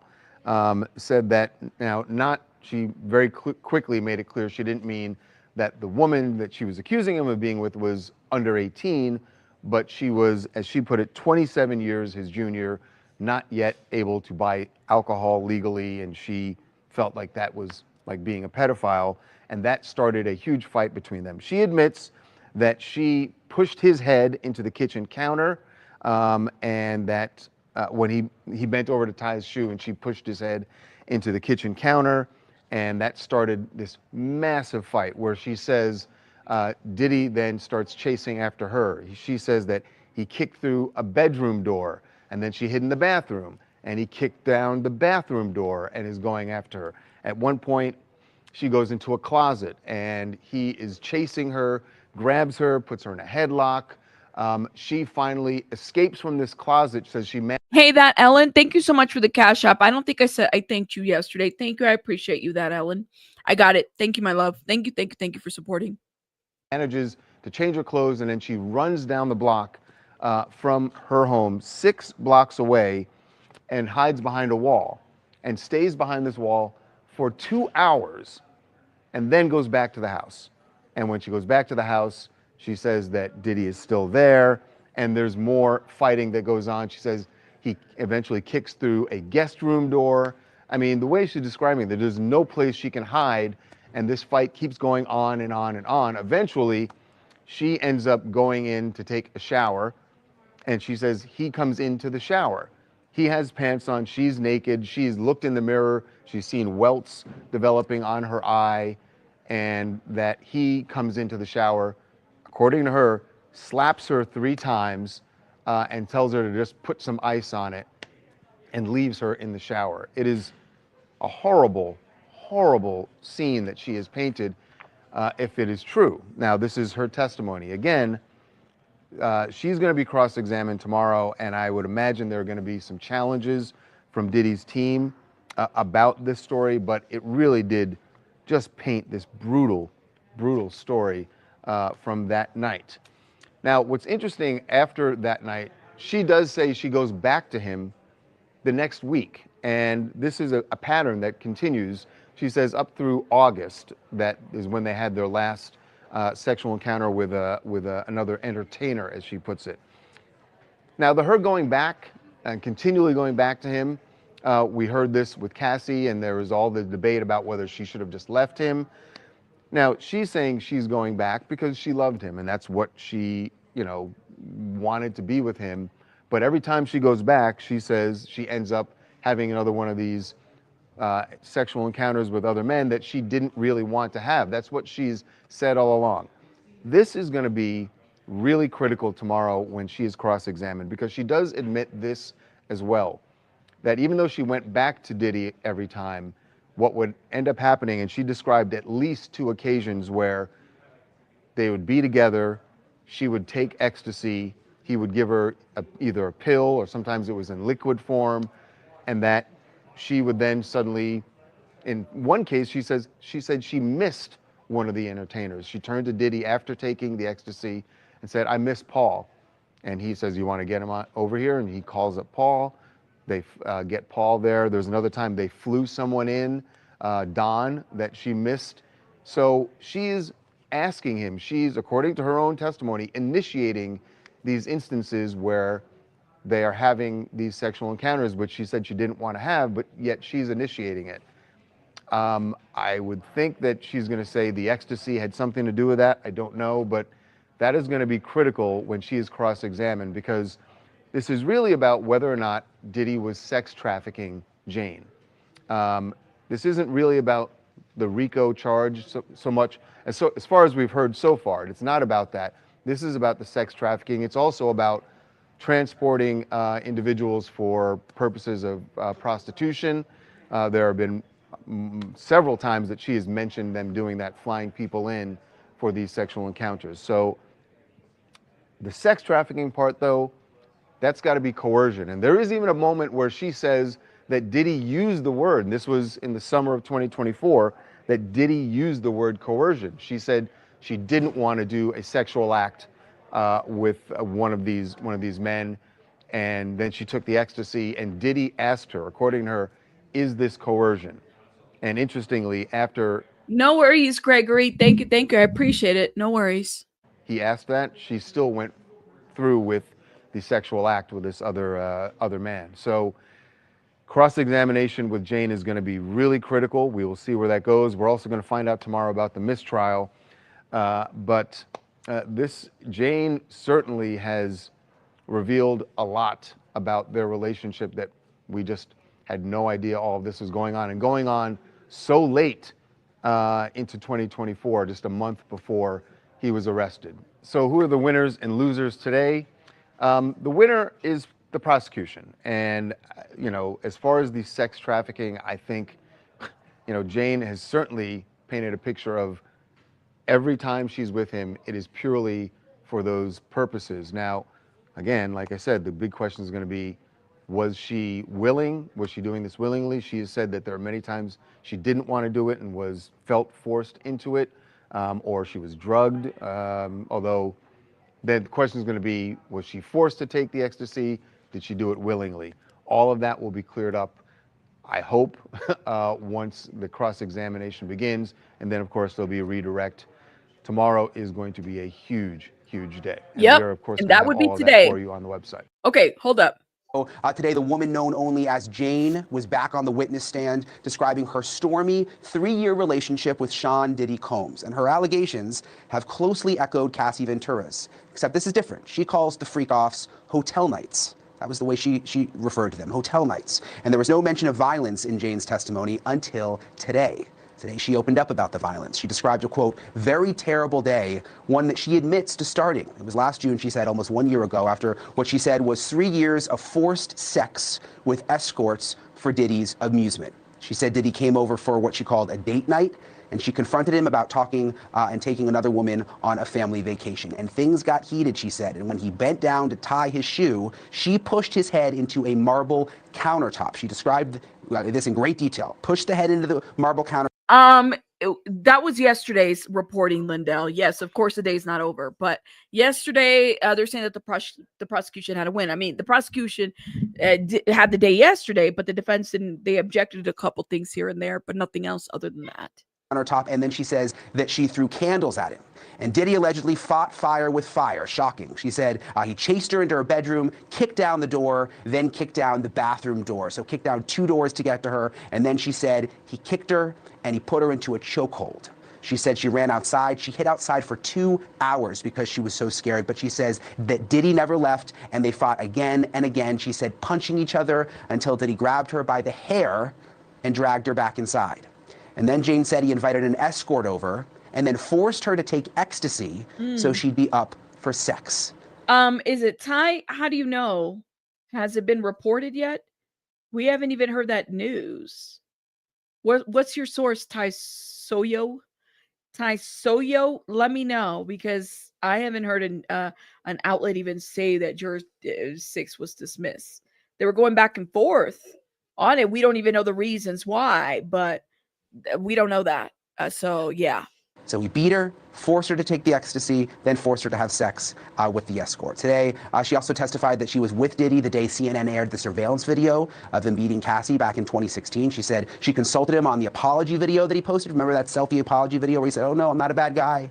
And later, when she learned about Cassie's lawsuit, she said she fainted. She said it was, quote, like reading my own sexual trauma. Now, throughout her testimony, Jane has said that she felt pressured to keep having hotel nights. Remember, that's what she called the freak-offs, hotel nights with Diddy, and that each time she cut him off, he somehow lured her back. She testified that she continued to have hotel nights with Diddy right up until last August, a month before his arrest. A month before his arrest, he was still having the freak-offs, according to Jane. I want to bring in now News Nation's senior national correspondent, Laura Ingle. She was in court again today. This seemed like a very emotional day hearing from Jane. What was it like in the courtroom, Laura, as she shared her story, especially today because it got so violent? it did get so violent. This is the first time that we had heard this from Jane. We had heard a lot about her relationship over the last few days of testimony, but this is when things took a turn. And we knew that this was coming because this was mentioned by prosecutors in opening statements that we were going to hear from Jane and about this one particular night. And it came today. This was really, really intense. And once she started talking about that night, you could feel everybody starting to pay even more attention. People are sitting up straight, really taking notes. Jurors paying extra close attention to listening to her. And I want you to imagine this really beautiful woman on the stand, and she talks very softly. And so as she's going through it, she's talking about it slow, and her voice kind of goes low, and you can feel her emotion coming through as she is talking about the tequila and the champagne and the hurt feelings. And then she confronts him over this family trip that he takes to Utah that she thinks is a family trip, but then she somehow gets the feeling that he has gone there with another woman. And then she confronts him, and that's when she says she takes his head and bashes it on this marble table. And I think everybody, and I was in the overflow room for this part, and this is where people can kind of murmur a little bit more, and people go, oh, like they're watching a movie, because you're thinking, oh my gosh, now you've really kicked the hornet's nest. And then we hear the story unfold of how she's throwing glasses and candles at him, and then she runs for the master bedroom. He goes after her. He kicks down one door. He kicks down another door. He gets her in the inside of the walk-in closet, and he grabs her. He beats her. He pulls her up by the neck, and she's dangling. Her feet are just barely touching the floor. And she actually mentions the word. She said, I called him a pedophile. And all of us were like, what? You called him a pedophile? And she called him a pedophile because the woman that she thought that Combs was with on the family trip in Utah was apparently young, between over 18. The prosecutor made sure we're not talking about a real pedophile. She said she was over 18, right? She said yes, but under 21. She said she wasn't even old enough to buy herself a drink. And that was what really infuriated her, the very thought that he was cheating on her, because she thought, here I've given the last 3 years of my life to this man, going through these hotel nights. I haven't been with my child as much as I've wanted to. I haven't been with my friends. I've been doing all of these things that make me feel cheap, and he's gone out with somebody else. So that's really where her resentment came out of her and how it escalated in this story, Brian. Yeah, I mean, you put it perfectly. She kicked the hornet's nest. But it wasn't just her testimony today, Laura. There were dozens of text messages and even voice notes between her and Diddy, where you could hear Diddy's voice playing in court today. What stood out to you there? You know, our team really honed in on a couple of different things, and there were a lot of text messages back and forth. And as we go through the testimony in this trial, you're hearing the witnesses being asked to read these text messages. So here we have Sean Combs pushed back again from the defense table. He's watching her and he's listening. He's listening to his own voice. And one of the text messages, they go back and forth, and Jane says, I don't want to do these hotel nights anymore. They make me feel cheap. I'm not a porn star. I'm not an animal. And then the responses coming back from Combs are very dismissive in nature, saying, you need to chill. You need to chill out. You need to take a deep breath. Those are some of the things that he wrote back. And then, of course, there was a phone call or a voice message that was recorded, and you could hear. So he's recording her talking about the video, and he's like, you wanted to do these hotel nights, right? And she's like, wait, is he recording me? And she can hear him scribbling on a notepad. And she realizes in that phone call that he's recording her and that he's taking notes. So we heard, I mean, talk about going behind the curtain relationship. That's where we went. Tomorrow, we're going to get into the cross-examination of this witness on the stand, Brian.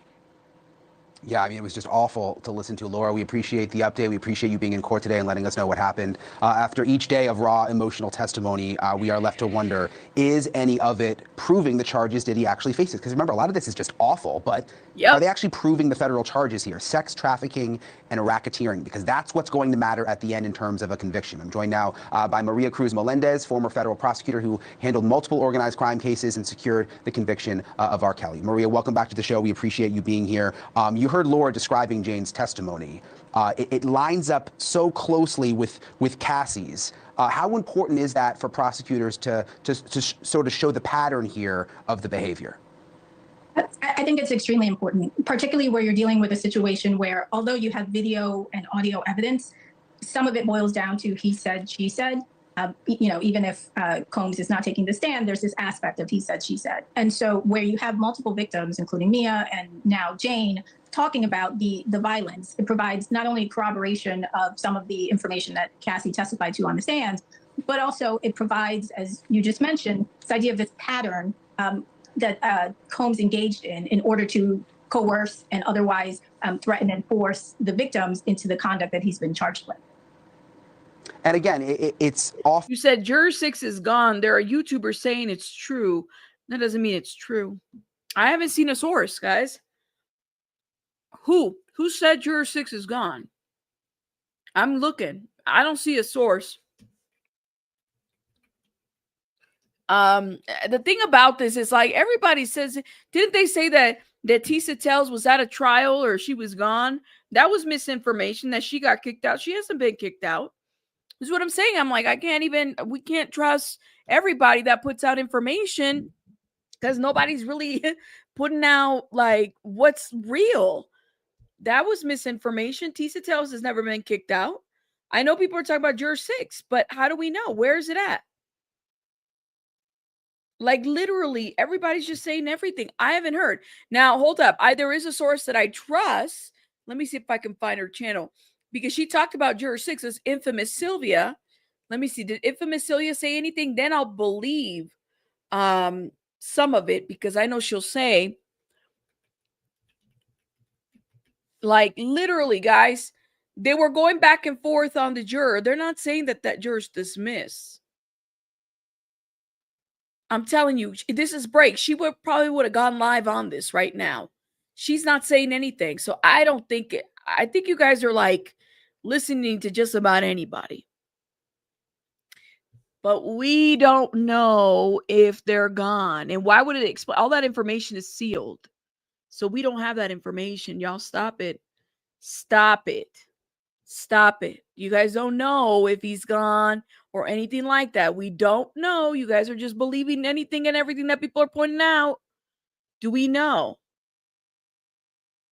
And the issues that they had with the juror is under seal. We wouldn't even know. We don't know. We don't even know if it's true. We know that they had an issue with the juror, but we don't know if that the juror's gone. See, that's what I'm saying. I'm like, the YouTubers are saying it. I'm a YouTuber. That would be fucking breaking news. Are you kidding me? I haven't even heard it yet. Anything. Maybe I should change my title to Juror Number 6 is gone. Y'all, come on now. You don't have to believe me, but hey, do your thing. Whatever you guys believe. Just if you're coming in here talking about jurors gone, but you're not there, and you're not there. You're going to them. Okay. I have yet to hear it. TT just posted. Okay, so it was just posted. Okay. Let me see. Let me see. Because I have not heard anything from anybody yet. At all. Okay, I see Ticket is talking about it. I see it. But he's not saying that they're removed. They're saying Diddy's prosecutor wants juror 6 removed from trial. That doesn't mean that the juror's removed. The prosecution does want juror number 6 out, but they're not removed. That's all it's saying. They haven't removed him. They want him removed, but they haven't removed them. There's a difference. Boxing for Life, thank you so much for the $9.99. I think we just have to be careful. Yeah. That's so. We just saw infamous Sylvia. She talked about it. She said that they want juror number 6 out. That is, we know that, but we don't know if he's been removed. We don't know. We don't know. That's what I'm saying. So that's what I'm gonna say about that. But shout out to Ticket TV anyways. Boxing for Life, thank you so much for the $9.99. Thank you. You say, wait, your auntie called and she said, did you hear that Diddy's mother testified? I said, absolutely not. Oh my God. Do you know that would break the internet? That would break the internet. There you go. That's what they said, Lady K, that they were noticing. So they were saying this. Actually, shout out to infamous Sylvia. She put this out here. She said that, because she's in the courtroom. She said that that there was one specific juror. As a matter of fact, let me go to her. So yeah, like Ticket TV is right that they're wanting to remove somebody from the jury, but that person hasn't been removed. Shout out to Ticket TV again. Hold up. Infamous Sylvia was the one we were just talking about it. And I'll go to her channel. Make sure you guys check her out. Okay. Infamous Sylvia. This is the live. She did this. She talked about this right here. Earlier. We just played this. Hi, it's me, Sylvia. I came on live to give you guys some update on. Look at this. I was trying to do an update a few minutes ago, but I think I'm shadow banned, y'all. They don't want me to say certain things, so they're trying to block me. So guys, if you will, please share this live. Please share this live. The government wants juror number 6 off the case, and the details of why they want it off has been sealed. But remember when I was telling you guys there was a juror that was used to write all the time, and now that juror is not writing anymore? I'm thinking that's why, because the juror realized that a lot of stuff that's being said, he's not buying it. He's not buying it, so therefore, Could be the government doesn't things. want this particular juror on. And this juror is a black male, They do not want this black male on this juror. So it's kind of crazy, right? It's kind of really, really, really crazy. And I explained to you guys how he's no longer writing. When I first got, first into the courtroom, he was writing a lot. He was just writing and writing left and right. And now he's just sitting there with his notebook folded to his chest and just looking. His facial expression shows that, hey, this is Sylvia speaking. I'm not buying this. I'm not buying it at all. So we don't know if 6 has been out, but they do want 6 removed. You're absolutely right. Gen X, Gen 71. Absolutely right. But it hasn't, juror number 6 is not gone. That would be breaking news. Trust me when I say that. CNN updated 9 minutes ago, you said. That was 19 minutes ago. There was a lunch break. Okay.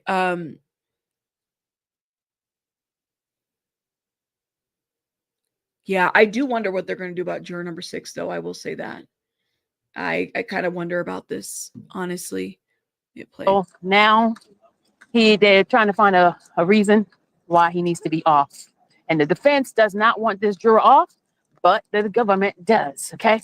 Okay. The other thing too, today in Illinois, they are having a press conference for Mr. R. Kelly, and this is regarding the I think unfair treatments and things like that. In Sylvia has covered the R. Kelly case, so you guys make sure you check her out. Hold up. You said why? Hey, you're gonna have to go back and listen, y'all. You're gonna have to go back. You said why does 5? What's 5? What's 5? So she said this, I want to say maybe about an hour ago. She said this about an hour ago or something like that.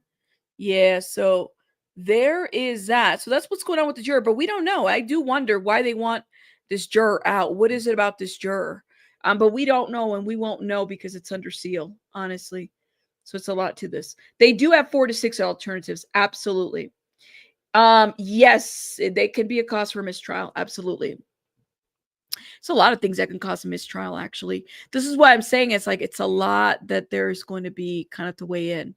So they have, how many did they say? I can't remember what the number was. Damn, it's a lot. Ex-girlfriend to face cross-examination with Diddy. We think we watched. We're going to turn now to the Diddy Combs trial and more testimony from the ex-girlfriend who's taking the stand again this morning. Chief Investigative Correspondent Aaron Katersky is at the courthouse for us. Good morning, Aaron. And good morning to you, Michael. Defense attorneys will begin cross-examining Sean Combs' ex-girlfriend, who already told the jury that Combs ordered her to have sex with a male prostitute the same night he beat her up.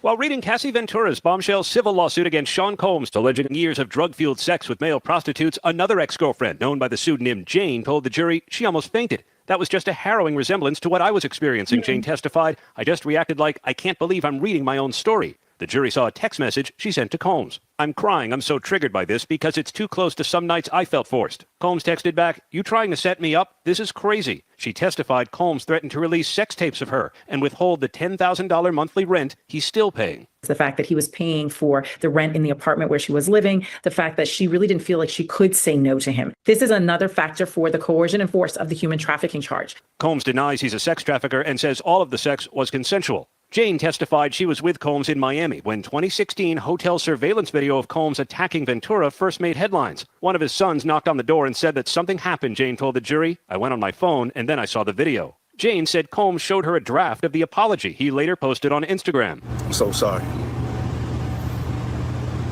I'm committed to be a better man each and every day. But Jane testified she experienced similar physical violence. She conceded she started it, knocking Combs into a countertop during an argument and throwing candles at him. She testified, he put me in a chokehold on the ground, lifted me up, and I couldn't breathe. She says he punched her on my forehead and around my eye area, she says, leaving her with welts. And then Sean said just put some ice on it and put an outfit on. before she told the jury he summoned an escort for another sex performance. This guy is an addict, man. I'm telling you, he could have just gone to therapy.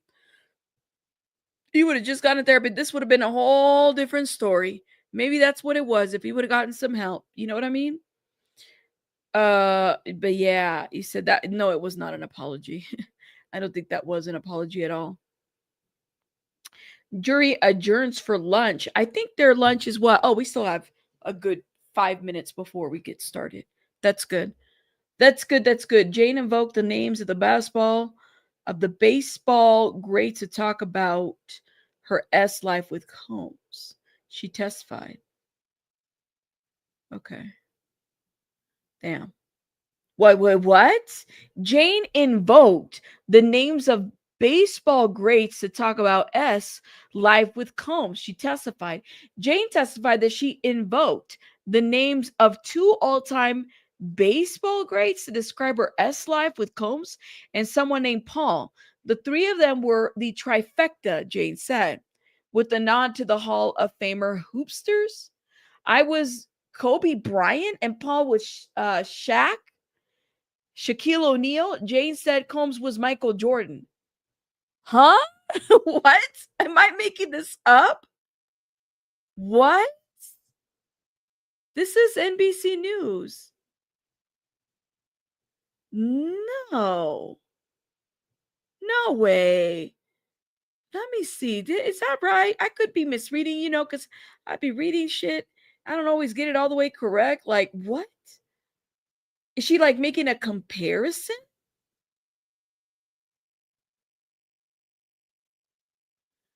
I was Kobe and Paul was Shaq and Diddy was Michael Jordan. Three of them were the trifecta. That's cringy. It's a cringy comparison. I'm like, I guess, girl. No, she did say that. No, she said that. That's what she said. She's comparing their S life. That's what it was.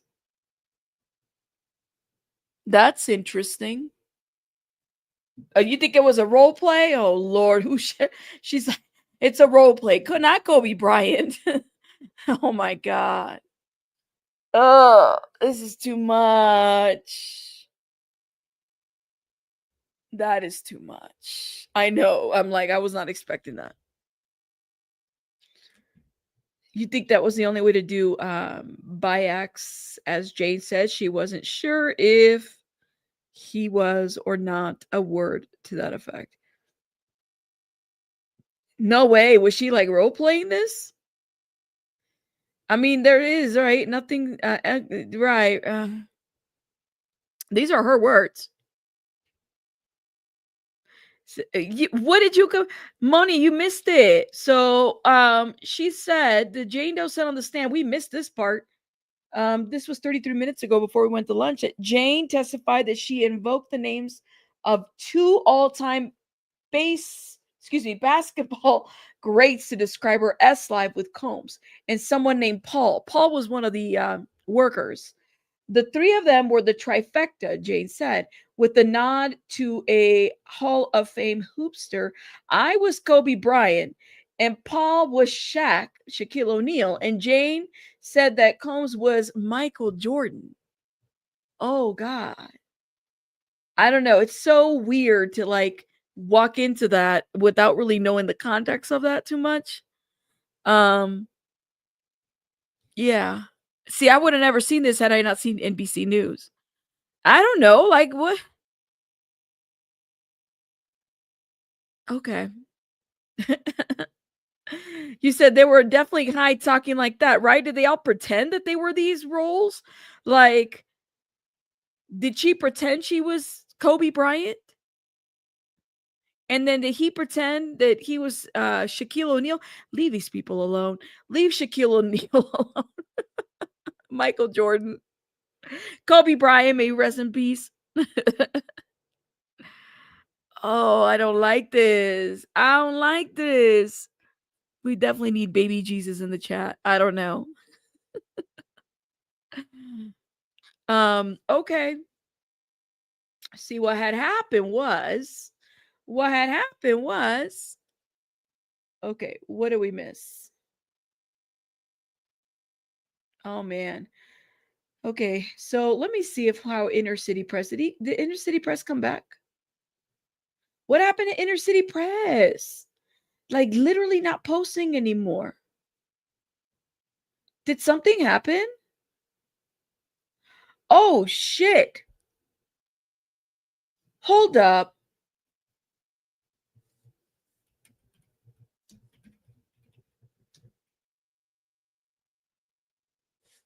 Okay, how come you're not appearing anymore?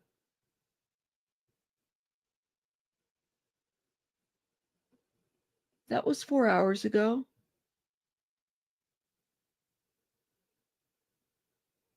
How do we know? Somebody's saying on Twitter, Matthew from, see, this is why I'm like, Matthew from Inner City Press was kicked out of courtroom. I do not know yet why. I will give an update as soon. How do you know that? I have provided updates until so this person is trying to jump in. I'm like, I'm not going to Diddy Daily. I'm sorry. How do you know? Exactly. Reveal your source. That's like a rumor. We don't know if he was kicked out. And it's totally not like him. Yeah, I don't know about this. Let me just say. What a great way to get into his followers. I think that's what it is. I don't know. Just saying. We want at Inner City Press.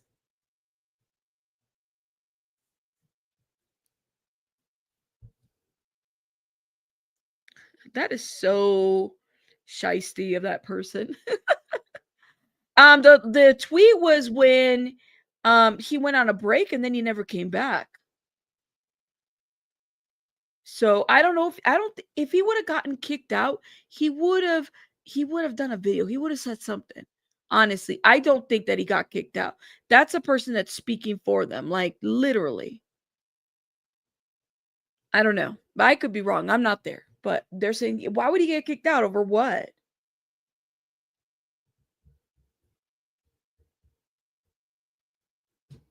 Let's see. He follows other cases. That's right. He could have been caught up on a different situation. I know. I hope he's okay. I didn't message him. It's just so weird to do that. Like the leave that man's tweet alone. Let me see. I'm gonna try to update. Somebody said, reveal your source. Your comment or sus. What is your source? And how do you know he got kicked out? He doesn't say anything.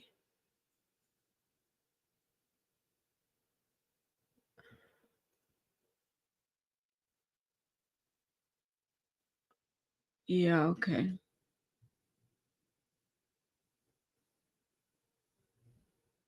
All right, hold up. I think we have an update here. I don't think he got kicked out at all. I don't, but something must have happened.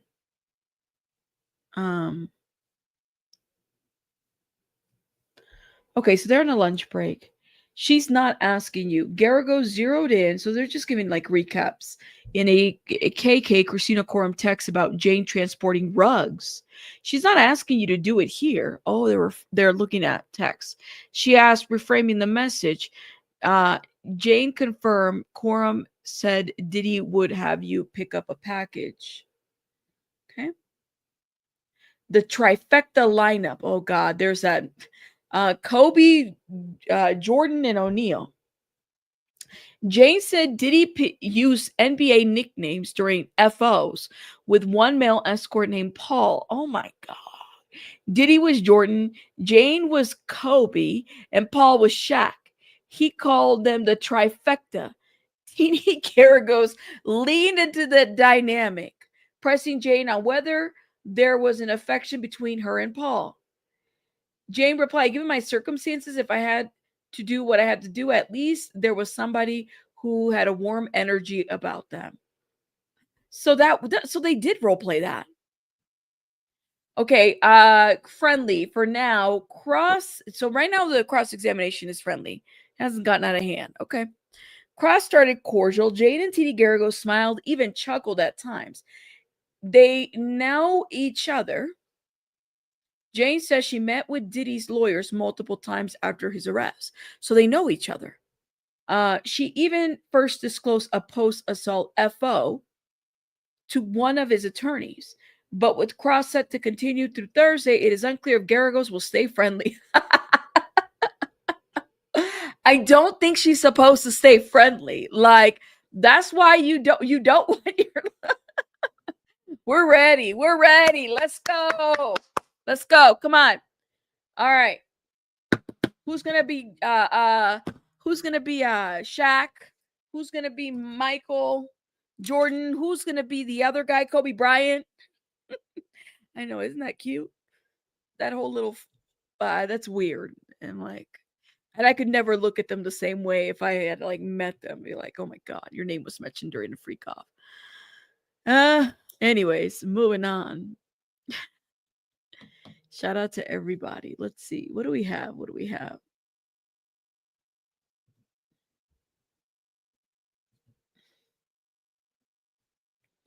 Let's see. No update. Nothing. I do wonder if he's okay, though. Hopefully, maybe it's just a situation where his phone died, which really sucks if that's the case. Your phone died right in the middle of covering this. But the thing is that is he really tweeting on his phone all of this all at once? That must be a pain in the ass. I would have needed a keyboard or a computer or something. You know? That's just me. Anyways. No, Gordon, we're still trying to figure it out. We don't know what happened. We don't know what happened. Hold up. Now, I have clicked off I have so many tabs open, guys. Let me see. Let me make sure I share this live again because we are back from lunch. At least we should be back now.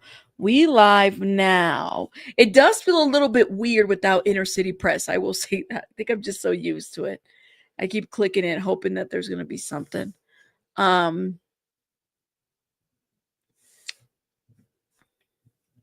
We live now. Let's go. Whoa, we got a lot of people in the Discord right now. Welcome to all the members. Shout out to everybody. We back from lunch, I think. Okay. Let's go. Hurry up. Okay, and let me share this onto the Twitter. Okay. Here we go. Diddy News, Diddy Trial, Sean Diddy Combs, Sean Diddy Combs. Here we go. Post.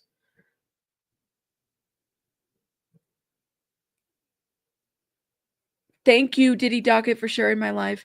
What great way to get his followers, just saying. That's what I'm saying. I'm like, it's so weird to promote yourself there. All right. Are we ready? No update yet. Okay, so they're not ready yet. Let me see what CNN is saying. So there's a legal analyst on CNN that's saying that Jane's testimony is critical to the S trafficking allegations. Okay. She's critical with regards to the S trafficking allegations because we're talking about whether or not this was consensual. With respect to the actual things that she says during testimony, I think she furthers that narrative. Okay. This goes to the broader issue, not only of providing the charges, but to the issues of the pattern, the issues of physical abuse, the issues of psychological abuse from the prosecution's perspective, that this is his MO, and that's critical. Jackson says the defense will likely focus on voluntary participation. Okay. So there are narratives of coercion or voluntary participation. So that's where it's going to go. I mean, clearly the defense, that's their job, is to paint a bigger picture or a different picture of the situation that's happening, which makes sense. That's what the defense is going to do. Anyways, what do you guys think in the chat? Let me know while we wait. Okay.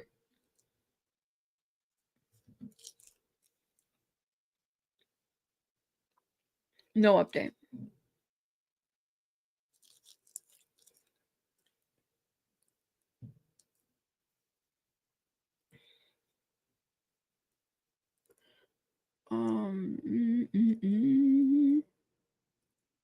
No update.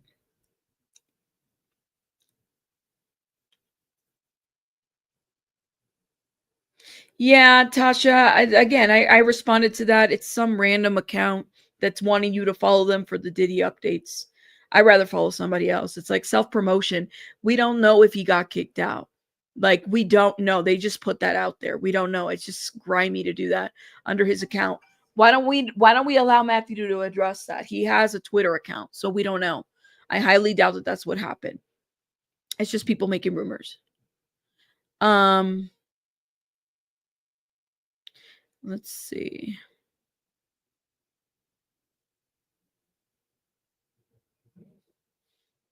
Who is this?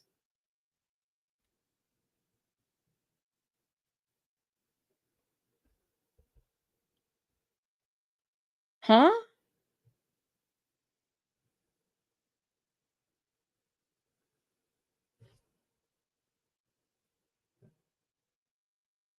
Okay.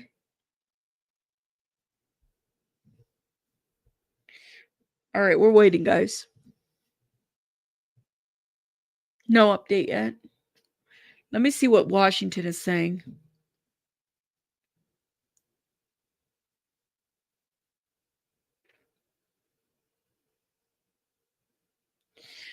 So they're talking about Jane's testimony, cross-examination was an amicable affair. Okay, the two are familiar with each other. So Jane and Teeny know each other because they've met each other. Jane testified Monday that she met with Sean Combs' lawyers multiple times after his arrest. In fact, Jane has testified that it was to Combs' attorney that she first alleged Combs once forced her to perform an FO immediately after assaulting her. This is expected to go all the way through Thursday. And it remains to be seen whether Garagos will be friendly tone. Why is everybody worried if she's going to be a friendly person? She's a defense attorney. Are we really worried about that? She's a defense. I mean, I know that what's coming, like, are people really worried if the defense are like really? I'm wondering about this.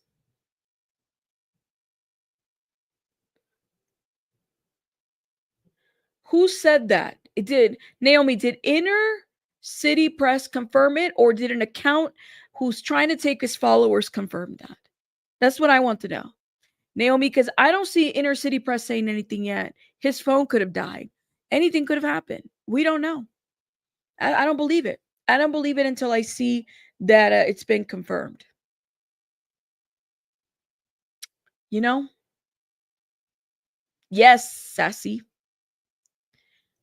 Check my phone.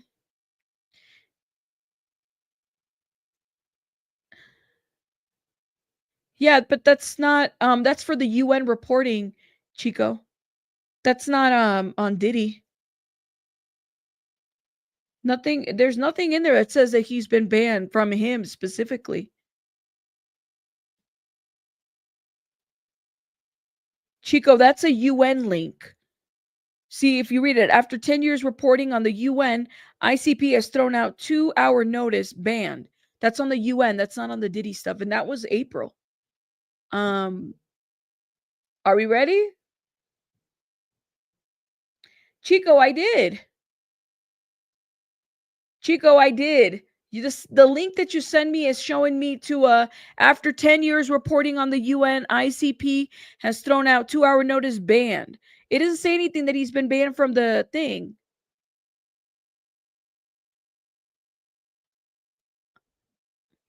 That's the last. Yeah, that was from like 20. That's a long time ago. I don't think you got a recent post. Chico, check. Okay, hold up. We're back. We're back. Yeah, I think Chico's confused. Because I'm like, he wasn't banned. That was like from the UN 10 years ago. Okay, thank you. I'm like, am I going crazy? Because I know I'm not going crazy. All right. We're back. We're back. We're back. So we're back on the bench. The judge has returned after the lunch break. Session will be wrapped up at 3. Yes, we will be on. Tina Garagos told the court she expects to finish cross by Thursday, leaving time for redirect by prosecution Maureen Comey. Jane is expected to be off the stand by the end of Thursday. Court will run from 1 to 5 p.m. tomorrow. Lord. Oh, it's a short day, right? Isn't tomorrow going to be like there's a schedule situation tomorrow? Oh, that's what I'm showing you, what they see in love. Oh, so they're confused. Okay. I think they're seeing a different post too. I got you, Chico. I was like, why are you sending me this? I don't know what this is. Okay. All right, let's get it together, guys. And shout out to Diddy Docket for reposting us. Thank you, Diddy Docket. I appreciate you. Let's get it together. I'm going to keep an eye out on Inner City Press to see what's going on. Hopefully we'll get some updates. But so far, I like this person right here, Jen Just Law, who's kind of giving us a little bit of a legal breakdown and news and whatnot. Okay. Let's see. CNN says judge is back on the bench. The trial is expected to last. Okay, the judge previously said in court would run from 1 p.m. until 5 p.m. tomorrow. So they're not going to start in the morning tomorrow. They're going to start at 1. Oh my God, I get to sleep in. Yes. Yes. Maybe not, because I might go live anyways. We have to catch up on the transcripts. We sure do. Okay. Okay. Let's get it together. We'll see. Thank you. Thank you. Gotcha. Maybe there's a misunderstanding. Gotcha, Chico. I got it. I got it. I was like, I'm confused. I confused myself. It's all good. Okay. No update there. Here it is.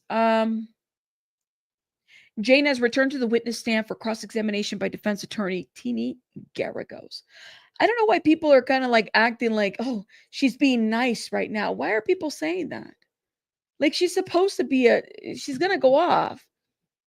If I hired a defense attorney, I want her to go off too, and pull a Perry Mason moment like Westmoreland did, That's what I want.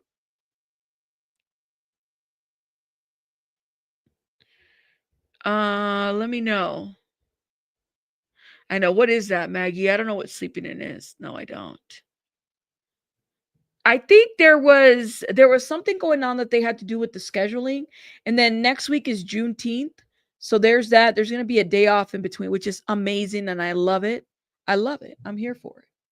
Yep. But I don't know. They start from 1. There was something to do about their scheduling and stuff like that. Something was going on with the scheduling. So that's why they had to go from 1 to 5. But yes. Let's see.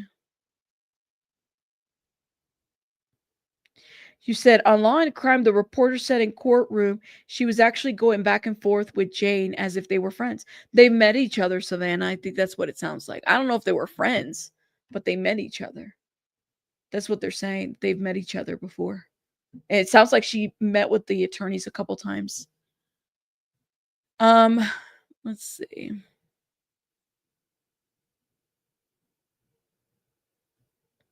No update.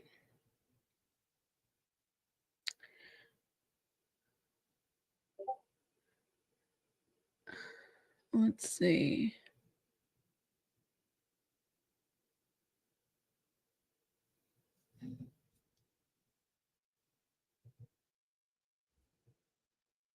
No update.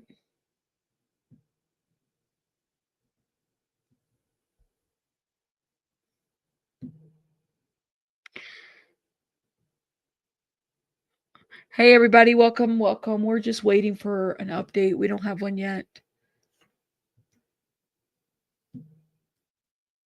Okay, here we go. Don't tell quorum. Jane testified Diddy didn't want Christina Quorum, to know when he partied. She disapproved and pushed him to focus on business. Jane also said staff delivered cash to hotel rooms, but never saw what was happening inside. She didn't think Coram knew about the freak-offs. On the alleged S-tape threat, Jane said she was comforted after confiding in Coram. He gave me my space after that. I believe she made sure of it. Oh, so she was like KK was kind of like take care of everything, the fixer of everything, the keeper of everything. This is why Diddy called her like her right hand person. You know what I mean?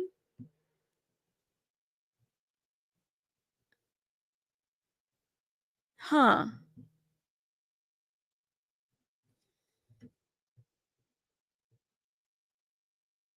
No updates. Dang.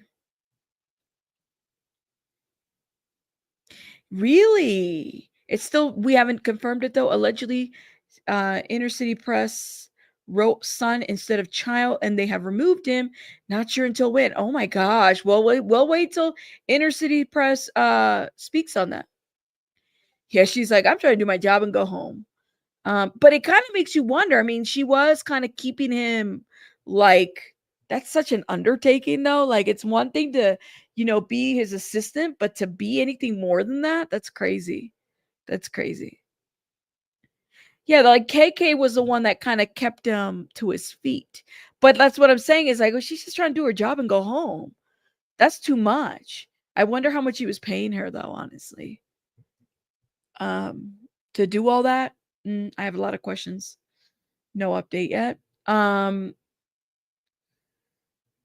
No update. Oh my god, wake it up. I need to wake up. Let's go. Can we go? Can we go? Wake it up. I need something more for this. They played a lot of the loving notes between them, she said, because it was being under seal. We won't know about the juror issue, but right now no one is kicked out. I didn't think anybody was kicked out, but I told you people were coming in here saying that. So yeah. Here we go. No updates. So KK, I wonder what KK is thinking about all this. I'm just wondering in my mind, what is she thinking? What is she gonna do about this? How is she gonna get a whole lawyer and get ready to fight too? Because how? Imagine you're working for this person for 10 years. Did she ever realize that, a lot of the ish that she was doing was like criminal? Did she ever wake up from it? I have a lot of questions. I have a lot of questions about this. I mean, at some point, she's gonna she has to respond to all of this. This can't be easy. You go to school and then you're like graduating from, whatever, and then it's like now you got to worry about a criminal case against you. You think you got the dream job working for all these people? Like, come on now. It's crazy, in my opinion, to think that this is where you're at. No update. Let's see. The judge is back on the bench.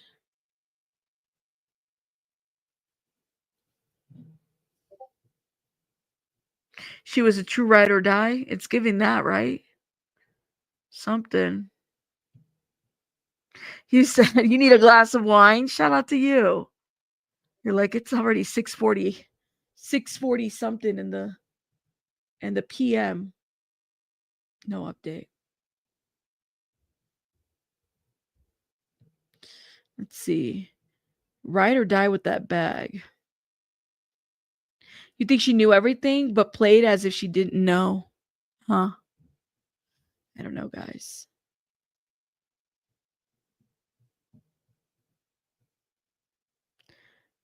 When did KK start working for Diddy M? I don't know. Well, was KK there? I don't think she was. I don't know, because I think she left shortly after, my understanding, after the raids. Yes, sleep in tomorrow. Court starts at what? Well, there's a time difference for me, so there's that. They go from 1 to 5. That's right. My thumb hit accidentally and I brought in it, try to block you. Okay. Diddy docket. So have you heard anything about inner city press? Because people are saying different things. Have you heard anything at all about what's happening? I'm waiting for him to post before I even say anything. What is going on with Just Jen? The only reason I'm following Just Jen Law is because Diddy docket showed it. Okay. We're waiting for an update still, and that was 5 minutes ago. Have you heard anything, Diddy docket, on that? I just feel like if you enable the ish, you're just a bad man. It's equivalent to seeing an old lady rob. You saw everything and told the cops you didn't see shit until they said you're in on it. Yeah. Oh, yeah. I don't know about this, but we'll see. You said only rumors. I only believe when he comes back to tell us. He said inner city press break for now before he signed off. That's right. So I think it's rumors. I'm not believing that he got kicked out. Somebody put that out there that was trying to take his followers to do the following on Twitter. So I was like, that's so grimy. Like, you don't even know if he's been kicked out. We don't know. Why don't we wait until he says it? If he says it, then I believe it. But yes.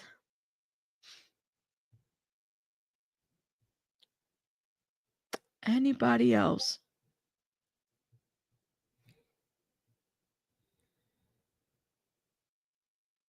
Damn.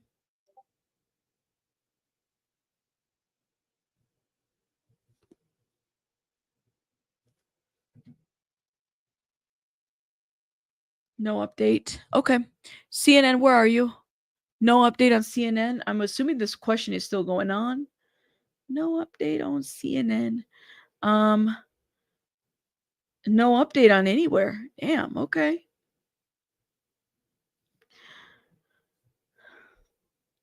Let's see. Can they still? I don't know. I think that I don't know. I think it just depends. Be kind of hard to prosecute one if they can't prosecute the head of the snake, if you know what I mean. We're waiting.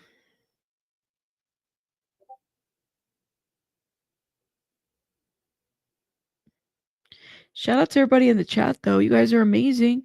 Have you guys been here since this morning? Let me know.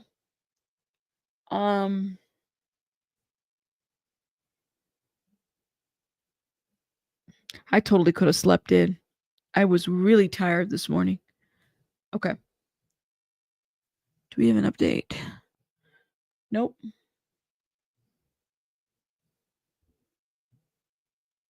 It's getting close for happy hour. I know we're like, are they on a sidebar?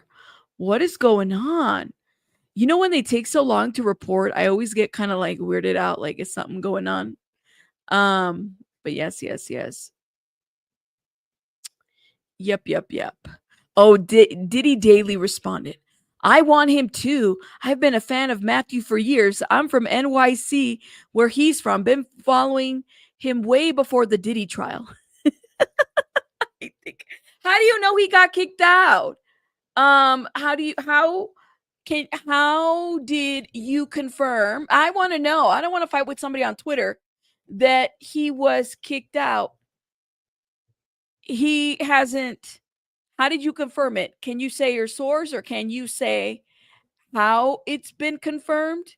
Were you there? Hello? I don't want to fight with the person on Twitter, but I want to know, how do we confirm that? Because I think it's grimy to go right after his post. How do you confirm that? Anyways, let me stop. I'm not trying to fight with people on Twitter. Is he? I just want to know. How does he confirm that? Did he see it happen?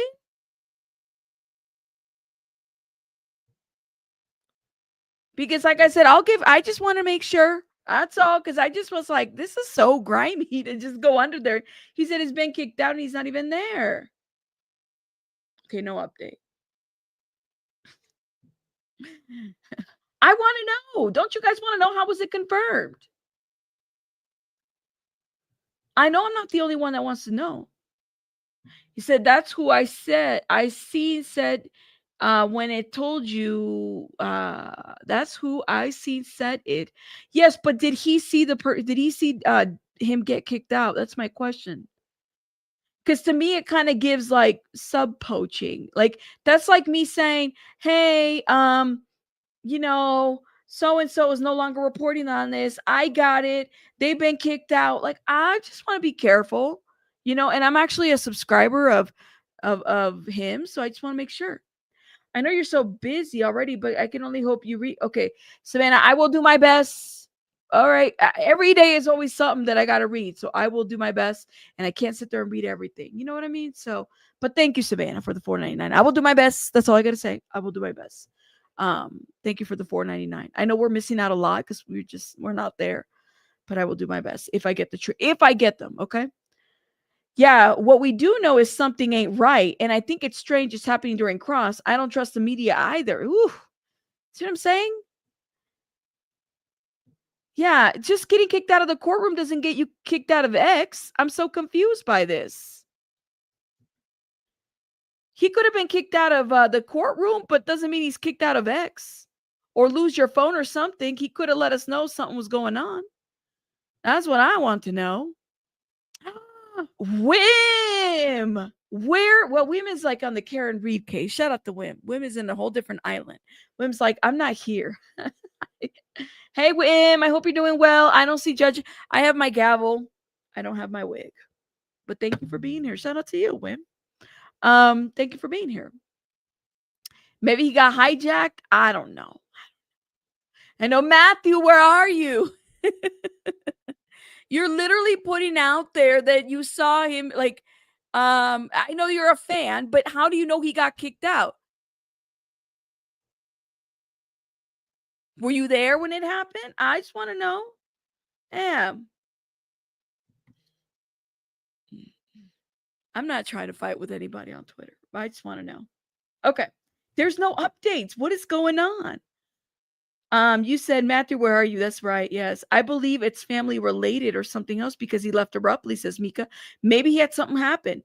Doesn't mean he got kicked out, right? I just want to know if any more choo-choos are being mentioned. Yo, that came out of left when I said that, Ellen. I was not expecting that. Yo, they talk about doing they were talking about Amtrak's, and all I could think about was choo-choos. I'm not trying to get kicked out, okay? That's it. Defense asked Jane about, okay, here we go. We have an update from CNN. So the defense is asking questions, okay? Defense asked Jane about the 2021 text to Combs and an adult performer. Jane's testimony under cross-examination was confirmed after the lunch break. Defense attorney Tini Garagos read out loud some of the Jane text messages from around Halloween of 2021.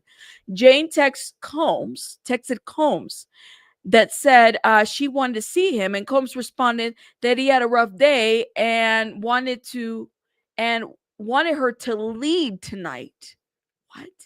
Jane responded that they should freshen up, have a drink, and see where the night takes them. Combs said he didn't feel like being around people, according to the text read in the courtroom. On the stand, Jane confirmed that they had a hotel night after those messages. The next day, Jane texted an adult performer named Sly, according to the videos, asking for explicit videos, according to the messages read to the court. Jane testifies that she was with Combs at that time, and he was asking her to reach out to Sly for those videos. A few days later, Jane texted Sly about coming to visit and said, I'll organize. Jane testified that she was with Combs at the time, and they were trying to figure out if when they would see Sly. Okay. Oh my God. Too much. Too much going on. Alrighty. Here you go. Not an update yet.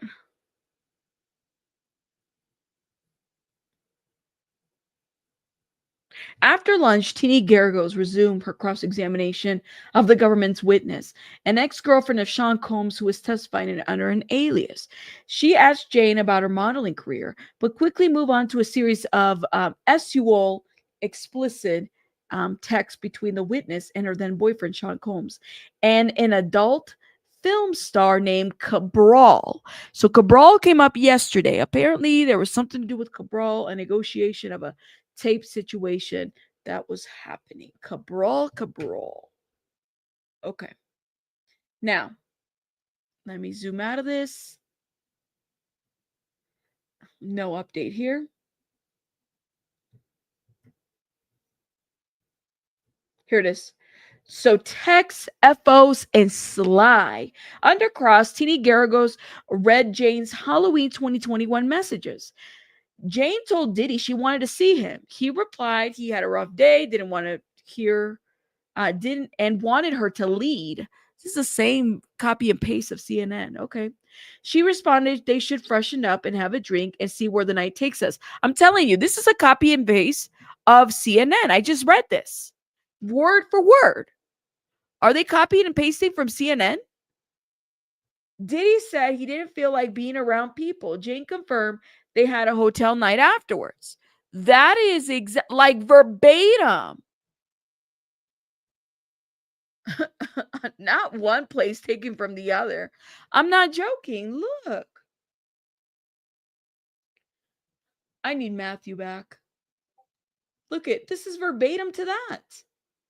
That's exactly what I just read. That whole thing. I think so too. Something was going on with him. I know we was talking about the riots yesterday, Savannah.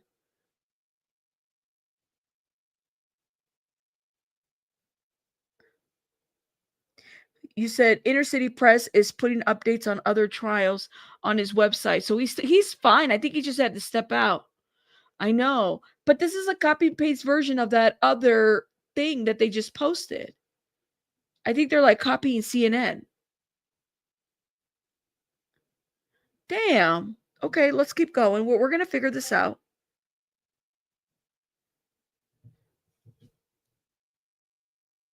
Here it is. So that was figured out there. It almost seems like they took that paragraph from CNN. Honestly.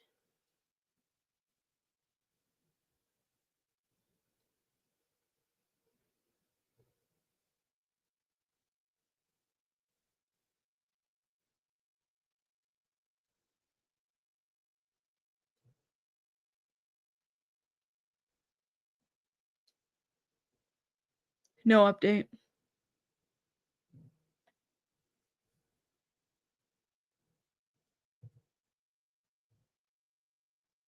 Sly on the Sky. Let's see. What else is being said? I'm looking for updates, guys. There's been no updates.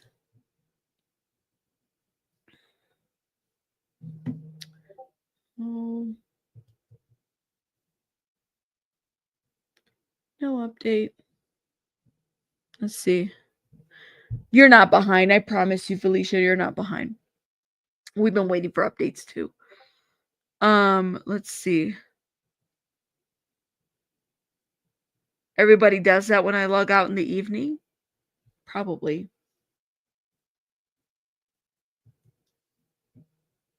Okay, here we go. From modeling to explicit text, Tini Garagos briefly asked Jane about her modeling career, then shifted straight into a series of actual explicit texts between Jane, Diddy, and adult performer Cabral. I read this whole thing right over here. I literally just read this. Here you go. Are they taking from them? She asked Jane about her modeling career, but quickly moved on to a series of actual explicit texts between the witness, her then boyfriend, Sean Combs, and an adult film star named Cabral. Am I seeing things? Except he called him an adult performer here. I don't know. Okay. Maybe I'm just seeing things. They all look the same to me. Okay. Thank you. Thank you, Wim. Still supporting. Thank you for being a member for 30 months. Thank you. I think they're stealing people's tweets. I feel like I'm seeing stuff, but maybe they're stealing people's tweets. Thank you, Wim. Appreciate you. You said it's not far-fetched to copy and paste. Folks want to get paid for zero work. I'm not seeing things. Okay. See, this is why inner city press is so important.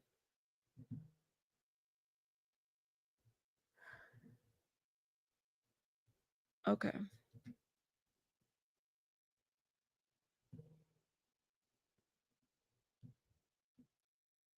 We're checking for updates.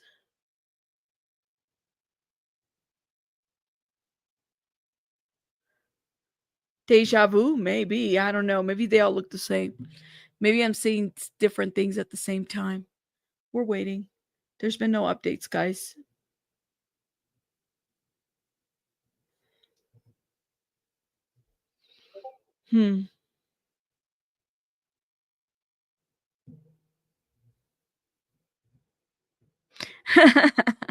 I just hope he's okay. That's all. I think people are just kind of wondering. Oh my gosh. Teresa, thank you so much. I got your Cash App. Thank you. Appreciate it. Thank you. No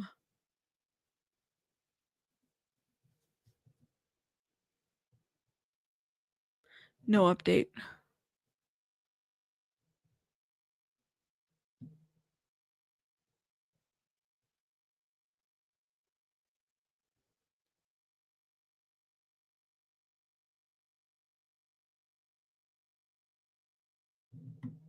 Okay.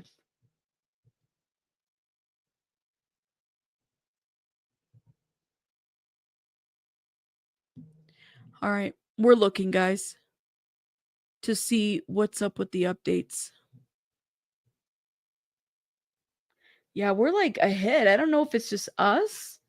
You're kind of reading ahead. The court's been back from lunch for like 27 minutes ago. We're waiting. Maybe it's a slow start. I think part of it too is because we're so used to inner city press kind of being ahead of it. Is it possible maybe he just stepped out or something happened? But that's okay. We're trying to get ahead of it. No update. 28 minutes ago was the last update from NBC News. Let me see what the New York Post is saying.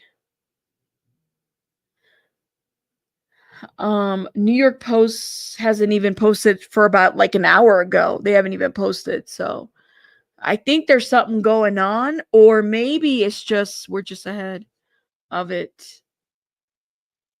I think that's what it is. We're just ahead of it. Or they're having a sidebar. One or the other, right? Let's see.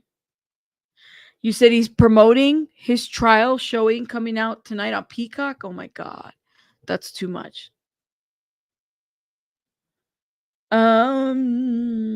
So who is copy and paste? I know we're missing inner city press. So what I'm noticing is that like certain Twitter accounts, I don't know, they're kind of like copying and pasting paragraphs of like CNN or like NBC News or Washington Post.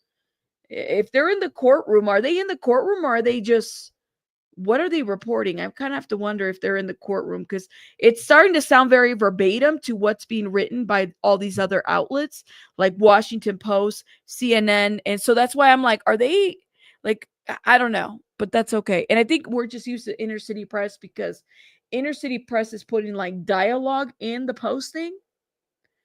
But there's nothing else being posted, which tells me is that this person is waiting for the other people to post to copy and paste there. I don't know. Maybe he had an emergency for sure. You said she's in the courtroom? Okay, she's in the courtroom. All right. I'm just noticing some, and I could be wrong. Maybe it's like deja vu, but I'm noticing some different things. See, no update yet.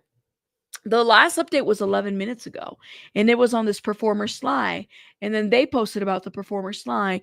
And then Washington Post reported that they were doing cross-examination of the former girlfriend still. Damn. I do wonder though, do you guys think she's still staying in that house? I mean, the lease was not in his name, and it's still, the rent is still paid from there, right? Is she, like, whenever it's up, is she still staying there? Kind of makes you wonder. You said yes, it's like the inner city press format. Okay, Jewel Mancy. All right, let me try that.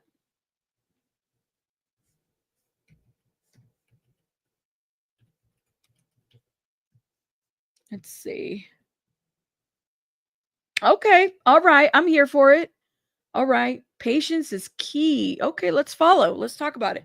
So this is P. Diddy trial updates. Okay, and I think this person might actually be in the courtroom just based on how they're writing. Okay, cool. Here we go. All right, I feel better. Okay. She's been on it all day. Okay, perfect. Let's go. Okay. So, this was 8 minutes ago. Let's go up a little bit. Yeah, this is like really details. So Garrett goes, you responded by suggesting the two of you freshen up and have a drink and see where the night goes. This is going off of what I just read. Yes. Did Mr. Combs mention he didn't feel like being around people? Yes. Or he did. Excuse me. He did. And the two of you ended up having what you referred to as a hotel night after those texts. Yes, we did. Now, the next day, you texted someone named Sly asking for videos. Is that correct? Yes, I was with them at that time. He asked me to reach out to Sly for those videos. Then a few days later, you texted Sly again, this time saying, I'll organize, and asked, what about a visit? She says, yes, we were still together trying to plan when we will see Sly. Okay. Garagoston says, you mentioned earlier that you were pursuing a modeling career. Can you tell the court a bit about that? I did some modeling. Yes, mostly commercial work. Thank you. Now I want to turn your attention to a series of text messages. Okay. So Garagos goes, these messages, these were exchanges between you and Mr. Combs and an adult film performer named Cabral. Do you recall those? Yes. These messages included actual explicit content, correct? Yes, they did. Okay. Damn, I like this one. Okay. All right. I feel like I'm back. Okay. Ooh, I like, okay. We're following. We're following. Yes, I like, and they're number 2.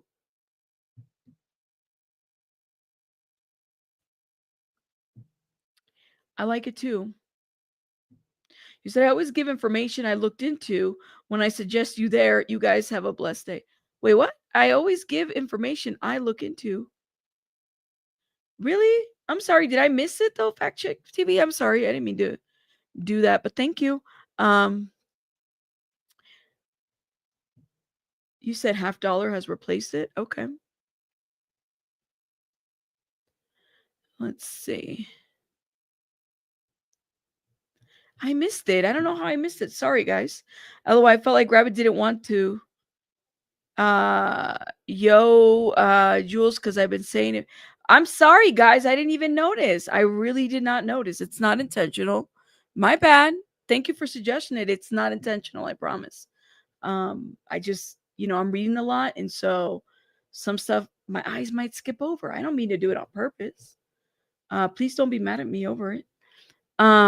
Yeah, it's much better. It's a better read, that's for sure. Yeah. Or they're all following ICP, right? Right. Absolutely. Let's see. Let me close this one out. I just have too many open. No update yet. CNN says Jane says she agreed to actual encounters with other men because she thought it was the only way to see Combs. So she agreed to it because she thought it was the only other way to see Combs. Okay. Defense attorney Tini Garrigo showed the jury more texts.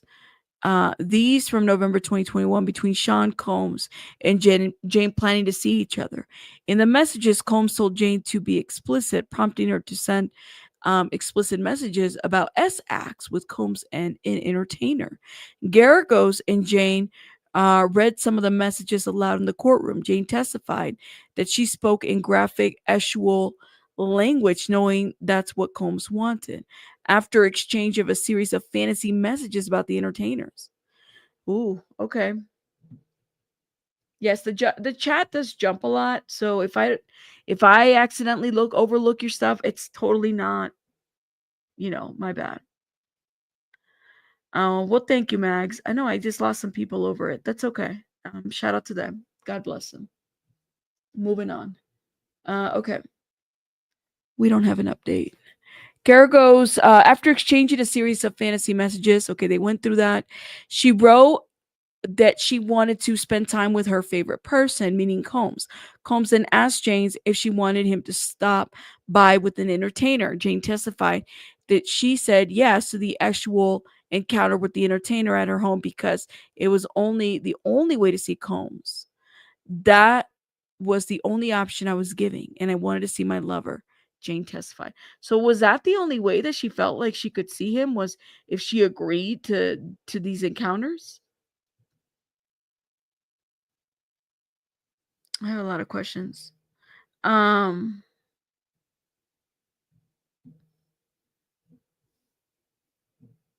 update.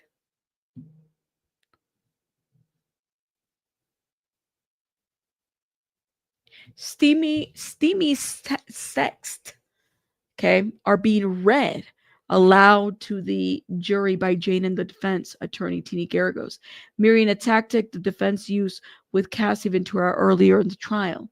As one might imagine, it makes for a fairly awkward moments, such as Garagos saying the flat affect of attorneys, "I want to sit on your face." Oh, shit. Or explaining the actual connotation of water drop emojis. Oh my God. Thank you. Thank you, thank you, thank you, thank you. Okay. Oh my God. All right. 81 and so-and-so is out. I don't see it. Hold up. So they're having to explain what some of these texts are.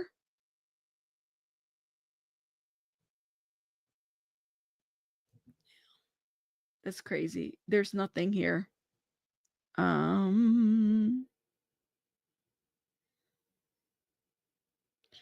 Let's see. Hold up. Let me see if I can get notifications. Turn on notifications following, because I'm not getting them. And they just dropped. Hold up. Let's see. 1 minute. 1 minute ago. Here it is. So she says, okay. You both exchange a series. Hold up. So, and in response, you sent him actual graphic messages involving yourself, Mr. Combs, and someone you referred to as an entertainer. Yes, because that's what he wanted. That's how he liked to communicate. Okay, Garagos speaks. You both exchange a series of these fantasy messages. Eventually, Mr. Combs asked what you wanted to do. How did you respond? I said I wanted to spend time with my favorite person. After that, did he ask if you wanted him to come with an entertainer? Yes, Jane says. Did you agree to that? I did, because that was the only option I was given, and I wanted to see the one I loved. Damn. So she was kind of like, she was willing to, she was like head over heels for this guy. She was deep in love with this guy, right? That's what it's giving. Like, she was willing to, I don't know, like, even if it meant she didn't want to do that. Let me know. No, Tammy, we love BJ over here. Why are we you can mention BJ. She's one of our supporters and we support her. I guess I'm confused. What are we doing with that? You're not, Tammy, you're fine mentioning BJ. My mods are the ones with the wrench and they can tell you who you can or can't mention. So don't worry. I would ask my mods because they have the wrench. No update. Damn, people are going in on this Jane Doe. Her child is 13 right now. And this shit is she wanted to entertain, not being home with their child. Ooh, people are going in on this Jane Doe. People are going in. You said he wanted all of this in writing for the moment, says Paige. Right. Right.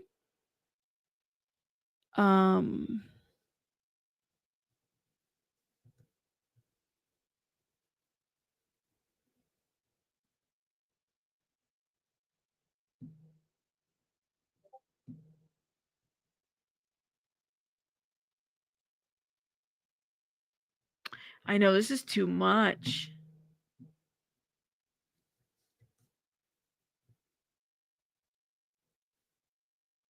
I think people can sense you said spanking coming from Teeny. They just don't know which she's gonna make their nerves jump. Is that why they say, like, oh, she's being friendly now? Oh, she's being friendly now. Like, I'd have to kind of wonder about that. I mean, I've never seen her on the stand, so maybe you guys have a better understanding of her. I don't know. What do you guys think? Let me know in the chat. Okay, hold up. No update yet. And again, shout out to P. Diddy Trial Updates. Jewel Mancy. I've never heard of her. You guys were saying her name in the chat. I had no idea. I apologize. The chat jumps. I can't always capture everybody's comments. I do apologize. And my eyes are a little bit off too. No update yet. Yeah, Teeny's pregnant currently, right? She did. She sure did that. Oh my God. Is there a full moon? I mean, there's something in the air. Let me just say that much. Something definitely going on. Something definitely going on. I don't know. People start acting the fool. Is it Mercury Gatorade? Teeny Garagos is the defense attorney. That's who Teeny is. Okay, we have an update. Okay, Garagos, Jane, I am now going to read aloud a message you sent to Mr. Combs, reading, I want to sit on your face. Do you recall sending that? Yes, I do. Can you explain the context of that message? No, don't explain the context. No. Oh my God. Jane, she says, it was part of an esual exchange. That kind of talk was expected. Garagozin says, and in these messages, you also used the water drop emoji several times. What did that emoji suggest? It was meant to suggest arousal or desire. It was part of the way we communicated. She's making her kind of explain, like, break this down. Oh God, you said gross. Well, the whole sitting on the face was, I'm done. I'm done. I'm so done. No. Oh my God. When did we get here? I don't know, man. Jesus. Somebody needs to, like, anyways, we need an exorcism in this chat. It could be sloppy. It could be sweaty. It could mean, water. I don't know. Are we the WAP? It could be the WAP. That's right. Oh my God. All right, hold up. Yeah. Mustache, right? It means WAP, ma'am. Next question. VSOP, they're gonna make you, Teeny Garrigo's gonna be like, and how do you do this? How do you explain this? How does this happen? Can you demonstrate for the ladies and gentlemen of the jury what this looks like? Out of order. You know what? You can't just run away from that. You can't just be like, next question. Oh my God. Look at people are like, oh hell no. Oh, my face hurts. All right, let me stop.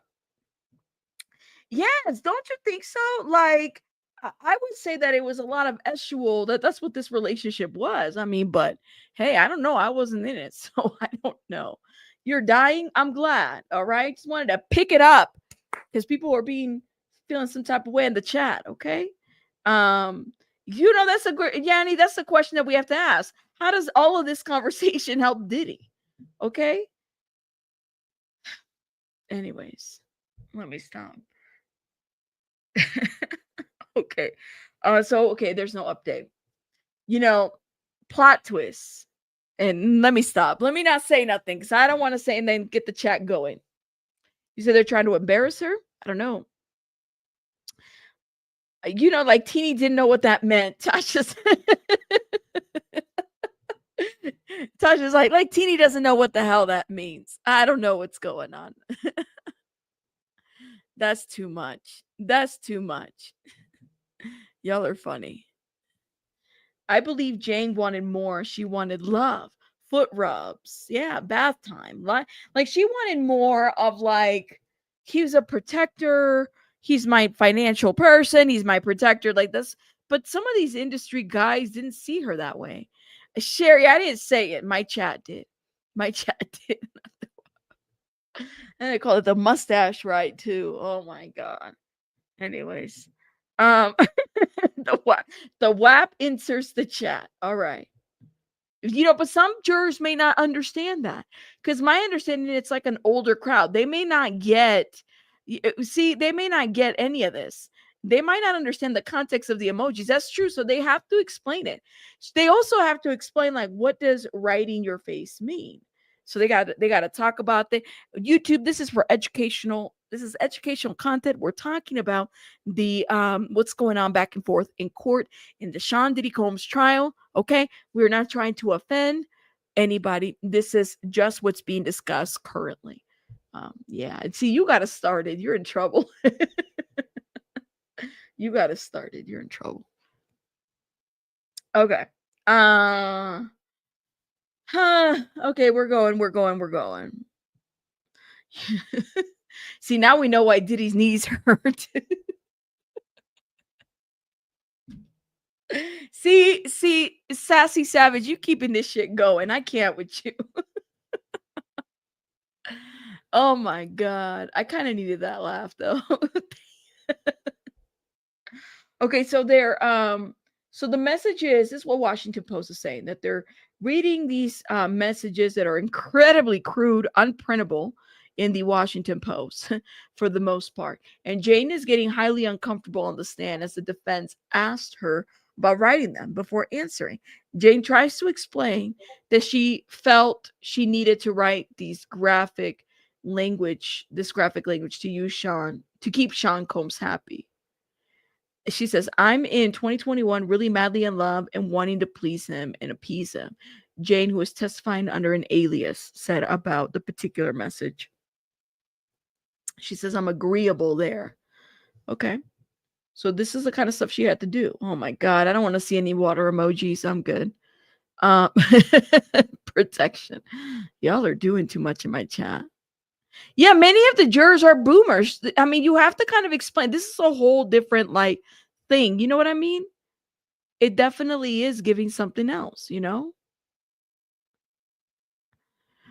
I have to kind of wonder about this.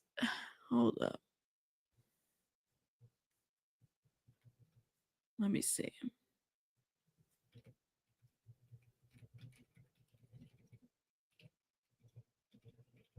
Hold up. I'm trying to see if we have an update.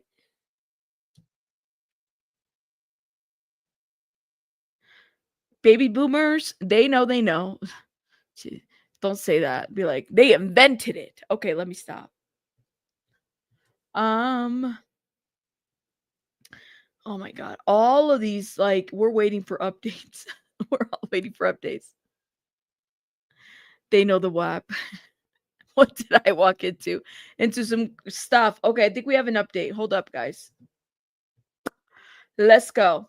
Okay, Garrett goes, Jane, in several of these messages, you describe in details what you would do to the entertainers Mr. Combs hired for these so-called freak-offs. Do you recall those texts? Yes, I do. Were those your actual desires at the time? No. Those were things that wouldn't have occurred to me on my own. Then why send them? Because that's what he wanted to hear. I was giving him options, trying to please him. It wasn't what I wanted. It was about keeping his interests. Okay. So, which is pretty basically what CNN wrote, only in her own words. Shout out to Jewel Mancy. I'm telling you, wow. I gotta definitely. I don't know if she's got a subscription because I'll definitely subscribe to support. You said your old preach can vouch for that. Lord have mercy. You said boomers invented it. Oh my God. Yeah, that's right. Aren't STDs and STIs rampant in senior citizen communities? Yes, they are. Oh, yes, they are. Okay. Don't be thinking that the elderly are innocent in one way or another. No, no, no. They be getting it too. Okay. Shout out to them. All right. Shout out to them. I heard about this. Actually, there's an actual study out there about that too. I had no idea until recently, actually. Let me just say that. Yeah, right? Like she had to keep his interest. Maybe she's being honest. Um, you said that wasn't me typing, that was the Hennessy or the hearsay. Oh my gosh. Have folks ever walked in? No, thank God, no. And I never, never, no, James, no, never, never. And thank God, no. Okay? Thank God, no. I'm telling you. Um,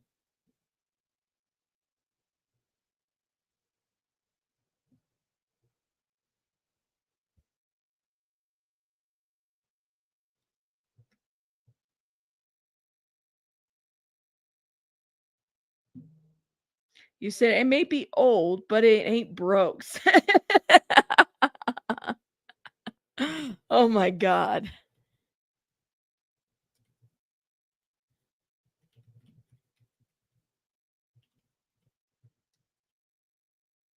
Let me see. My partner's parents are in their 70s and they were more active social lives than me and my partner. You know what I'm saying, Yanni? I'm telling you. You said there's a whole retirement home with syphilis. Why are we on this conversation?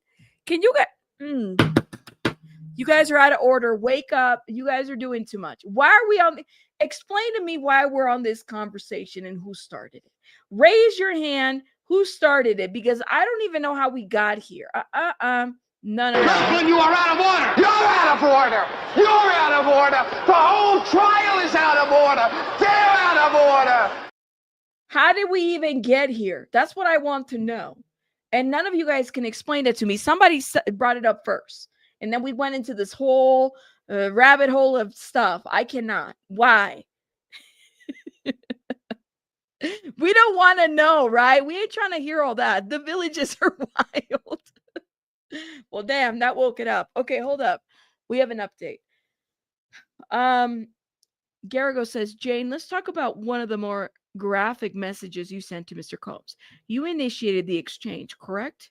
Jane paused, visibly uneasy. Before I answer, I just want to say this wasn't who I naturally am. Go on.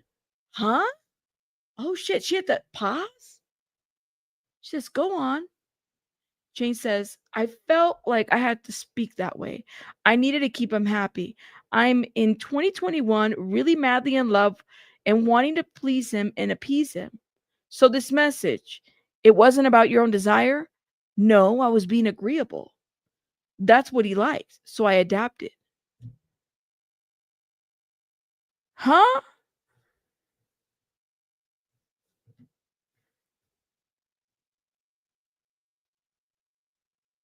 What? Why?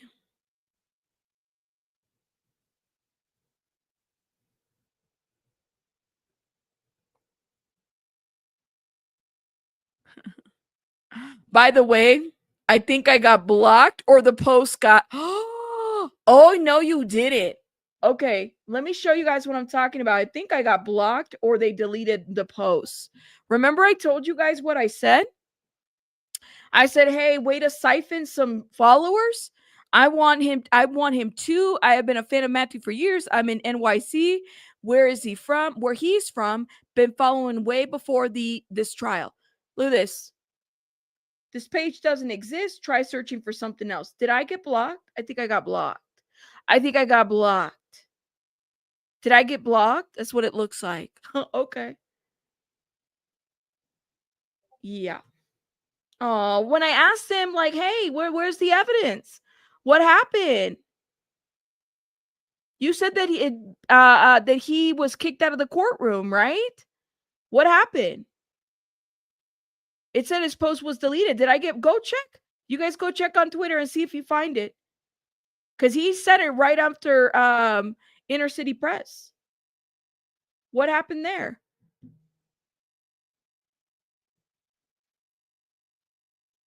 Let me see.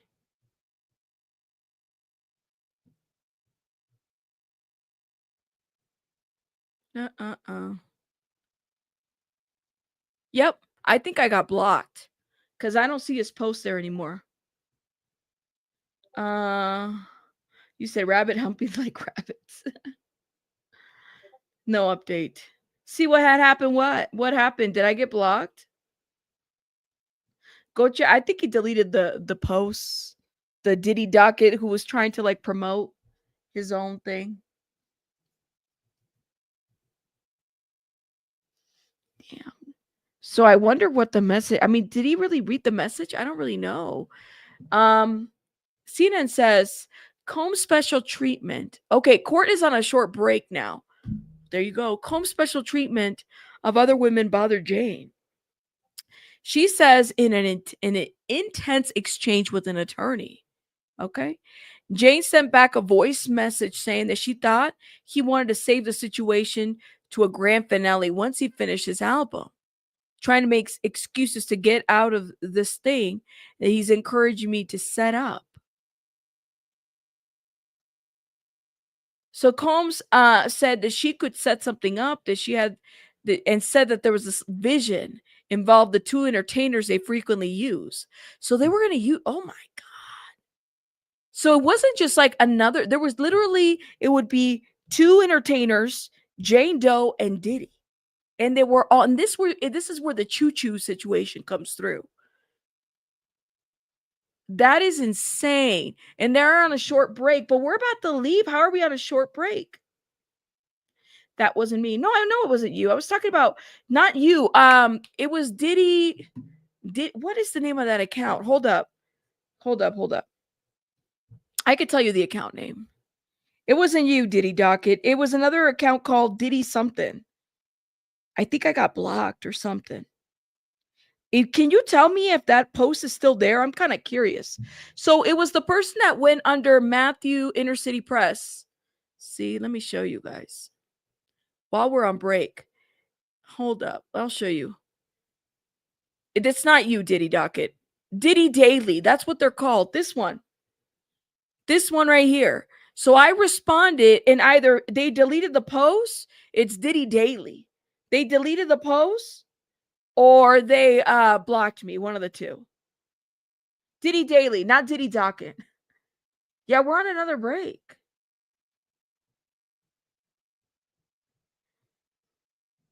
It's Diddy Daily. I think I did. Hold up, there's an update. Here we go. These are updates before the break. So no, I was being agreeable. That's what he liked. So I adapted.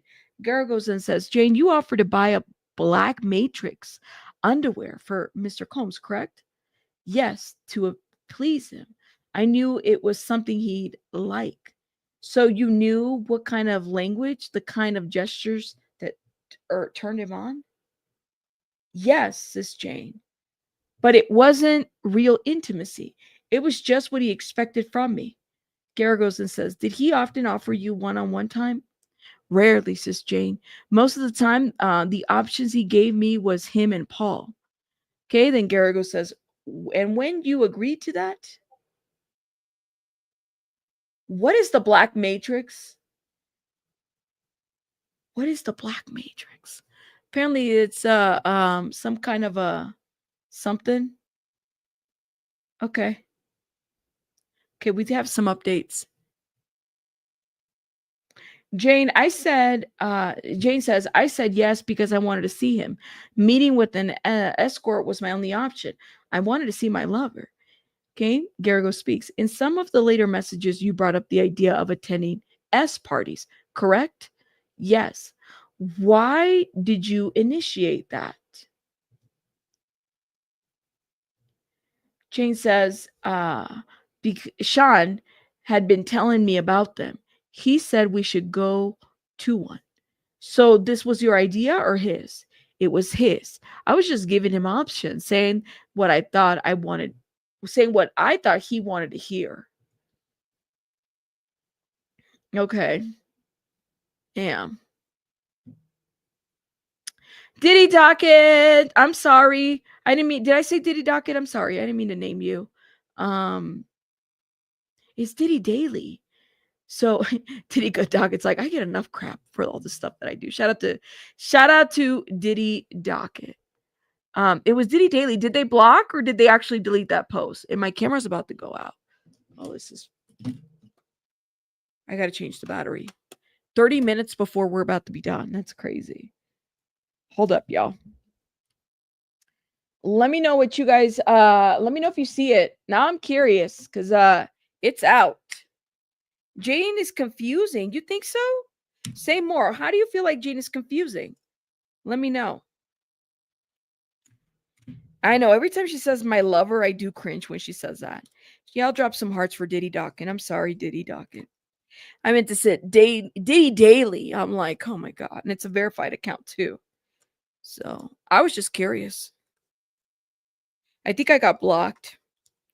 They got mad. Yes, I did say that. Diddy Docket knows I appreciate Diddy Docket. They know it. They can hit me up anytime. I don't talk to a lot of people, so when I do talk to people, it's kind of one of those things where it's like, oh, okay. So, and Diddy Docket is one of them that it's a good source of information. Okay. Up, y'all. I'm trying to get the camera going. Hopefully it doesn't go white. Okay. Hold on. Give me 1 second. Let me remove my.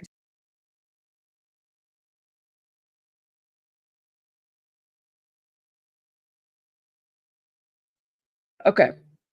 Anyways. Yes.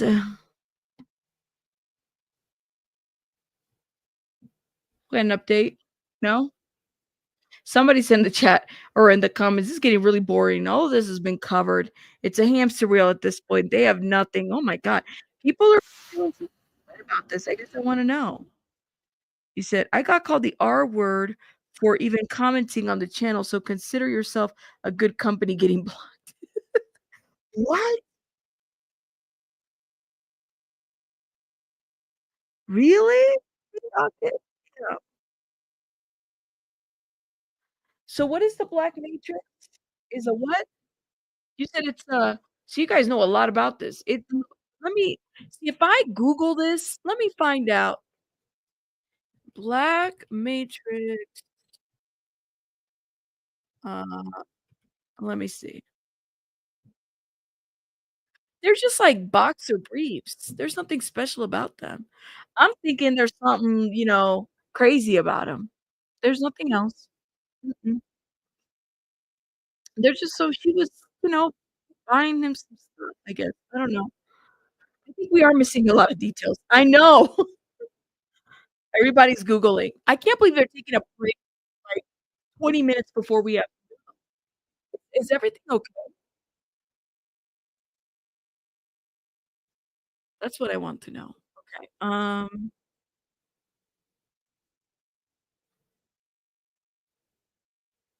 Hold up. We have an update.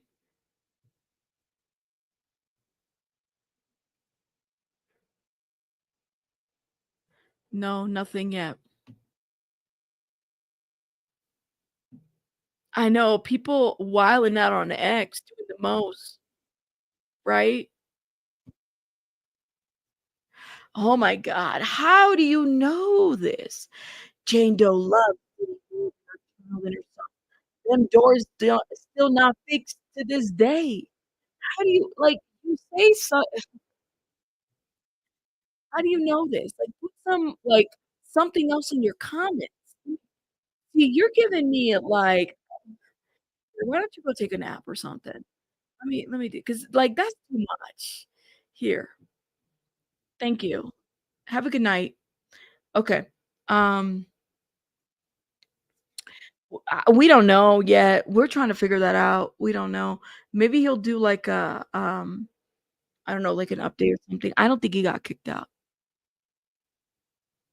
Yeah, she is saying the same. You're right, Loki. Like I will peep that. I peep that too.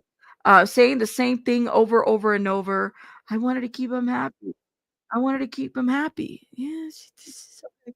We have an update. Um, did you and Mr. Combs discuss hiring experts like Don Cabral? Yes, he often brought them up. In fact, you reminded him that he wanted to save Cabral for a grand finale. You called it a showstopper. Big boom, game over situation, didn't you? And then let's see what CNN is saying. CNN is still on a short break. CNN is delayed. What is going on? So much of the friendly repertoire between Jane and defense attorney Teeny Garrigle. The witness was just cross-examined about gifts Sean Combs gave her after testifying that she got jealous when he gave lavish gifts to other women and asked for her own big ticket items for party. What is a bodega bag? Gargos asked. Is that how you say that? Bodega? I'm sure you have one, Jane basically said. Garrett said she did and pressed, "How much does a bodega cost?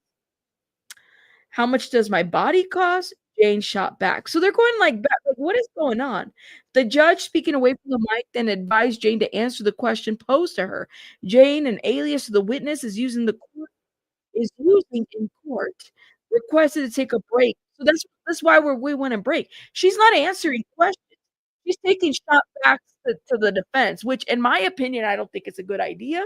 Um, she's not really answering the questions. Yeah.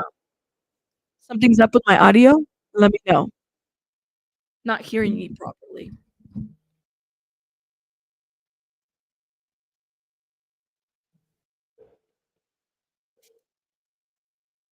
Yeah.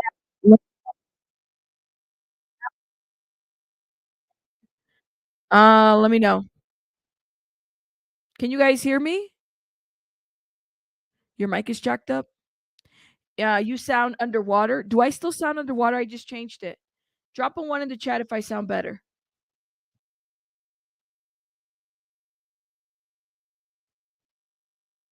Okay. It's going in and out. Can you guys hear me? Let me know. No? Now it's good?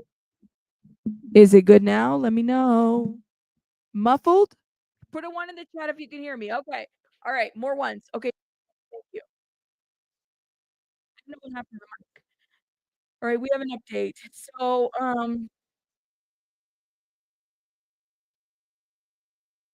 all right. So Jane says, yes, I was trying to delay it, just making excuses to get out of something he was pushing me to do.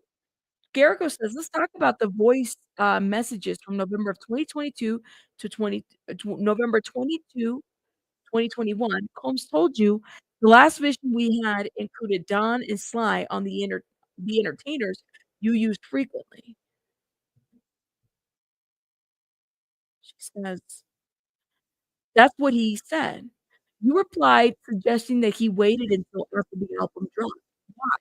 Like I said, I didn't want to go through it. I thought if I played along and pushed it down the line, he'd drop it. Okay? But later you saw it on social media that he was with another woman. Yes, he told me he wanted to see me, but there she was posing with him. And your text, you expressed frustration.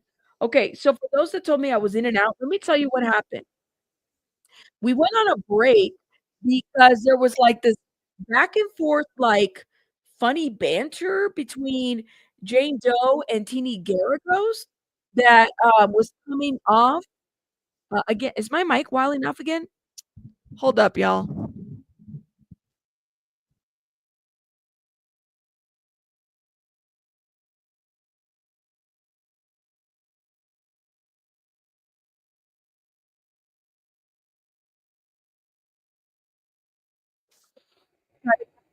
Hear me now? It's still good? Okay. Better? Let me know. Drop a 1 in the chat if I'm better now, because we got more reading to do.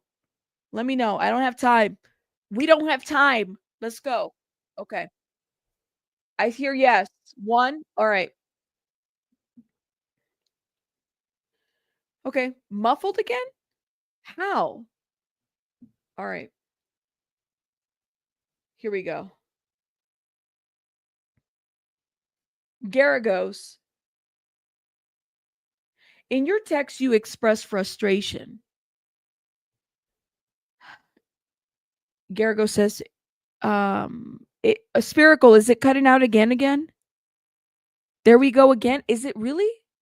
In and out. I don't know what's going on. Maybe it's a sound issue with StreamYard. Okay. Give me 1 sec, guys. Oh.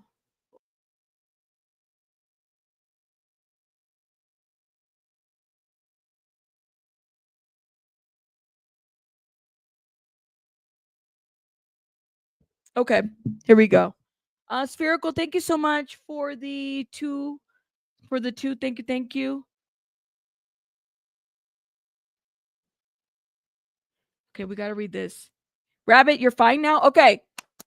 Are we good? We're good. All right, here we go. We gotta get through this, guys, because we're getting behind. All right, so in your text, you express frustration. Garagos responds, you said he pressured you for hotel vibes with Don and Sly, but spend that time with someone else, someone he bought a Chanel bag for. Jane says, hold up. Jane says, exactly. I gave it to things I didn't want with strangers. I think she meant to say I gave in to things I didn't want with strangers and still didn't get the same care or treatment. Okay. Here we go. Garrigo says, Jane, Mr. Combs gifted you a Van Cleef necklace and a Bodega Veneta bag, didn't he? Yes, he did. How much do is it Bodega? Boteca bags? Y'all can tell I don't have one, right? How much do the Bodega bags usually cost? Okay, Jane pauses sharply and then says, how much does my body cost? Okay, the judge says, Miss Jane, please answer the questions that are asked. Like I told you, they have this little back and forth, okay?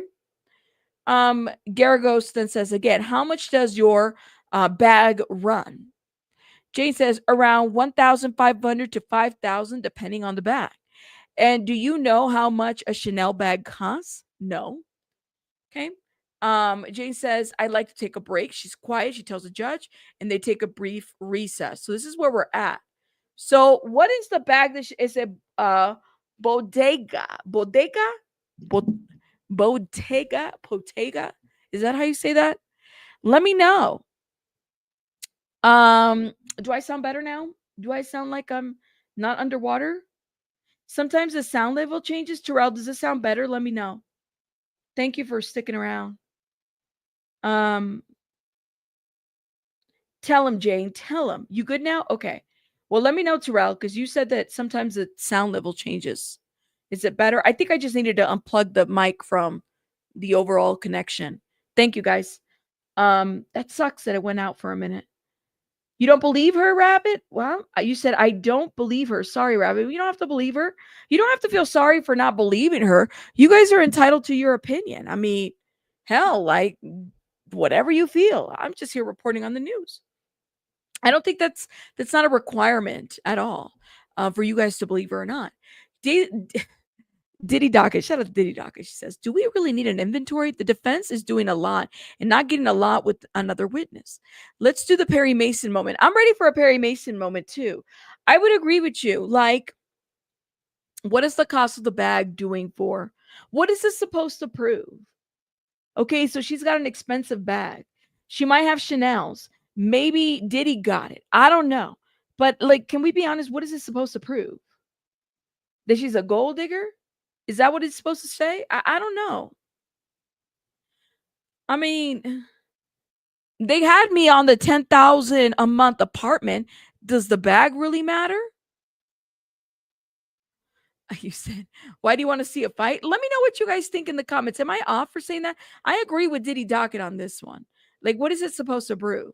Why do I low-key want to see Jane Doe and Teeny Garagos fight? Botecas, is that how you see? I don't have no designer Bottega. I have a signature Walmart bag. Just joking. It's supposed to prove that she's a gold digger. Okay. Well, okay, I guess. I don't know. Yeah, are they trying to prove the relationship was transactional? I think it's a great question. You said Jane better watch it. She might actually start showing her true colors. Not the miss quiet and sobbing since minds, y'all. Ooh, say more. Thank you, Terrell. You're waiting for a my cousin. You guys are funny, man. Hey, shout out to you guys. Thank you guys for hanging out with me. You guys don't have to, and you're hanging out with me. Ivy Rose, I did get your email. I appreciate you. Thank you. Thank you. It was just, we couldn't even read it last night or yesterday. It was just it was too much. My mic is still going on, Mary, or are you delayed? Let me know. You might be delayed on the time because it was going out earlier. Bags are irrelevant to this case. I agree. What does it matter? Does it matter? Depending on the size? Well, listen, I got mine at TJ Maxx and it was $40 and I loved it. It's a pretty big size bag. You know, I'm a crossbody kind of person. That's how I am. You're a Temu kind of girl. See, there you go, Scuttlebug. We see each other. I mean, I can't do. I like vintage. I'm a vintage kind of person. I really am. I like the vintage bags. I prefer it. But yes. Thank you so much, Storm, for this. I appreciate it. For the nursing home hurt breakout. Okay. Oh, because we were talking about that earlier. Thank you. Appreciate it. Thank you for the support. Okay, girl. Here it is. So Diddy trial update says that was quite an exchange between Garagos and Jane. Garagos insinuated that Jane was consensually having S with other men and gladly accepting designer bags. Oh my God. Oh my God. Oh my God. Oh my God. Oh my God. Let me put the mic up. Some of you guys saying that the mic is going low. We're gonna have to check on this mic. So she was effing these men for bags. Is that what they're trying to say? What? So I'm trying to figure out what the point was for the bags. So is there a text message that says I'll sleep with you or I'll do this with Sly if you get me this Dooney and Burke, which by the way, I do have a Dooney and Burke and it's very cute. It's one of my favorite bags, about 10, 15 years old. That's how vintage I like. But side note, like I do wonder, these people don't buy Dooney and Burke. Like that Dooney and Burke is not for them. Is that a new concept in the industry, says Lindsay? I don't know. But let me know. The bags was Diddy's way of saying, like, take that after her complaining. Oh. Interesting. That's what I said. I was like, are they having an exchange? Interesting. Well, okay, and that's a good point. Oh, okay. Let me ask you guys a question. Why would Diddy go after, like, there's so many people that would be fine with this kind of arrangement, right? But clearly, if this woman is telling you, I don't want to do it anymore, why would Diddy continue to pursue something like this? Let me I want to know. Like, there's people out there that you can like have those kinds of like what is it? Arrangements with. I mean, hell, isn't that what Ashley Madison was about or something like that? Like, I want to know why do we have this situation happening here? You're a Dooney girl? Oh my god, I have one that I love. That I got really, really cheap, and it's just it's beautiful. It's beautiful condition, but it's a good like 15 years old. I don't think they make it anymore. Diddy was trolling 50 pennies. Maybe he doesn't know what to do with her anymore. There you go. I just have to wonder because he already had the dirt and hold on to her to keep it quiet in. So like he's like, I've already kind of like put her through this. Jane was spicy exchange. Yeah, that's what they were saying about the bat. I was trying to tell you guys that before my mic went in and out. That there was like a little tapatio spicy Mexican hot sauce situation happening. I don't know why I said Mexican. I'm thinking about chamoy. I don't know why.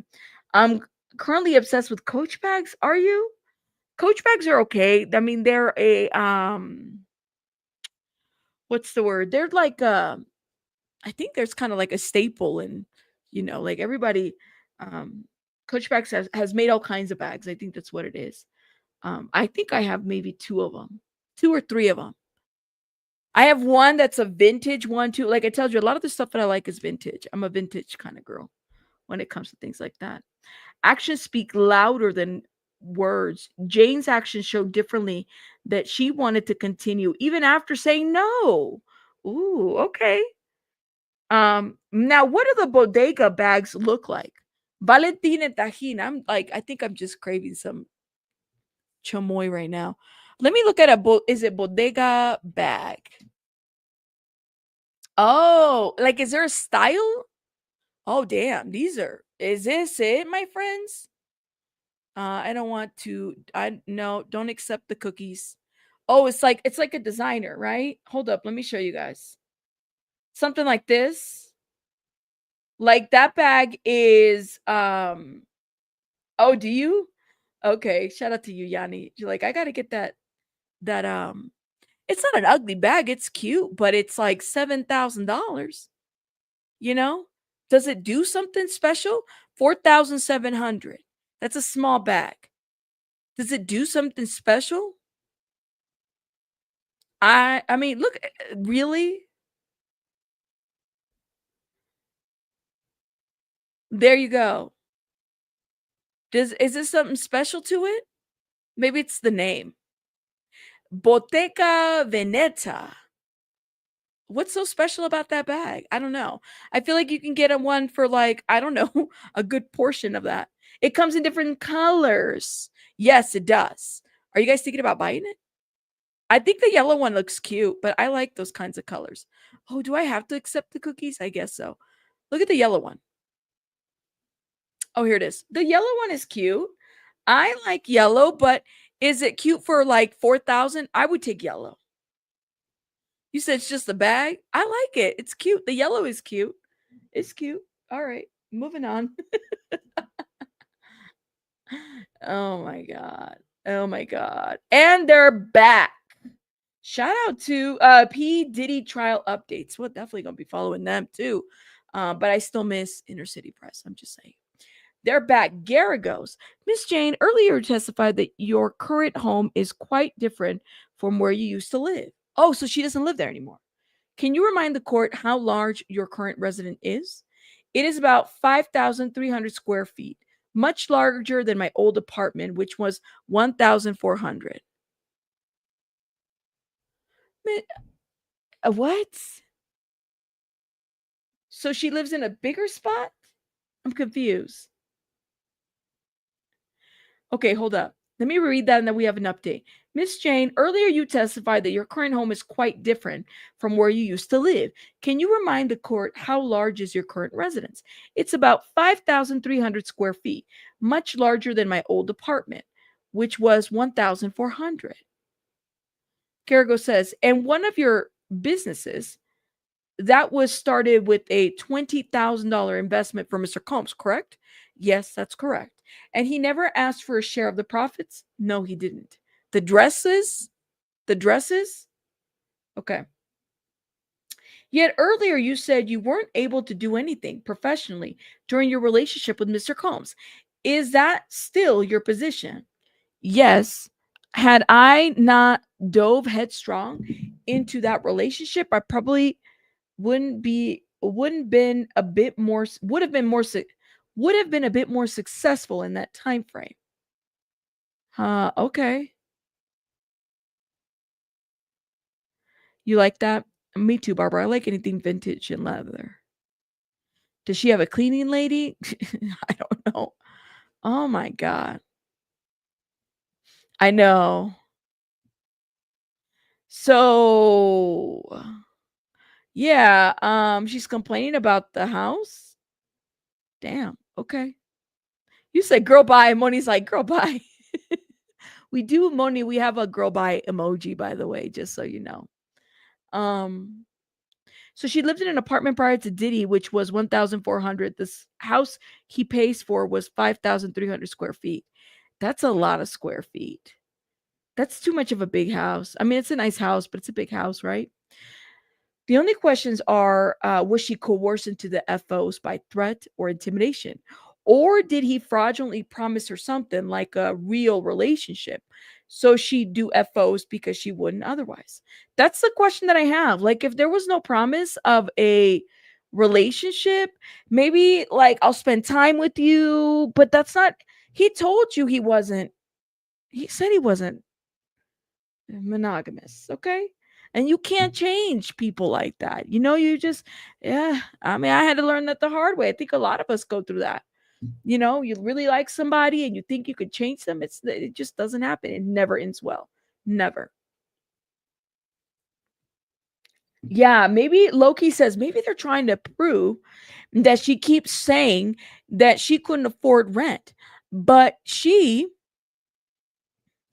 has money for expensive bags and jewelry. So that's not the reason why she stayed with Diddy. But Loki, one thing that they did, I will say the defense did, was kind of show that he had paid months of rent. So when was it? So clearly this was paid off and it was under her name. Like, it wasn't like Diddy could go in there and just take the property, right? So was she living beyond her means? I don't know. And that's not to take away from whatever career she wanted to do because she felt like she was held back. But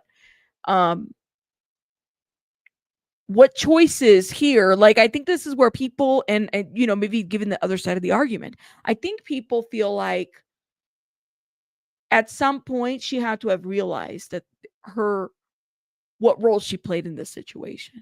And I think that even to the grand jury, given that she had to do immunity and all that other stuff that she does to a certain degree, she's the fourth person that we know has taken immunity. But yeah.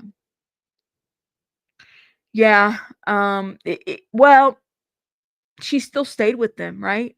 Even after that whole situation when we read yesterday on the transcripts, even after knowing what she went through, even after knowing what Cassie went through with Diddy, and seeing that there were similarities between her relationship to Cassie and the things that she had been through, she still stuck by him. You're absolutely right. She did. I think that's fair to say. And there's nothing wrong with kind of saying that. You think her testimony was not needed?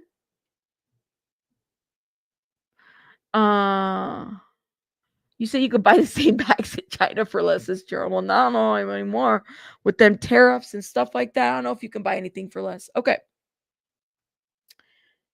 So Jay said, yes, I had not dove headstrong into that relationship. Had I not dove headstrong into that relationship, I probably would have been a bit more successful in that time frame. So that relationship held you back? In many ways, yes. Had I not dove headstrong on this relationship, I probably would have been a bit more successful in that time frame. But that's neither here nor there. So is she blaming Diddy for not being successful?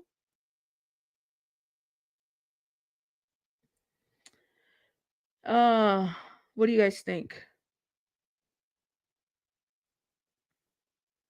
Two different ways to look at the relationship. That's true. It took a decade for Cassie to leave, and Jane is still in the tingles of the Diddy octopus, in like of what she expected that relationship to be. But here's the deal. I think where she is kind of like, she said so herself. I was okay with him not being monogamous. I was okay with that. There was a level of acceptance that she took on from this. Now, does that take away from whatever crime might have occurred? No, it doesn't. Absolutely not. No, it doesn't. But there was a level of acceptance that she made a decision here to a certain degree, knowing, and not just one, multiple times there was a decision made here. She said, I hope they release his text messages to the public. I highly doubt it. Given that she's a Jane Doe, I highly doubt it. Let me see. Get out of this bag. Now I'm going to be shown a lot of ads for this brand that I'll never buy because it's too damn expensive for me. Jane says she profited a little bit from Combs' investment. So he did invest in her business. Okay, I think it was at 20,000, and he never asked for any portions of the proceeds. And then this is something that Tini Garrett was pointed out, which is, I feel like, why didn't the prosecution point this out? Why didn't the prosecution point this out in their direct? That's the question that I have.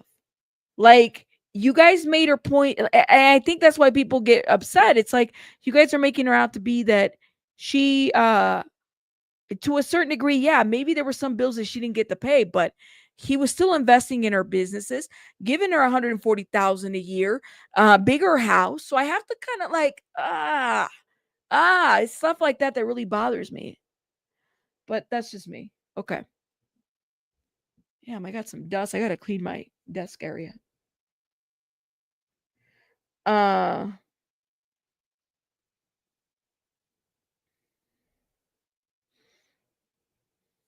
She ain't on trial. That's true. She is not on trial. That's true. Absolutely. She thinks she's being coached. Well, but it's true. Her decisions are not on trial. She's not the one on trial.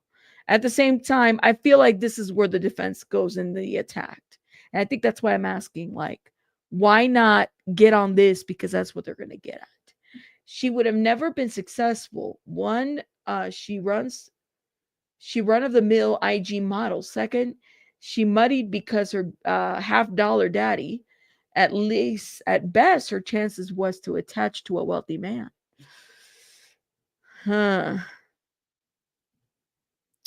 Was she in some? She was in some movies too, by the way.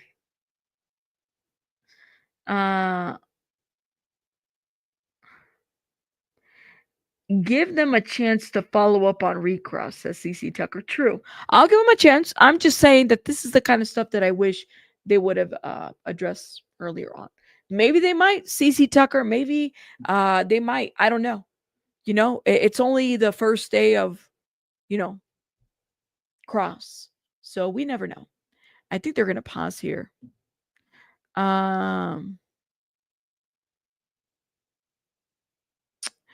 You said when the AUSA asked why she was in debt, the defense objected and the judge sustained that. We wouldn't know. We wouldn't known yesterday, says Miss Toby. Huh?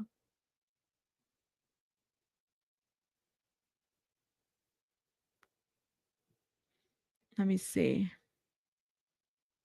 You said Miss Hill says, shout out to the. Oh, okay. Shout out to you, Spherical. I'm waiting for an update. Do we have one? We don't have one there. Let me see what the Washington Post is saying. I think people are slowing down now that they know they're getting off early. But are they getting off early? We're already at what, 3:08? So Sean has a full bench of supporters Tuesday, including his mother Janice, his son Justin and Christian Combs, and his stepson Quincy Brown. His children's presence has been a bit sporadic, with Justin being the most consistent attendee. None of them were in the court Monday when Jane, an ex-girlfriend of Combs, testifying under a pseudonym, accusing Combs of physical assault and injuring her in a harrowing encounter, then forcing her to take X and participate in freak-offs directly afterwards. Damn. No update. By the way, did you guys notice that there's a lot of free movies on, or were they wrapped up? I haven't seen an update. Let me check. Okay, did you guys notice, side note, did you guys notice that there is, oh yes, they are. There is a lot of free movies on YouTube.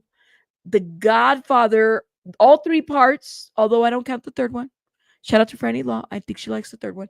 All 3 parts are free on YouTube right now. You guys can watch them for free. There's a lot of movies on free on YouTube right now. The Great Gatsby, the recent one. I like The Great Gatsby. It was one of my favorite books. Let's see. Jury dismissed for the day. Court will start tomorrow. The jury has been dismissed for the day with instructions that court will begin at 1 p.m. Eastern. 1 p.m. Eastern, which would be what? Well, I'm not in the time zone. It's 1 o'clock right now in my area, for those that don't know. That's it? Did they stop here? I'm trying to see where they ended. Okay. Did you watch them on YouTube? I know. You haven't? Well, here's your chance to watch them for free. All of them for free. All 3.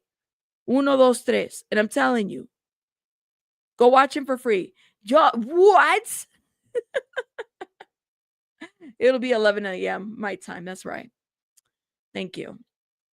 I know, Franny Law. I don't like the third one. No worries. Thank you, Ivy Rose. Thank you. Thank you. Damn. Hold up. You skipped number.